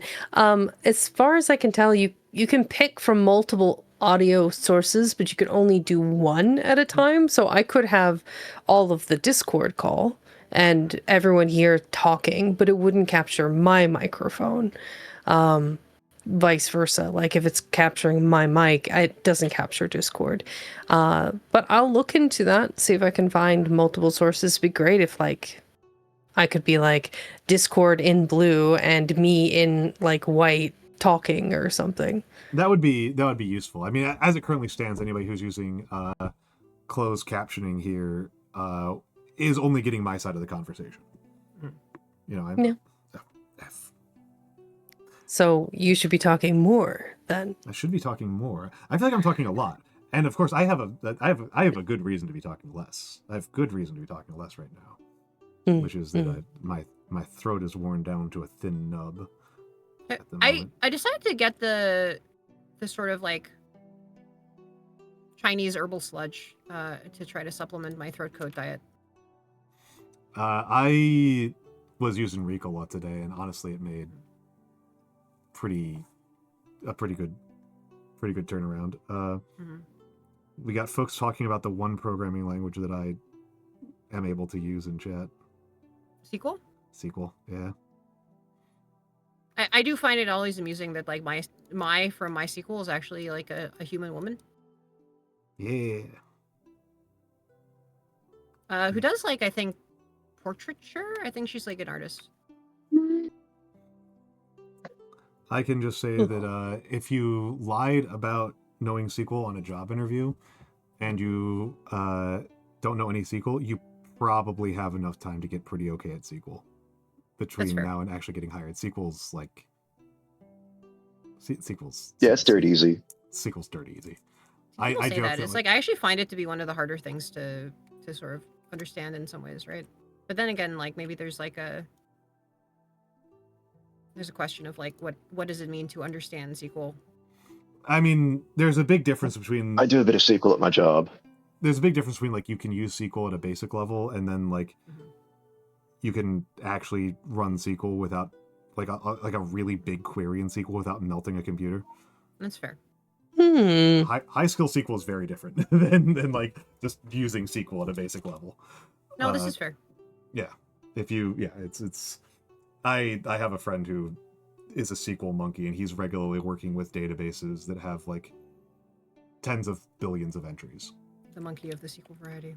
And if you're working with if you regularly have tables that have like several billion entries each, and you run like a very basic query of the kind that I know how to do, it'll take like 2,000 years to run. Like I could make a query that would work. It would just take 2,000 years. It would just be stupid. But if I'm working with a database that's only like a few hundred entries, it doesn't matter because it'll just be done. Trying to figure out if the spin is working. The spin not. I actually have you covered up by chat, so I can't tell if spin is working. Spin. Bean.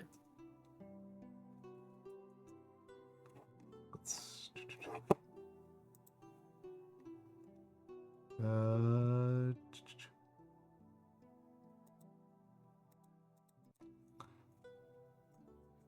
Let's do one more. No, it's not working. Dang it. You've disabled me. You've nerfed me. You've been.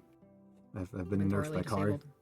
Yeah, I've been removed. Oh yeah, no. If it was like the main thing on the job, I'd be like, I don't think that was a good idea, Nate.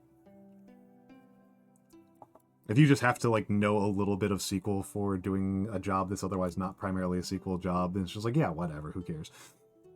If you were doing a job that was primarily SQL based and like you lied about it for the job interview, like I just think that's unwise. As a person who very much advocates for lying at job interviews, there's a limit. Chosen poorly. There's a limit to how much you can lie at a job interview and reliably get away with it. Oh, I never lie in a job interview. Hello, Raiders. Hello. Greetings. I'm just that cool. Raider. Kira cat. Yes, it's Kira Cat. What was Kira Cat doing? What was Kira Cat doing? Chat, let me... Hello, Daniel Sargent. Why is my keyboard being silly? There we go. Kira Cat _. You were doing art. What art were you doing? Kira Cat is a recent acquisition of mine. A recent new member of my social sphere. And they did a very lovely art of me yesterday. I think. The owl one that I saw? The one where I'm looking very devious. Ah, I see. I look very devious in it. It's very cute. It's very, very cute. But yes, okay, you're going back to the sea. How was the art, Kira? For the raiders, my name is Almantas. I am a former professor of sociology, not history. I just always need to clarify that. And currently I am a VTuber. I am old. I like doing old things. I mostly do lots of calligraphy streams. Today I am doing I am painting a Roman Legionnaire, and I am hanging out with my buddies. I have listed them in the Hello. stream title, but my buddies today are from left to right: Nyanomancer, Yes. VexxingCat, See. and Kari. Behold! I knew that was coming. I knew that was coming. That's why I did you. All right, chat. All right, focus in. Jingle, jingle. Which one of us is the extrovert? Yeah. Am I actually an extrovert? That's weird to me. In the four of us, yes. Okay, fair enough. It's an The notion interesting that I thing. might be an extrovert somewhere. I'm just is, at like, work. I very have to be interesting. reserved right now. That's actually true. Yeah, that's fair. Nano is capable of Nano is capable of great acts of bombast. I've having experienced firsthand during the fucking Monster Prom collabs. Yes, yes. And you've only He wild. You've only And that's with sober. him not swearing. You've only got I know, sober, right? Nano. You got nerfed, Nano. Yeah. I get nerfed Nano that doesn't swear because family's nearby. Listen, I'm not going to say anything, but perhaps by the middle of September, See? I will be unleashed. AKA unhinged. We just need to make you Oh, very small. yes. We need to turn you into a Nyanomancer. So Oh no! Listen, Maybe. listen, Wilburn. You saw me utterly twisted. All right. At MagFest? Oh yeah. No. Yes. Nate was the It one brings who, Nate was the party host. it brings the whimsy and bombast out of me. Oh. I have a deep affection for Nate because he gave me free drinks. I agree, Kira Cat. It is a very cool Some Legionnaire. good drinks too. But yes, you're doing a VTuber design based on a Bakunawa. That ate the sun. That is a hell of a. That is so much larger and more grand than a guy who just happens to be old.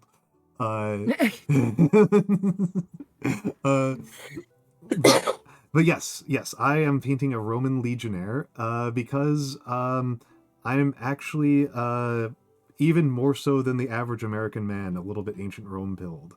I am a sicko who reads academic nonfiction for fun. Listen, the grain market in ancient Rome was actually a good read. Yeah. Oh, no. With the current copper tariffs, like, we need to bring back a Unitier. He's a man for our modern age. With the current copper tariffs, I'm gonna go around and start ripping It's copper out not of ancient buildings. Rome, though. That's true.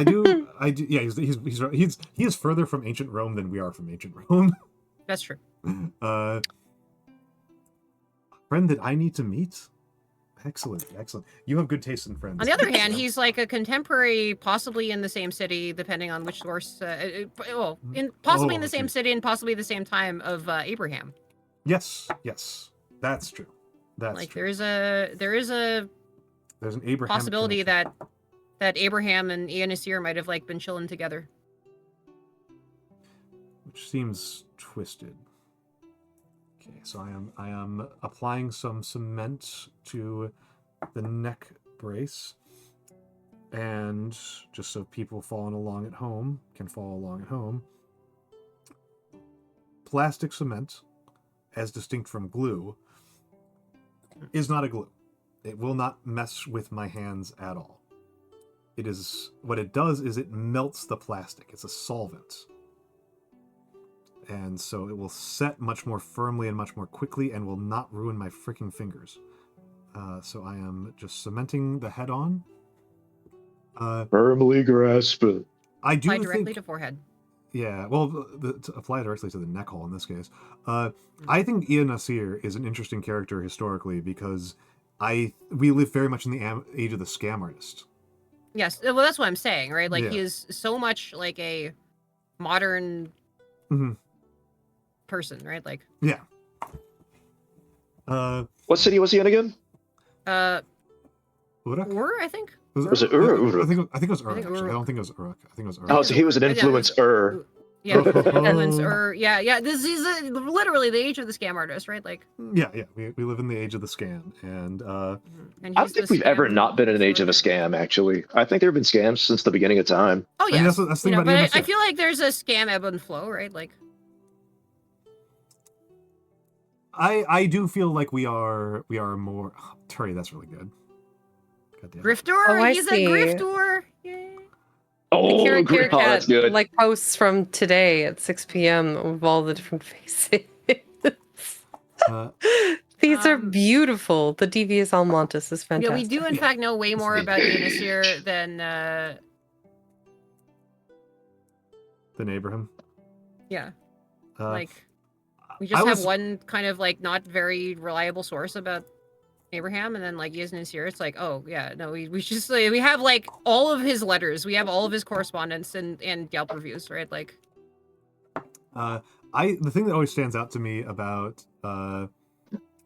Ian Nasir as a character in history is that he kept the negative reviews of himself in his own house, yes. which is very much a like keeping your haters alive. Keep kind your of haters moment. close, yeah.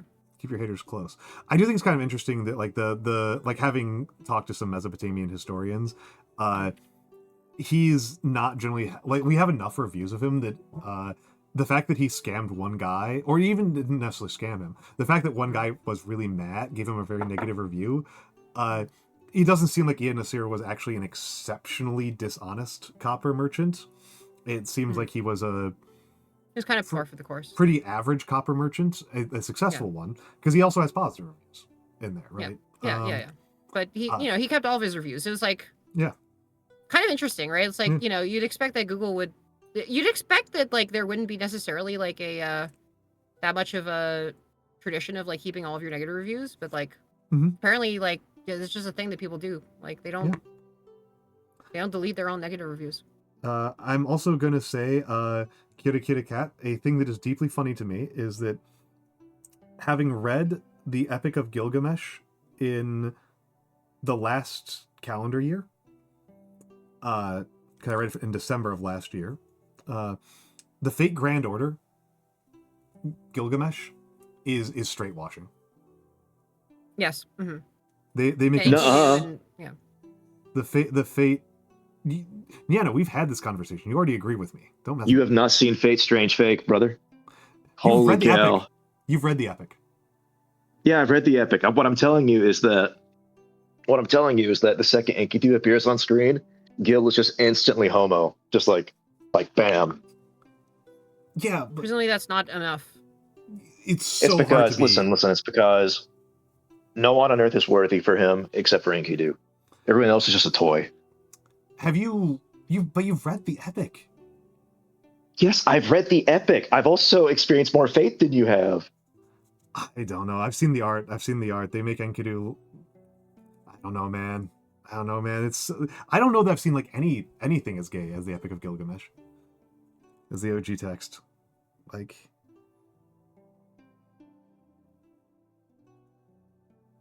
I'm telling you, it's very blatant.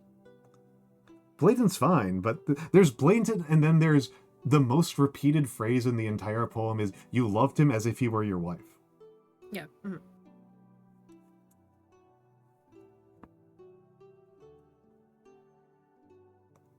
I'm just saying the oldest piece of fiction that we've got is one of the gayest.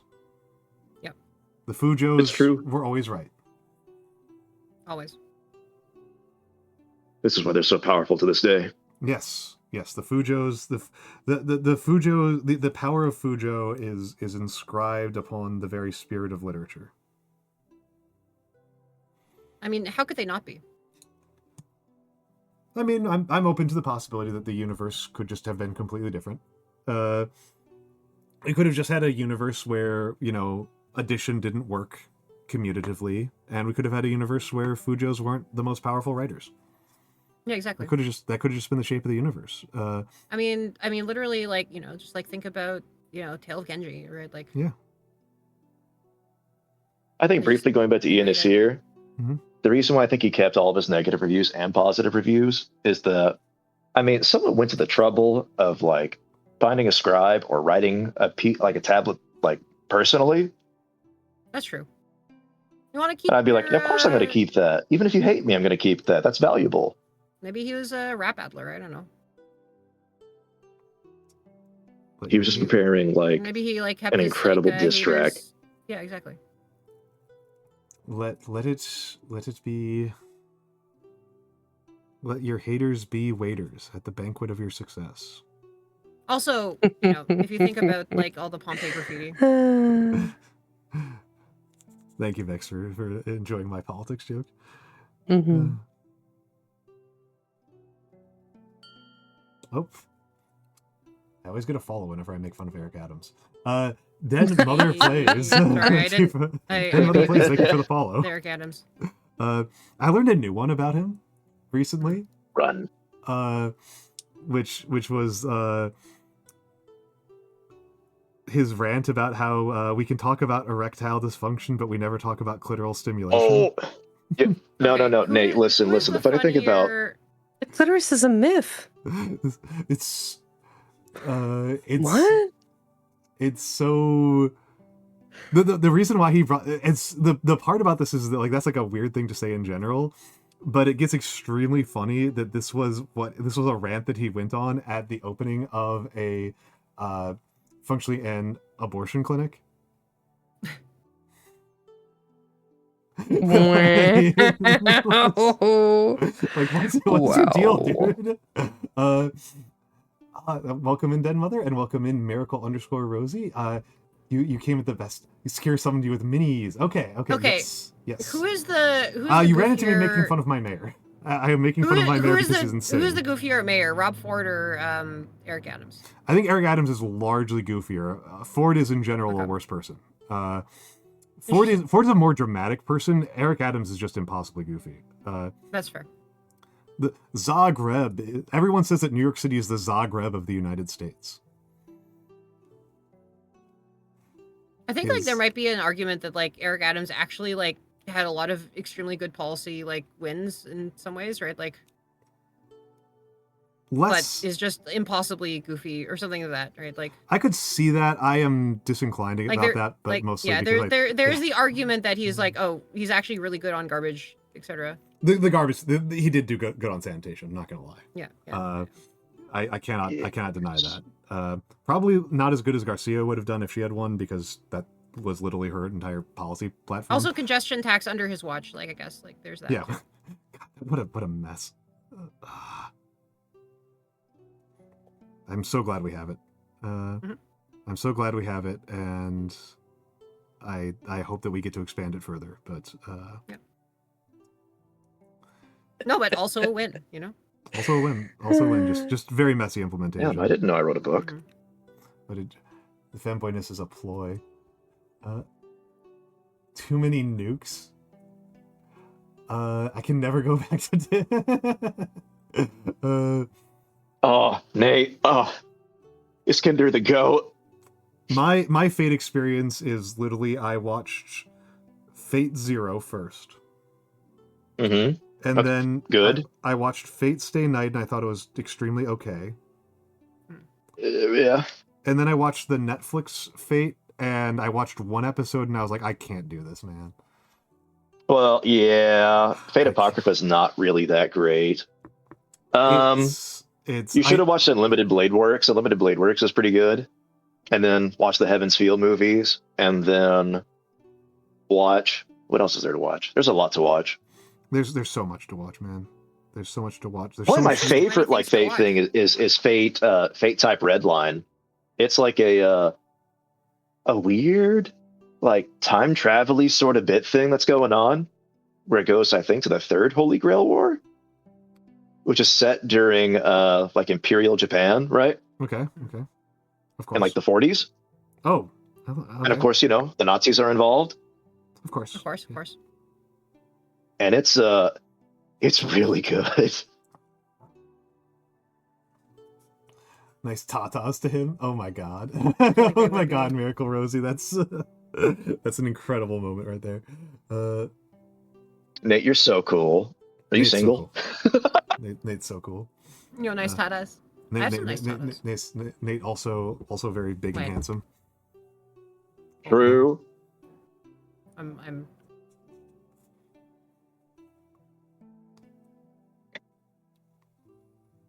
Let's go. Part of the Nate fandom over here. I'm over here harassing men in Almantas' chat. Natalia. What about Natalia? I don't like to think about fiction fandom. Oh, buddy. I don't either. The calling Natalia part of the historical fiction fandom. Spicy. Imagine like having a mixed box set of like BBC like 6-episode dramas and like historical murder mysteries, and then just in the middle of that you got Natalia. That actually made me gag slightly. Good job. Oh, you worked on Extella.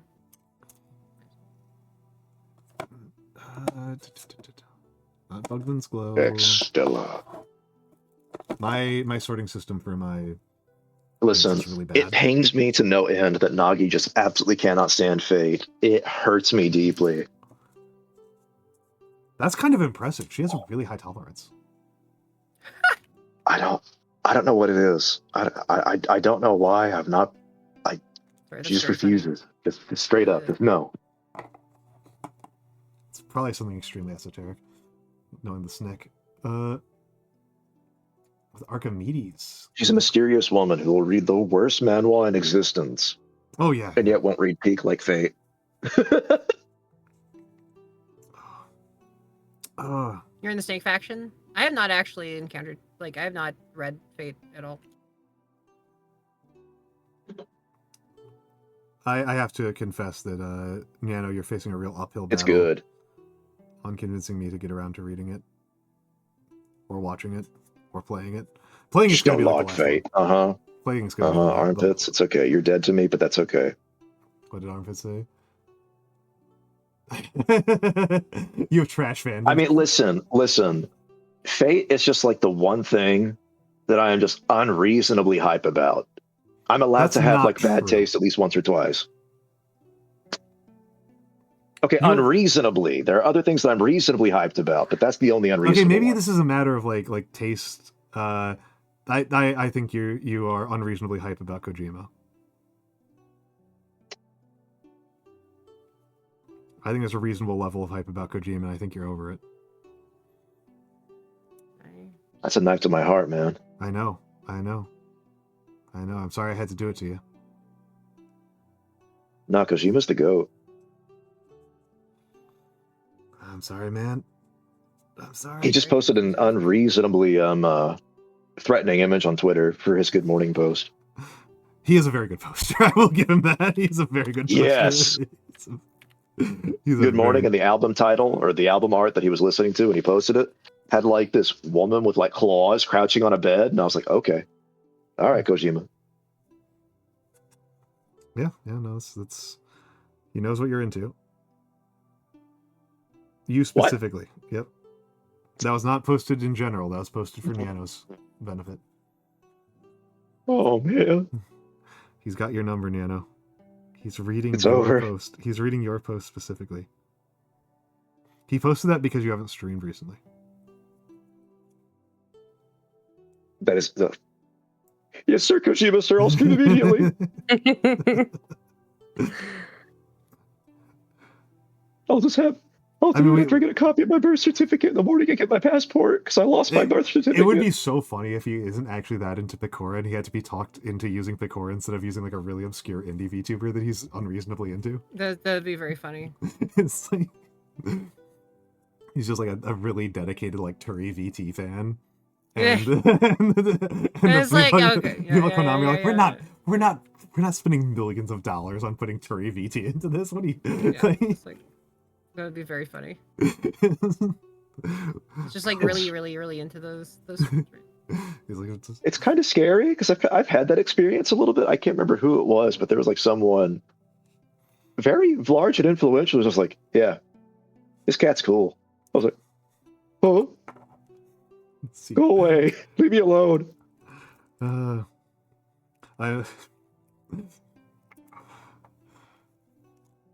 Scares me every time. I'm just thinking about what would be like the worst one, like what if Henry Kissinger was into your streams? Oh no. One, I'd be impressed that he's watching me from hell. Yeah, there's that element of it. Who's the most evil viewer of each of us? I mean, As of each of well. us, Pee Wee Herman. Pee Wee Herman. It could be so much worse than Pee Wee Herman. I'd kind of live with that one. Okay. That's could the be first so thing I much- thought of. It would be so much worse. I mean, the one who is inevitably going to come up as like the most evil person to be watching your streams is like almost certainly is watching VTubers and like has opinions. It's Musk. Fair. There is He no almost way. He doesn't know what it. No, he does not. I I think guarantee he's you. No. Alex fan. Tate. I think he would. Andrew Tate would be a really bad one. That's one. Andrew Tate would be a really bad one. No, there's no way Elon Musk doesn't know about VTubers. He's too much of a dork. What if Donald Trump watches That would be VTubers? really funny. That would be really I funny. tell you right That'd be now. really funny. Listen, Taking a break from that's watching a Cora. She's great. But yeah, no, Musk definitely does. He like makes a big fuss about like his skill at Path of Exile. Like That's true. oh god, Netanyahu. You know, actually- Netanyahu is a messed up one. That's a messed up one. You know what? It'd be Don't very speak that funny. evil. Just because I get the vibes from the guy, I'm pretty sure that Stephen Miller watches VTubers. Oh yeah. No, yeah. That makes perfect sense to me. No question in my mind. I'm not even gonna question that. That's fair. That's guy pretty evil guy. He is the most the most evil. influential and powerful millennial, so extremely Yeah. likely. Nah. Okay, JD Vance probably watches VTubers. Whew. Whew. Okay. Whew. Whew. Let me see. JD Vance is in the Vextoria streams. Is he? Hold on. I wonder what it's too bad likes are not public because I bet you if we went through his likes. Oh yeah, that's Okay. that's true. I guess we can. I don't even want to delete all his continue tweets like after June. Speculating on this, Sorry. yeah. we are taking a deeply. This is a The boat's deeply on. Nice. we're into a deeply evil route. Yeah. I like know. to send it to the dark okay, realm. Eliza Yudkowsky has no opinion on VTubers. Kita Cat, have a lovely night, or actually, hold on, afternoon. Have a lovely afternoon. Thank you for stopping by. Thank you for trusting your community with me. I should have. Wait, really? Hmm? Big Yud doesn't care? No, he doesn't. He has no opinion on VTubers according to him. I asked him in person. Wow. Yeah, Big Yud. I'm actually kind of surprised by that, but I think that does kind of cement Big Yud's reputation as a phony. I really just want to throw him into like a lake. He's such With very heavy shoes. such an off-putting person. And his wife is like a liberal. Like their wedding had like a fundraiser for like a women's shelter.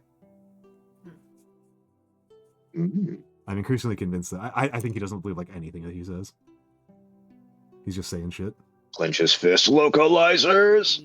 Localizers. I have my stance on localizers, which is Localizers ruined my marriage. How? I need to spell this out for us, dude. Spell this out. Give it to us. Well, you see, Give it to us. she left me because I watched anime dubbed.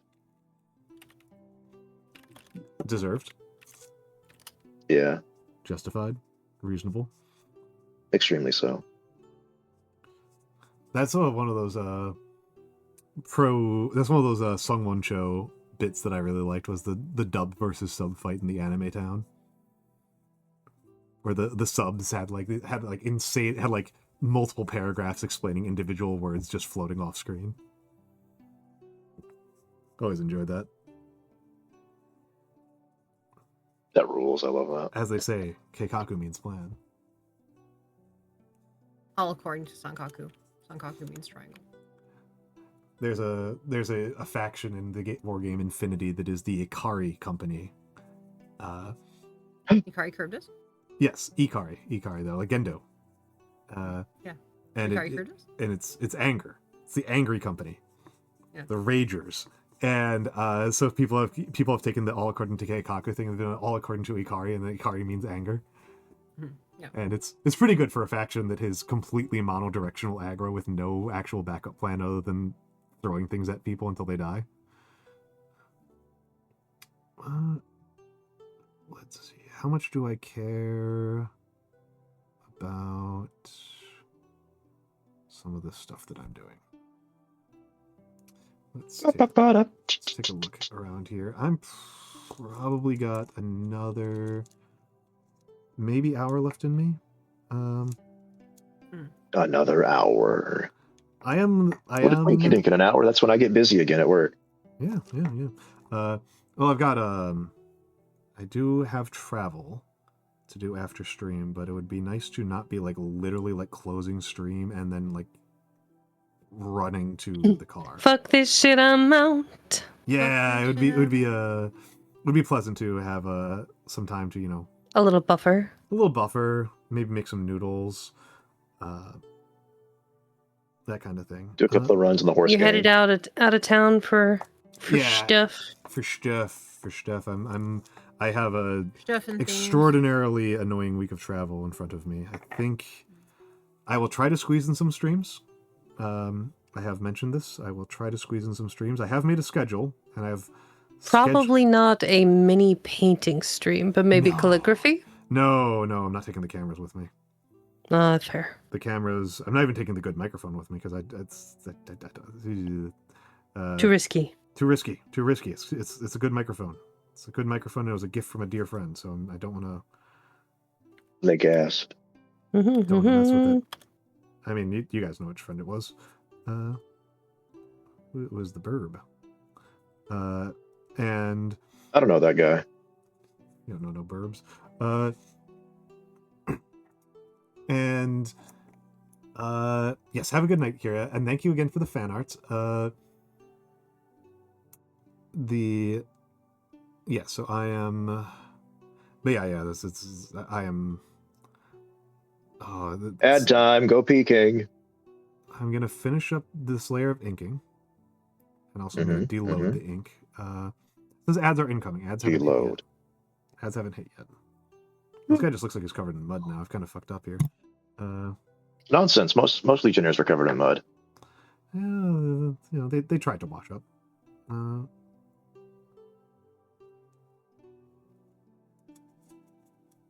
They tried to wash How up. interesting. They clean themselves with a stick. They clean themselves with a bathhouse. I still think Roman baths probably smelled like ass. I know that at least one of them had like sulfur vents, so that one definitely smelled like rotten eggs because.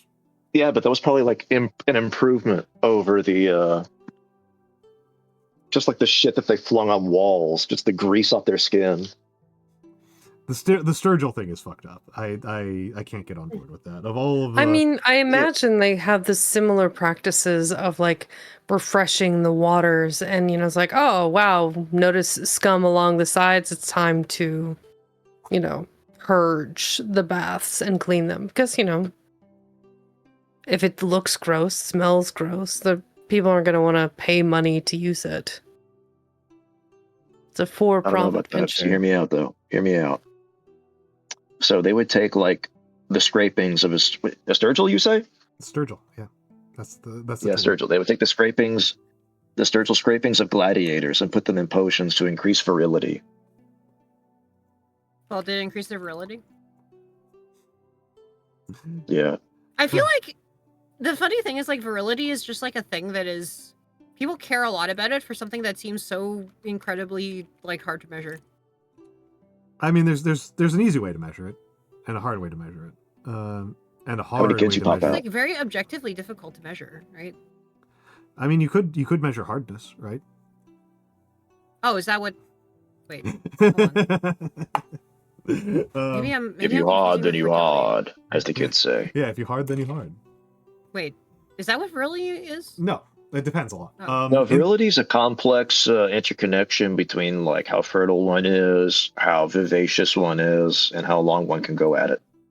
It is That's what I worth was saying that in thinking. the case of ancient Rome, they would probably be talking about virtus, which is a specific cultural norm of around behavior and ethics. And virtus as which is sometimes people try to say it as manliness, but that's not very accurate. I mean, the actual literal word virility is like Virtus has a slightly different root than virility. They're slightly different, but virtus is like it's your ability to like fuck it weeball. Virtus is your willingness to just throw down when you see somebody behaving like an asshole. It's your we might translate it today as your fighting spirit. And the Romans, talk about it at length. It's one of the two Roman virtues that they never shut up about. The other one being fides. Virtus and fides are the two that they never shut up about. Fides being like your ability to keep your word, right? Your honor. right. And fides is very important because it's like the thing that makes the entire Roman Empire work at a very basic level. Yes, But that's fair. the virtus is your ability to like to act strongly and decisively under pressure. And it, the Romans contrasted the two core military virtues are virtus and disciplina. Disciplina is your ability to be cool under pressure. Virtus is your YOLO energy. Yes, that's a good way to put it. It's your YOLO energy. And the Roman thing, I always thought this was kind of interesting. The Romans viewed themselves as at the center, right? Not the extrema. They viewed themselves as at the center of the world, and the people to the north and west, the Celtiberians and the Germanics and the Gauls, had too much virtus and not enough disciplina. And the Greeks and the Persians and the Egyptians have too much disciplina and not enough virtus. They're not willing to go hardcore. They're too willing to like sit back and talk and think about things. You need to have a balance of those things, and only the Romans have the proper balance of those two things to create truly good soldiers. I find that interesting. But yeah, they would probably be talking about like you slurp the gladiator bathwater, the gladiator boy bathwater, and that enhances your virtues and will make you not just better at sex, but better at like punching people. Which is even harder to measure. Which is even harder to measure than basic virility, right? That's even harder to measure. True. Yeah, you need to have all these like weird gladiatorial games and then form like group identities based on like what color they are, and like it's the whole thing.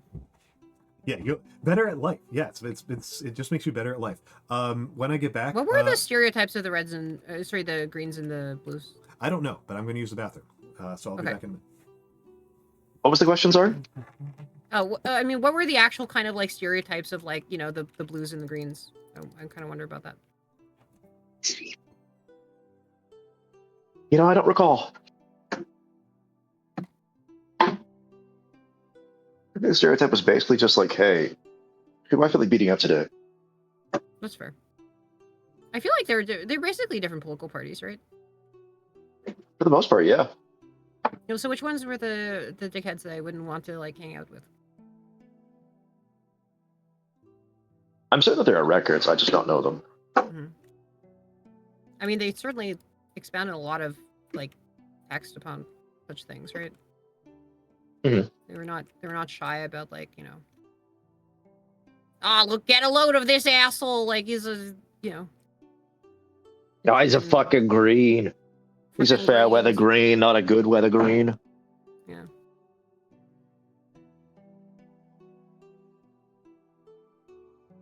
It is very funny the whole thing around like the Pope getting a Red Sox hat or a White Sox hat, I think, right?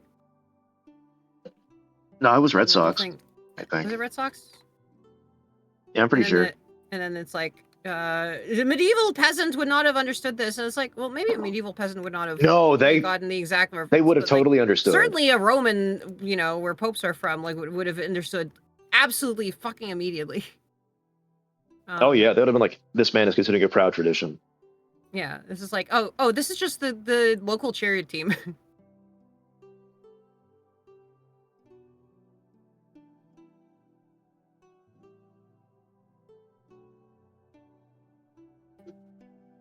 Pope So I wonder what it gets would have been like to hat from attend one of local those chariot games. team. Yeah, of the local chariot teams. Must have been pretty fun.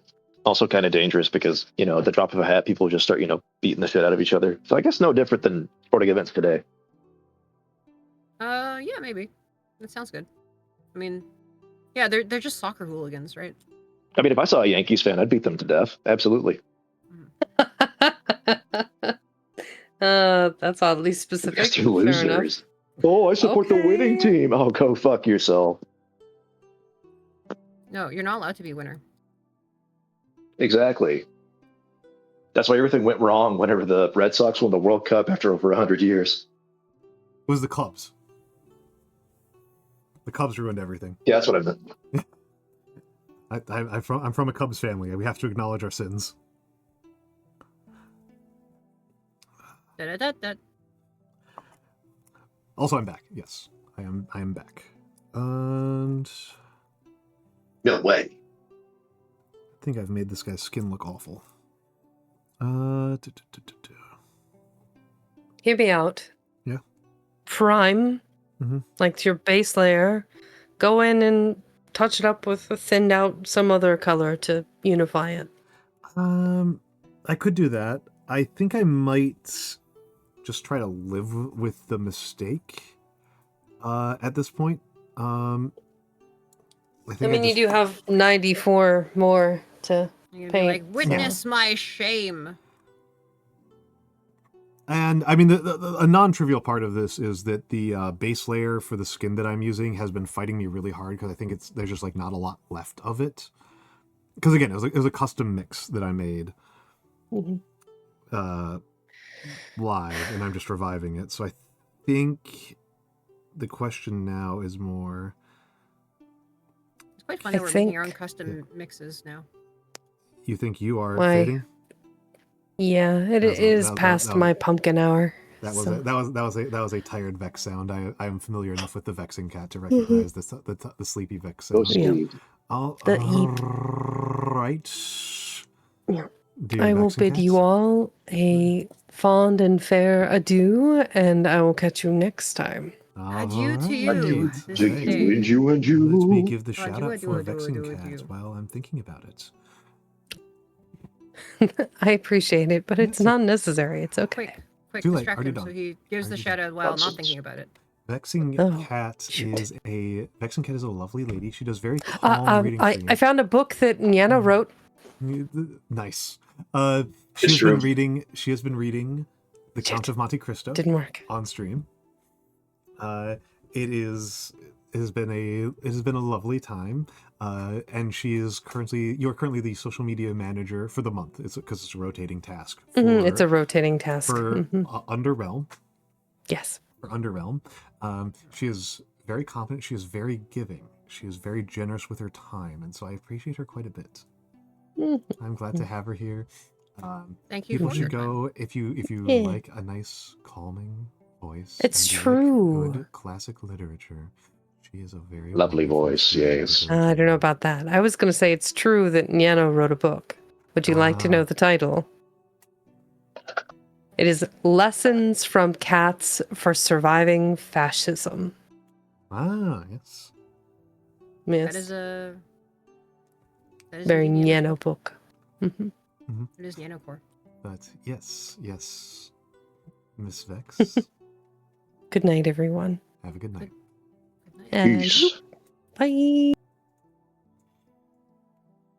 All right. I wonder if the actual wizards of the world were sweating, as the Nazis were going around looking for magical artifacts. I actually imagine, given if we're talking about the Harry Potter wizards, No. Okay, I was like, I'm pretty sure the Harry Potter wizards were pretty sympathetic to the Nazis, just in general. Yeah, they would have been. And I'm pretty sure that if Even they in thought, lore, yeah, even like, in lore, which is like, kind of fun. and like not even just like the bad ones. It just seems like all of them were just like kind of down with it. No, they're like, no, like seems like this Grindelwald guy is like. It's just just the Muggles doing a little bit of housekeeping. Oh.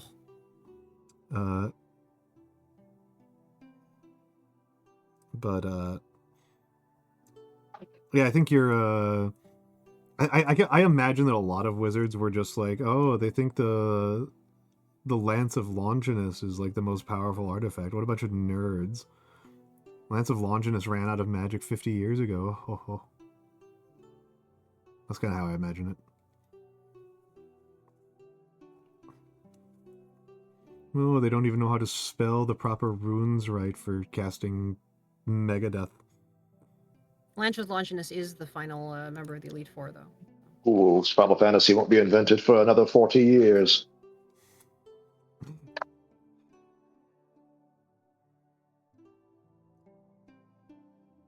$40. Actually, that's pretty accurate. 50. That's actually not. 1987, baby. It's actually, yeah, I was about to say that's actually pretty close. It's part of my Wi-Fi password. Is Final Fantasy like creation date? Yeah. Huh. Nice. So if you're ever in my area and you need Wi-Fi, just remember, 1987's in there somewhere. I'm sure that's plenty of information. We don't need any other context for Yeah, using the rest of the Wi-Fi password. We're gonna be able to stalk you now. I am pretty amused by a recent thing I saw that somebody has the hypothesis that Final Fantasy games have been getting worse writing because they ran out of good movies to crib from. And then there's a slideshow that's from the Final Fantasy staff that they basically just watch Nolan films over and over again. It's like, damn, I guess they really did. Yeah, well, I mean, like Final Fantasy 16, Yoshi P made the entire development steps. Like, watch the first couple of seasons of Game of Thrones. And you know what's really sad is that the Game of Thrones like inspired part of it, right, is actually the good part of the game. Oof, rough stuff, buddy. I'm still surprised that there haven't been more people who have like taken up Balmer 64 the Second Attack, who are like Final Fantasy 14 fans. I don't understand the connection. I've only played. It's Yoshi P's first work. Oh, okay. Yeah, Yoshi P's first like story director work is like 64, Bomberman 64, the Second Attack. Ah, excellent. I remember playing the first Bomberman 64, and it was fine. It's much less of a Final Fantasy game than the second one, I think. I can imagine that because it wasn't much of a Final Fantasy game. It was It was one of those like it was one of those video game plot lines that I remember a lot from that same era. Like, and thank you for the Almantas skeletons. That I associate a lot with like Mega Man Legend, where like not only did they kind of forget Legends. What was that? I love Mega Man Legends. Mega Man Legends is very cool, but they also did kind of forget that the game was supposed to have a plot until the last like half hour. Nah, you're wrong. Yeah, who knew the plot? Okay, they had Tron Bon up until the last half hour, and then they had a completely different plot that was much worse in the last half hour. Nah. I'm not going to accept this Tron Bon slander. No, I won't. Tron Bon John Tron? Tron Bon's much better than John Tron. Fair enough. That's one of those models that I'm like pretty jealous of. Is the Cali Calico Tron Bon. That's a really good one. I'm still so fucking livid that like I was genuinely going to be the first person to have like a PSX inspired model, right? Genuinely. Yeah. But the couple of people that I went to were like, no, sorry, we don't do VTuber models. I'm like, okay. A year later, they do VTuber models, and I'm like, I feel like I've really been sleeping on the retro acquisition of new models. It's not necessary. It's a luxury. Oh, maybe, but it seems fun. yeah, no, for Kari, this is a Whether luxury. necessary. Yeah. This is a luxury, and she knows it's a luxury. Yeah. Kari knows that this is a luxury, but it's just a luxury that she happens to want. Yes. I crave it. Indeed. I crave more forms of In the self-expression. In the same way that I know that extremely hot sauces are a luxury, but I must become still a want to acquire Dargon. them. Yes.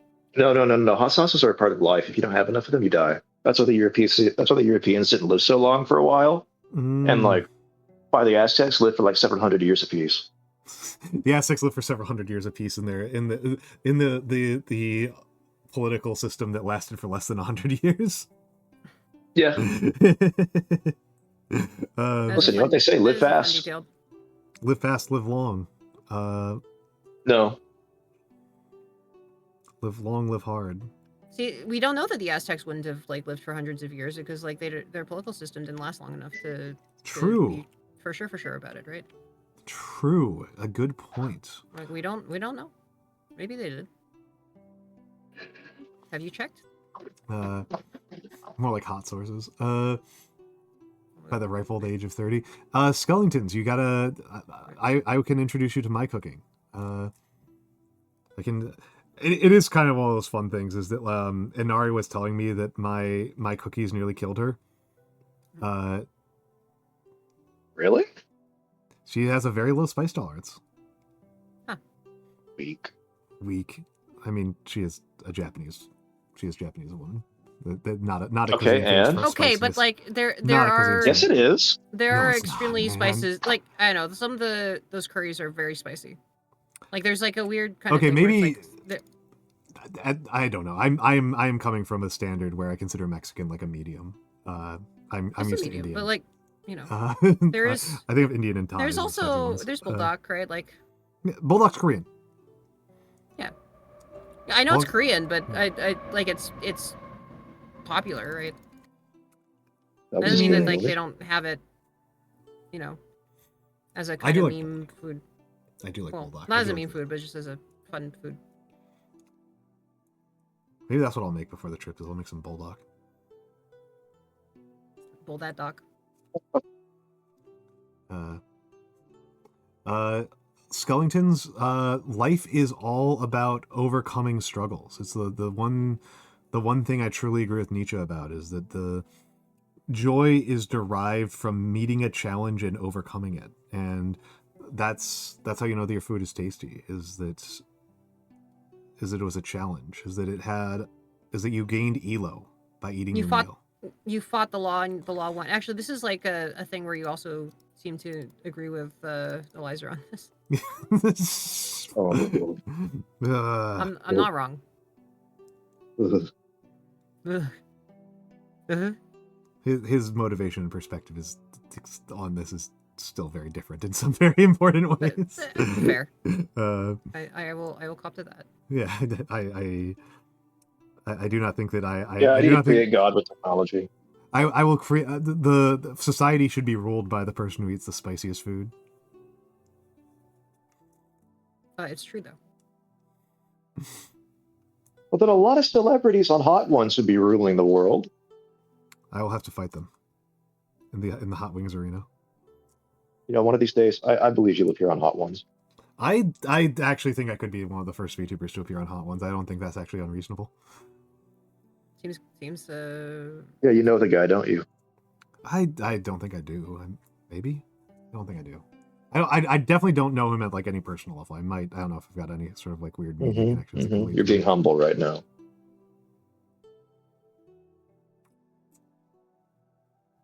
I'm being uncertain. But yeah, I first VTuber on Hot Ones would be funny. I guess there hasn't been one before. Right? I don't think I'm remotely famous enough. I think that they would look at me and they'd be like, "That's a really good idea," and then they'd get like Pip on or something. Oh, no, they wouldn't know. Hey, but declaring I'm not wrong is very Nietzschean. True. capsaicinocracy. Yeah, exactly. I am reminded of a one of those old web comics from a million years ago that was about philosophers, and a person was like, okay, who gets this last slice of pie? And then Aristotle chimes in with, do you remember my thing about how the best flute should go to the best flute player? And Plato or whoever it is, like, oh yeah, so what you're saying is that we should give this slice of cake to the person who is the most able to enjoy the cake, right? That like we should make this specific, and we should make a concerted effort to maximize what we're getting out of this. And Aristotle goes, no, you're wrong. What I'm saying is that everything should go to the best flute player. So the slice of cake should also go to the best flute player. And I am the But then best they're just flute gonna player. flout it. They're just gonna flout it. Aristotle, I'm That rich seems as like fuck. something Aristotle would do. Yeah. I have always enjoyed that that Plato's name is definitely not his birth name. That's always amused me. No. What's It's up, wrestler man? It's his fucking it's his pro wrestler name. It's his VTuber name. Has anyone considered that Plato may have in fact been Socrates all along? I've often felt like it's kind of the other way around, that Socrates is just Plato's mouth puppet. Sock puppet.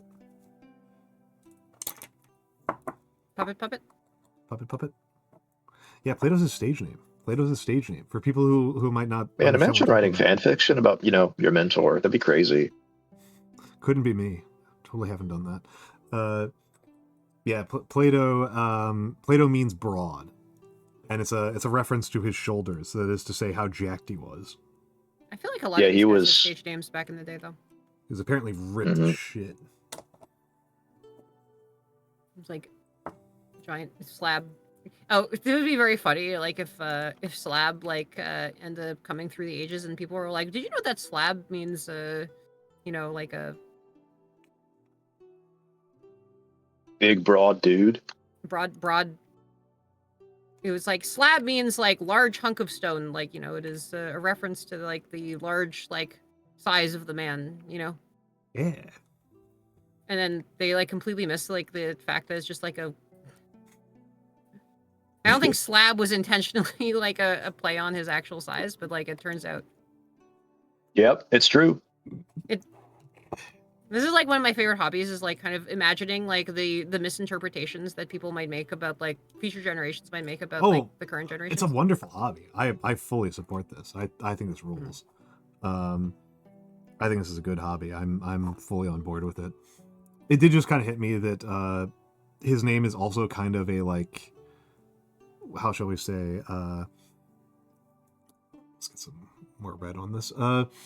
Is also kind of like a pulp era action hero kind of name. Mhm. Imagine a guy just being named like Thick Hard Think. Yeah, like Conan the Barbarian. Yeah, like Conan the Barbarian. Yeah. The man of the slab. He's like imagine if there was It's like a guy Kojima who's- protagonist. Like have you seen how like Death Stranding names its like characters? Yeah. I've done the Kojima name generator. Oh, nice. I've done the Kojima name generator on stream. I've gotten other VTubers to do the Kojima name generator while they were streaming. I bullied Bug VT into just doing it while she was live. Nice. Oh. I think the most recent one I got was I think I may have actually gotten old man. Old man. Yeah. Thank you, Die Hard Man. Thank you, Die Hard Man. Hearing Die Hard Man, smile. Didn't he never actually die? Isn't he like You one of the few realize what people that Die Hard definitely- Man is actually named Dies after? hard. The guy dies hard. What do you want to know? What do you want from me? Is he named after Factory Die? No, I don't. Is think he so. named I after think he's is he named after the he's an Bart D- extraordinarily tragic character. Okay, then I'm going to stick with my folk etymology that he's named after the Bart the bit. the Bart B. Yep. Yeah. Mhm. Actually, I'll just- Specifically from The Simpsons and not from Yeah. any other like source, right? Like Yeah. it's like The Simpsons characters like just He's became named like after, he's named after the in- movies. creatures I know of that legend. you mean like the Die Hard movies, but it is funny to just think like the characters just named after something from the movies that Kojima half remembers. Which admittedly, like Kojima actually does just like know things about movies. I make That's- fun of him a lot, but like I'm not That's gonna say that not he doesn't. that's not unlikely. I'm razzing on the guy, but he is a movies guy.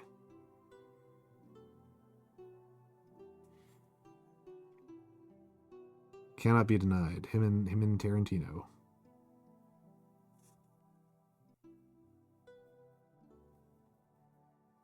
God bless Tarantino. What a person. You know what? I have a theory. So there's a character in Death Stranding 2 that walks around almost all the time in bare feet, right? Mhm. Quentin Tarantino's going to be in Death Stranding 3. Probably, yeah. Midnight_Afton, thank you for the follow. Pleasure to have you here.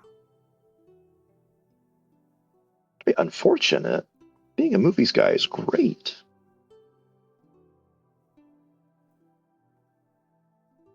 You know what really okay. Yeah. Let's hear it, buddy. You know what really makes me a little bit sad? Because I feel like positive news like doesn't go very far.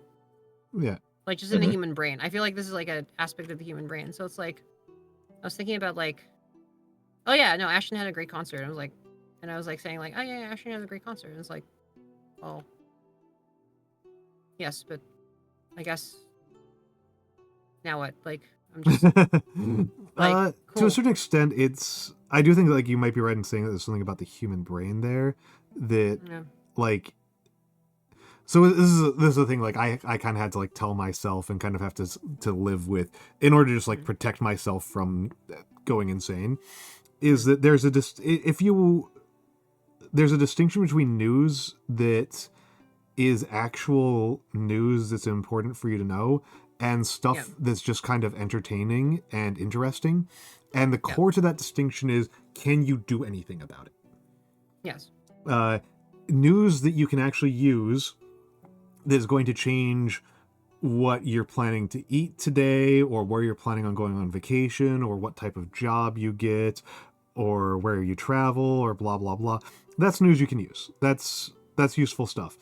And then there's the... See, that's the thing, though. It's like, the news you can use is like, oh, hey, this group that puts on these concerts like is pretty good, and maybe try going to their concerts because they're kind of is like an I am prepared to advertise this concert, right? Like well, what I was saying was that because of the nature of destruction as a concept and the types of things that cause us to need to change what we're doing, that causes negative stuff to weigh much more heavily on our minds. Right.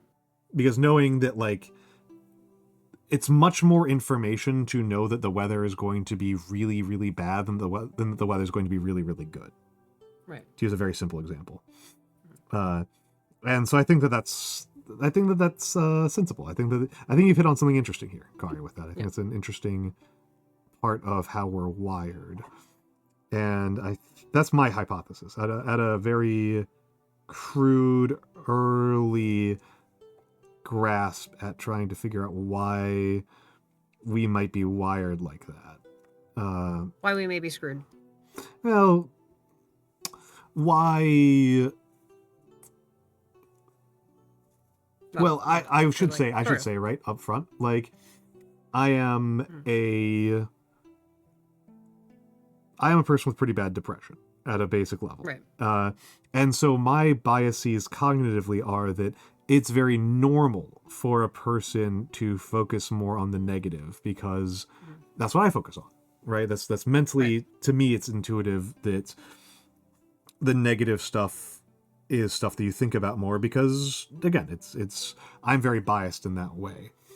I am not biased to view this as an aberrant behavior because it's just something that's very baked in about my personality and my life and also other people. humans do have a fairly heavy negative priority bias. Okay, I thought so. I was just not sure how much was that actually being human and how much was that me being mentally ill in a very specific way, right? Not just like the general way that we say as VTubers that we're mentally ill. But, I think this is getting to something that I think I'm coming to a synthesis here. Yes, good. I believe that what's going on is that the reason why I'm like a little bit worried about like why it feels like VTubing is like more maybe unwelcoming and like unfortunate like in terms of what's going on than like it used to be was because like, you know, the negative news that was going on when VTubing blew up was COVID, right? Like this was the nasty thing that was going on in the world. Yes, right? It was. And now we're not in that like situation. It's not as big of a news item, yeah. Yeah, it's not big, like we're not in a situation in the sense that like, you know, that's not the focus of everyone. And so people now like it is not like I guess what I've like often thought of is like the whole idea of like the struggle against adversity is the kind of narrative impetus to like this kind of stuff because it's like, you know, VTubing doesn't really have heels per se in the way that like pro wrestling makes heels. Yeah. Right? I mean, yeah, like to the extent that Nagi is a heel, it's very minor, you know. And so like, you know, but like you kind of need heels for people to like retain interest. And so I think like for a large part of the early development of the medium, like the heel was the fact that COVID meant that people could not really do off collabs and like could not like, and it was like this kind of aspiration towards like doing this kind of, you know, eventually one day we will be able to like hang out together and do stuff. Until then, we must strive apart in this like, you know, shared experience with you, the viewer at home. And so like that was kind of the heel. And now like we're kind of grasping for other heels, and so the negativity has gone up, right? That's my I have a like, different take. hypothesis. Yes. So my thought here is that Sorry, Scuff is also a heel. Scuff is a heel. My thought is that getting to a point where I need to use non-thin coats. My thought here is that, and let me. Have I stopped moving? No, I'm just like, I'm just not moving very much.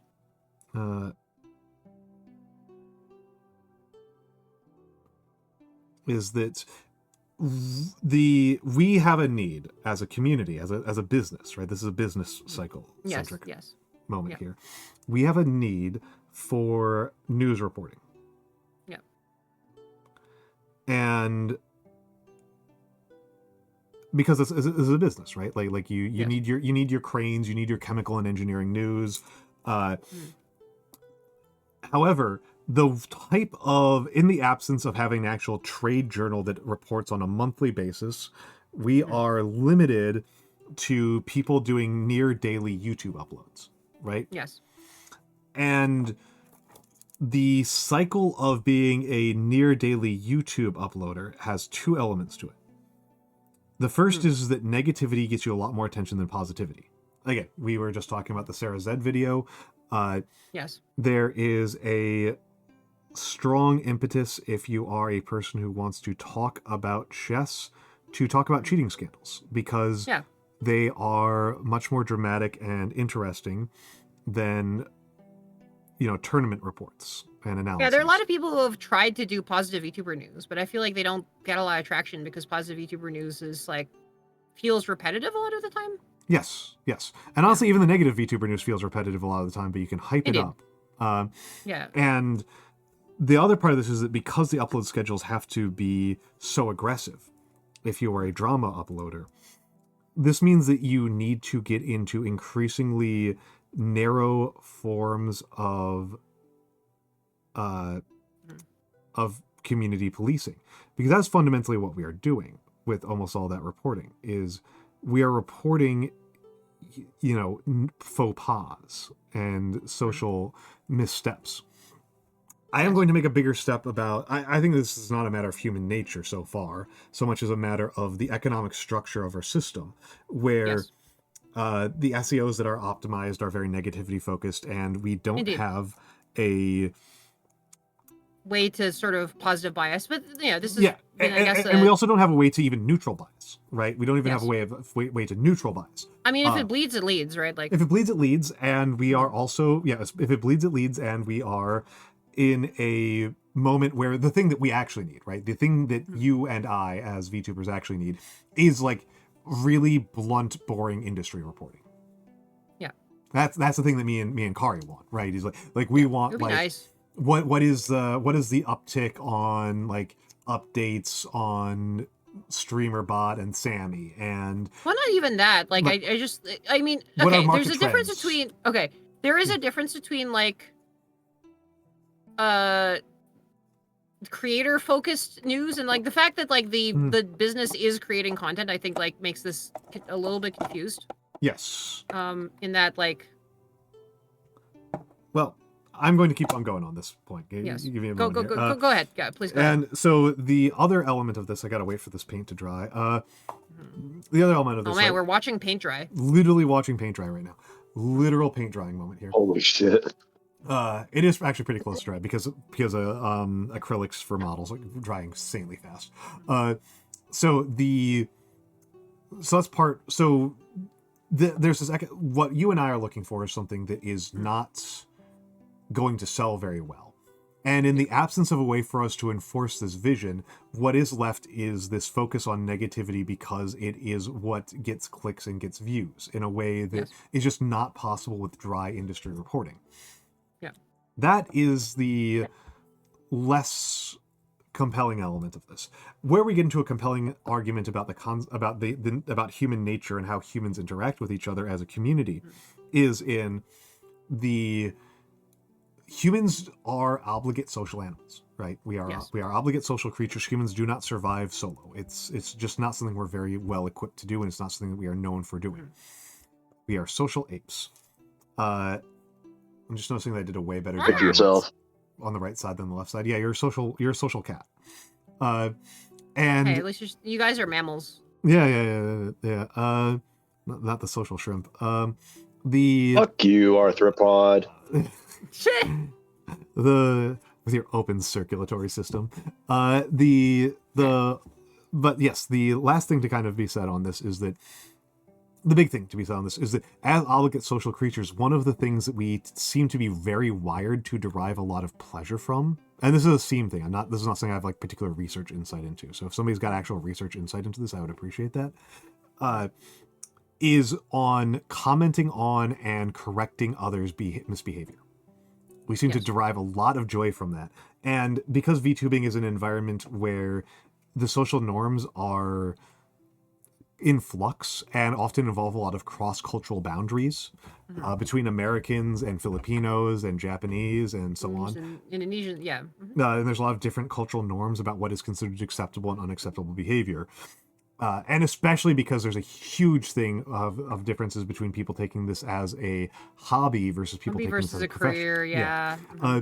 This means that the possibility for social misstepping is incredibly high. And again, people derive a lot of pleasure from correcting social misstepping. But because upload schedules and the demands of trying to be a drama VTuber, which is the closest thing we have to a reporter or a journalist in this field is drama VTubers, because they have this incentive to be publishing so frequently, and this means that they have an incentive to get increasingly narrow and narrower and narrower minded about what types of behaviors they are policing and correcting.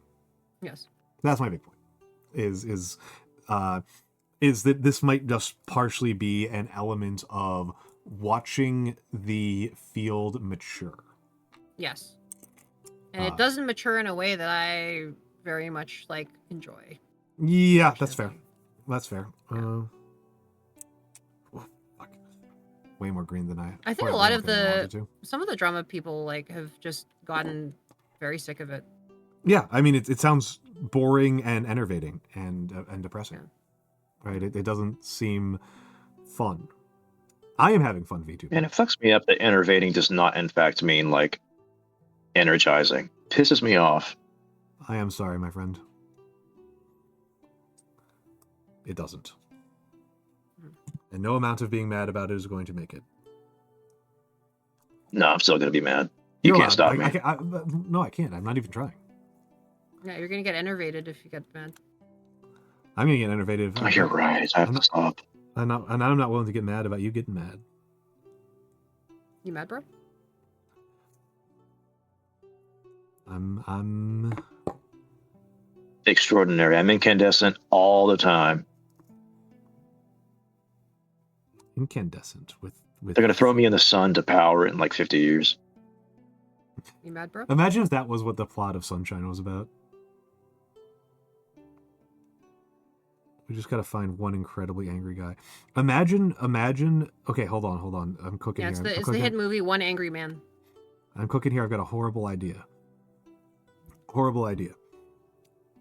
Disgusting idea. The source of energy, right? The source of energy for a society is anger. It's humans sacrificing angry people. Mhm. I don't know. Just spin out from there, right? Let's just spin out from there. All right. Let's. So like, you live in a society where if you get angry enough, you will be thrown in a power plant and crushed. In order for people to microwave things.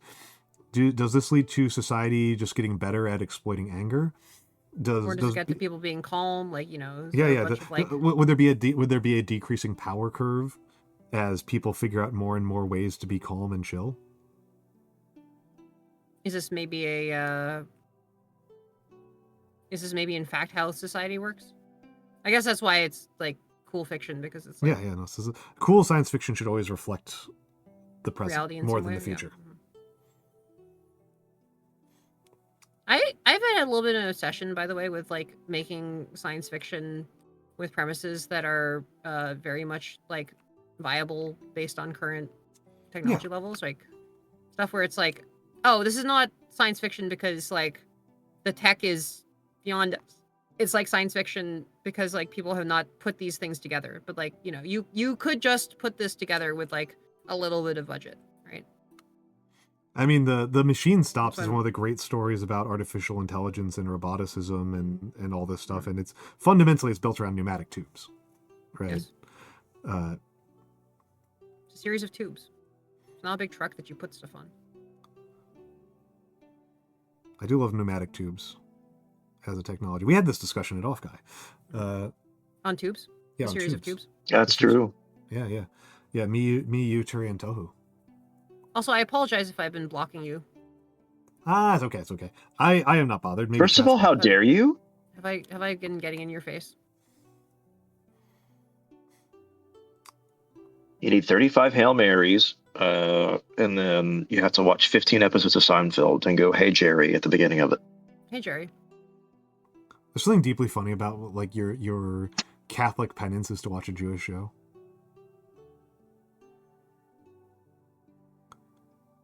Yeah. I And do I think can't think that of would any be good explicitly Christian ones, so. This is like all the people like claiming it's like, well, Superman is supposed to be Jesus. It's like, No! Shut up! Don't get me started, please. I think that may be false in the grand historical sense of the character in general. I do think that it is true in the case of the Zack Snyder ones. Well, that's because Zack Snyder's a fucking hack. Yeah, Zack Snyder's not well, Zack Snyder's not just a hack, he's also an extremely conservative Christian. He's also very political. Yeah, that's what I said. Hack. There's other ways to be hacks. There's other ways to be hacks than that. There's more than one way to be a hack. People can be hacks in all sorts of ways. There's a bright and beautiful world of being a hack. You know what? I would like to say that with the statement that I just made, should I ever run for office and anyone digs that up, I can never run for office. no, you can It's run over for me. office. You've been Depends where, freed. yeah. You've been liberated. Just run for office in Fantastic. New York City. Oh, Oh. no, I popped my knee. Yeah, no. Superman is very much a Jewish superhero in its original conception. Yeah, he's Moses. He's Moses. Moses. He's American He Moses. was put into. What do you mean some of the creators were Jewish? They both were. Yeah. Some Two guys made Superman. More than one of the two creators were Jewish. Mhm. Yeah, no. Superman was very He's much also a Canadian superhero, isn't he? Superman was very much to reflect a pretty optimistic vision, to put it gently, of the American dream as seen by ethnic minorities inside the United States. Yeah, and in Canada. And in Canada. But yeah, there's a reason I will why not. I will Or not have into a golem? Superman's, Canadian roots be slandered this way. Superman is from Alberta and is therefore scared of rats. My tiny mind has tiny scraps of vast knowledge.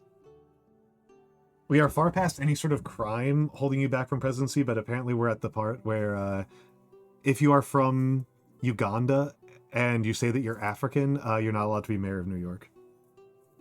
Yeah, it's illegal.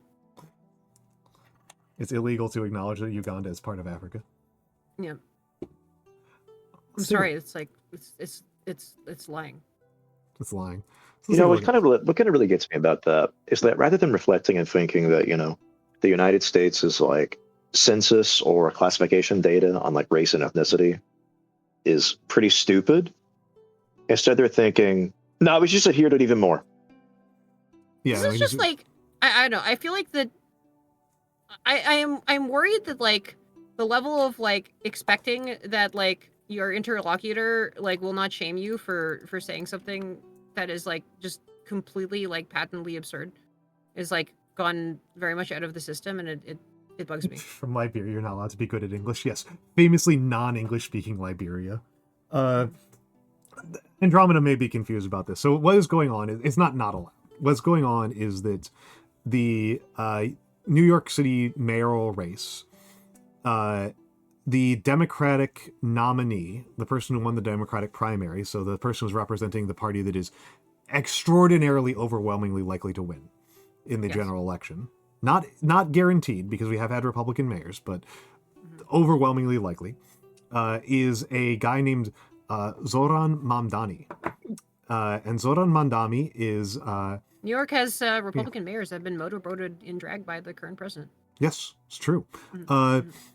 Is Zoran Mamdani... Things they don't tell you. Is of Indian descent and was born in Uganda.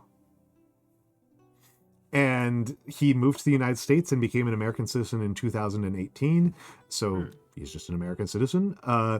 And again, he won the nomination on the very simple and extremely easy expedient of talking to his constituents and saying policies that he's going to pass, policies that are popular. So yeah. Very uncomplicated reason why he won. It's not confusing. Some people are extremely mad about the possibility that he would win. These come from a couple of different sectors of society, of varying levels of stupid that I don't respect. I'll start with the one I respect the least because it's the most baroque and stupid, which is that the person who he defeated for the nomination was a guy named Andrew Cuomo. And there is a certain percentage of New York literary and political culture that thinks that Andrew Cuomo can do no wrong and needs to have as much political power as possible because his dad was popular. Yes. This is especially insane because Andrew Cuomo is a mass murdering rapist. I'm willing to go to the mat for that one. I believe I would be defended from libel or slander on that one. He killed thousands of people and he sexually assaulted multiple of his coworkers. Like, he's a nightmare. He's a fucking nightmare. It's a miracle that it's allowed in public. I think there's a concept in like libel law and slander law. Yeah, the truth where is it's like, it's no. Yeah. No. That at some point a person can just become like impossible to slander because their actions have just been that bad. The Epstein clause. So That's one group of people are just mad that their guy was beaten, and they want Andrew Cuomo to win because they believe in dynasties, they don't believe in democracies, they believe in aristocracy, blah, blah, blah. The horrible people who I don't respect at all. They're the dumbest ones. The most straightforward are people who are just flat out fucking racist. That's the least complicated one. He's Indian, he's from Africa, why should he be allowed to be the mayor of a powerful city? And the other one is people who flat out don't like his policies. And I don't even agree with all of his policies, but it's kind there's of some policies that are kind of like not like a little bit cringe. Yeah, I'll say the one that I don't particularly like, which is the free bus fares one, which I don't even think he can pass for jurisdictional reasons anyway, so I don't know how much to give a shit about it. Doesn't it belong to the state? Yeah, the state. Yeah. MTA state. Yeah. There's an extent to which the city can do something about that, which we already do, right? The city already does it, where people can get free bus passes if they pass certain poverty tests. And you could expand that to the entire city, right? You could just make it so that if somebody has a New York City address, they get an unlimited bus pass instantaneously. And that's... I still don't think that's a particularly good policy. I will say the reason why I don't think it's a good policy is because once something becomes a free service, then cuts to that service become very politically acceptable. Yeah. So that's what I'm worried about, is that it could lead very quickly to a decline in services, not just in the immediate sense, but in like a politically powerful sense. Yeah. My and I think a lot of people's like complaint about this policy is like that is not really what like the bus users actually want. Yeah. What they want is frequency a lot more, and so like there's not really enough of a constituency for free buses. It's like there is a constituency for a lot of frequency, and so like if you're using the revenue, which is sort of like politically costless because there's not really a constituency for it. Like again, people don't actually want free bus fares, really, right? Like the people who use them. Yeah. Do you think making buses cheap? Well, I mean, that is a political issue that in New York is constant, right? That's a constant political issue in New York, is that fares for transit. Yes. For context here. Yeah. Was it 375 right now? Or 360, 350? What is the 290 MTA fare? 290? Yeah. Okay. Yeah. Okay. So right now the fare to ride the bus or subway, like and you can free transfer between them, is 290. Yeah. And the bus is like basically the same as the subway, and like the bus, like the buses like do mimic like the places that the subways go, but they also go like some places that are a little bit further out, like kind of like more extreme like places in the city. Yeah, they hit a lot of places. So right now, like the bus and the subway are basically treated as entirely the same system for like fare purposes. Yeah. So. Yeah. So like the question of like how much should they charge for fare is like is a consistent issue. Cheaper, maybe. Is that the best thing to do with the budget you have? That's a more open question. But again, like this is me being like because there are a lot of like low cost programs for like people who can't afford it for whatever reason. Like it's not like those don't exist. And then for people who are making some money, I think like $290 a day. Like, well, I mean, if you're taking frequent trips, you just get unlimited. You max out. Like that's the thing, right? Like if you are taking the subway, right, and if you take the subway enough time, if you take the transit now because it's all one thing, I think it was 14 times. Is it 14 times in a week, or is it 12 times in a week, or something like that? It's less. I think it's less than 12. It's like I think it might be like 11. It's not actually very many. You hit the point where the unlimited becomes economical. Yeah. So if you take it enough times in a short period of time, then it becomes you just get you max out and you get an unlimited fare. So it's like you don't need to like choose. Like it used to be that you needed to choose at the beginning of the month whether you wanted to like, or not at the beginning of the month because like New York like had 30-day rolling ones, but like you had to choose like, okay, do I want to spend the money to like pay $100 to like get free transit for a month?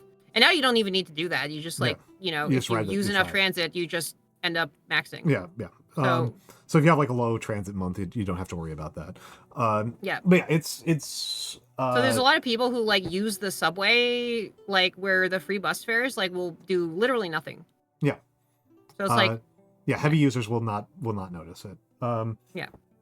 And anyway, this is like a minor critique. The bigger critique is just like the chances are that without titanic effort on the part of his opposition or incredible luck, he is going to be the next mayor. Yeah. He is from Africa. He is an American. Him claiming to be an African American is utterly non-controversial. Sorry, I should say. Yeah. I should say also, like, the place that he claimed to be an African American was on his college application to, I believe, Columbia University, which is in New York. Yeah, where he didn't go. Yeah, and he did not get in. It was like determined via a hack of like the Columbia databases. Yep. And so like he checked Asian and African American and wrote in Ugandan, and then people are making a big deal of the fact that this was coded in their systems as Black non-Hispanic, but like that was just like their internal like interpretation of the thing that he. Yeah, it's a matter of communication and ambiguity, and further, the hacker in question was a Nazi. So, this was the hacker was a Nazi who is personal friends with the journalist who published it, and the journalist published it as a privileged piece of information where he didn't reveal the source, and then people found out the source anyway because the guy was really bad at OPSEC, and he bragged about it. Actually, this is the funniest part. Part about it. The funniest part about the Mondani scandal, the Mondani African-American scandal, is that the guy who leaked it to Indian descent, but also, you got it. Yes. Also he was like apparently a huge dick at that like, group house thing that I went to with all the rationalists at it. Oh my god. Oof. It was like a dick to a bunch of those people. That's kind of impressive because it seems like all those people are really miserable. They're actually a pretty jolly group of people, at least the ones I talked to. I don't know. But one of them had a Fuoco sweatshirt, by the way.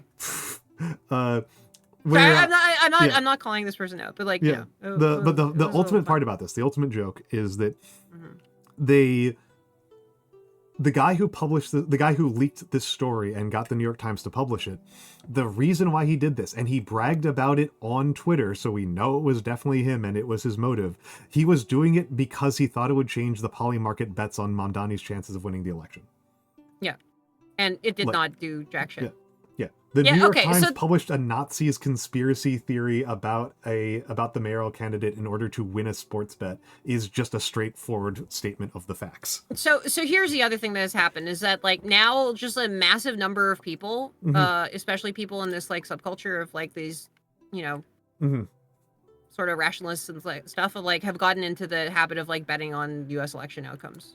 Polymarket is driving people insane. It's just a massive Polymarket thing. It's like people are just like talking like constantly about like betting on U.S. political outcomes. It's like it's a whole thing that's like happened. The worst part at a personal level is that because I know that I am substantially more politically informed than average, and I think I am a cooler head than an average gambling addict, I look at this stuff and I'm like, I think I could make money off of this.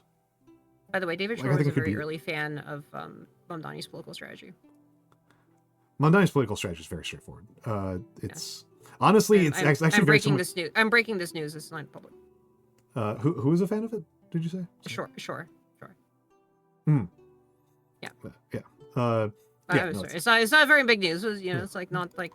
Yeah. But. Yeah. Sorry. Anyway, interestingly, it's fundamentally Eric Adams' political strategy. He's just better at it than Adams was. Mm-hmm.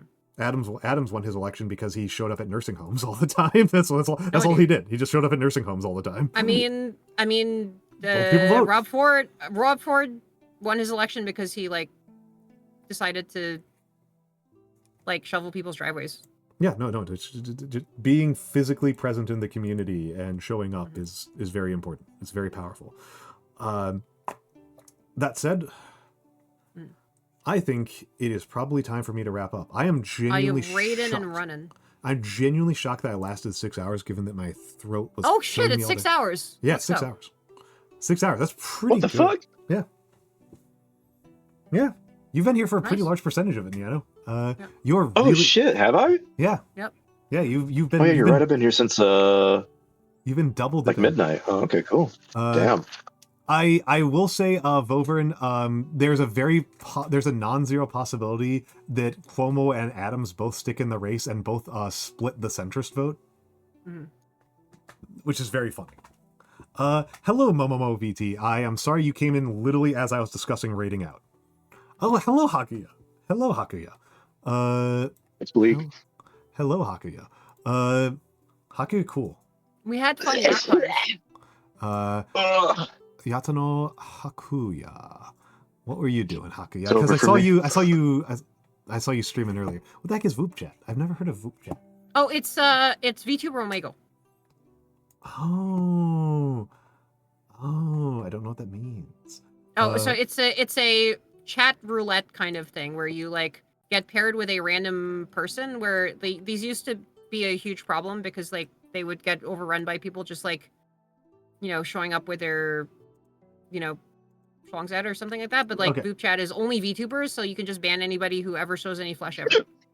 And so it's a good moderator. Like, so I would get banned. I could get banned. What? Oh, actually, I don't know what their policy is on hand cams, but like, yeah, I'm actually not sure about that. Nyanomancer is calling in from he's phoning in. He is phoning in. He is a phone. Yeah, literally a phone a friend. Nyanomancer is doing one of the coolest possible crimes you can do, which is not doing his job. Oh yes. Which is doing no. He's ad work. I've been doing my job this entire time. Based. Not as based as if you weren't doing your job. But, well, there are some things that I have to do, unfortunately. But yes, that's Nyanomancer. I think Hakuya was at Offkai. You might have run into him. I think so. Possibly. Yeah, he was in the he was with the Inari cluster. Nice. I know I met Hakuya because I had dinner with you the first night. So that's Nyanomancer. He's the cat that is also a wizard, and the wizard that is also a cat. And I've successfully made sure that I've made him angry no matter what by saying both. Mm-hmm. Good job. So there's tools that I have. You have actual wizardry. I have only logical wizardry. I can only do the logic. I can only do the logic. Facts and logic. I've kind of been on hiatus for a good while. But a mini hiatus. A little hiatus. But perhaps in 2 months. Mayhap. Nyano's not. Nyano does show up to people's streams because he's a good lad. Because he's a good lad. It's because I'm terribly lonely. Good lad. It's because you, like all righteous and thinking people, do not respect your profession. Oh shit! Does she really? That's scary. Yeah, and Nara likes you a lot. You made positive. That's scary. You made very positive impressions on people because I need to hang out with Inari more. Inari rocks. I love Inari. And let me give the shout out to Hikari. Oh, I have to wait 20 more seconds. Fucker. Hey, get stalled. Get stalled. I'm gonna go to your chat and try to spin you again. I'm. Whee! Wait, I don't know whether the chat thing is like properly set up right now. It's not working. I can. It disconnects weirdly enough when I stop streaming from the chat client. Emergency spin works though. Oh, there we go. Yeah, that's why it's there. It's It's for emergencies. Yeah, it's the emergency spin. It's the emergency spin. I still have extremely fond memories, Kari, of just kind of randomly walking into your stream while you were offline and exclamation point spinning. Well, like I wasn't even talking to you. I had no idea. And then like you just immediately chat back, "Hey, stop that!" Hey, I can't sleep yet. I have 3 more hours of work, and the next 3 hours are going to be spent fucking looking at boring ass reports that I don't know how to properly verify, but they trust me for some reason. So please fill out your TPS reports. Wilbert, I am definitely not sleeping because I literally streamed so that I could stay up, so that I would not sleep through when I have to leave in the morning. That's why I am here, is so that I'm leaving in like 2 hours or so. I am stopping now so I can cook a dinner and stop talking. But Kari is a delightful, intelligent shrimp. She's the shrimp that streams. Allegedly stream. She very good. I don't at allegedly Minecraft. stream. I stream, but like. Sorry, go ahead. Yeah, she's very, very good at Minecraft. Not Minecraft.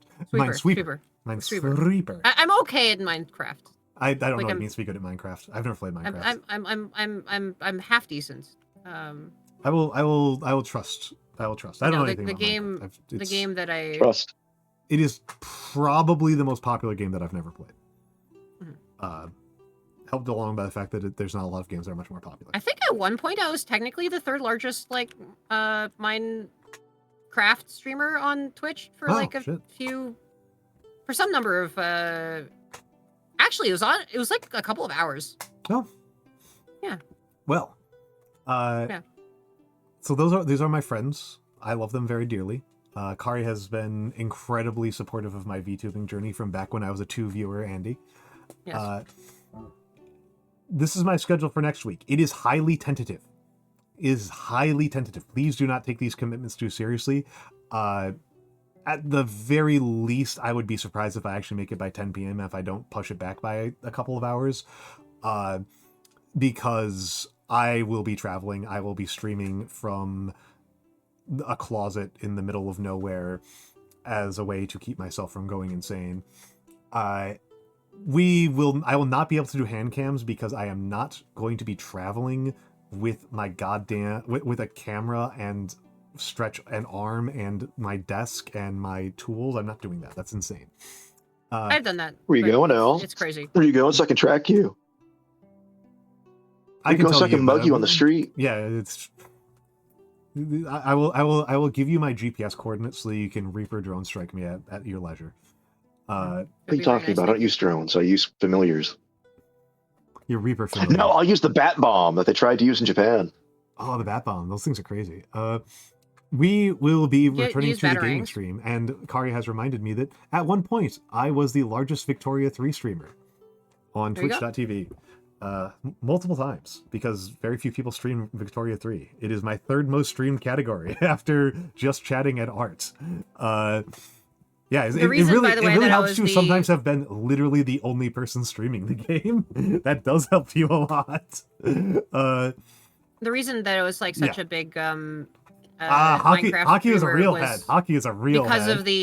because of the event that was done by the guy who created Nano's PNG.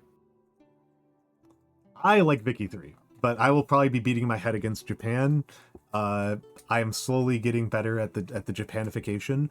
But yes, that's what I'm going to be doing next week if and when I am live. I will definitely not be live Friday or Saturday. I might be live Thursday, but that would be extremely unlikely. Because Thursday I'm going to be like on buses and trains for like 20 hours straight. Okay, so I have a couple of... Actually, I've got this. Sorry. Paradox games are a hard drug. I am actually surprised, Taki. I mostly know you as a singer, so I'm surprised. Excuse me. Dying. I could raid Ronnie. I could raid Envy. Or, hear me out.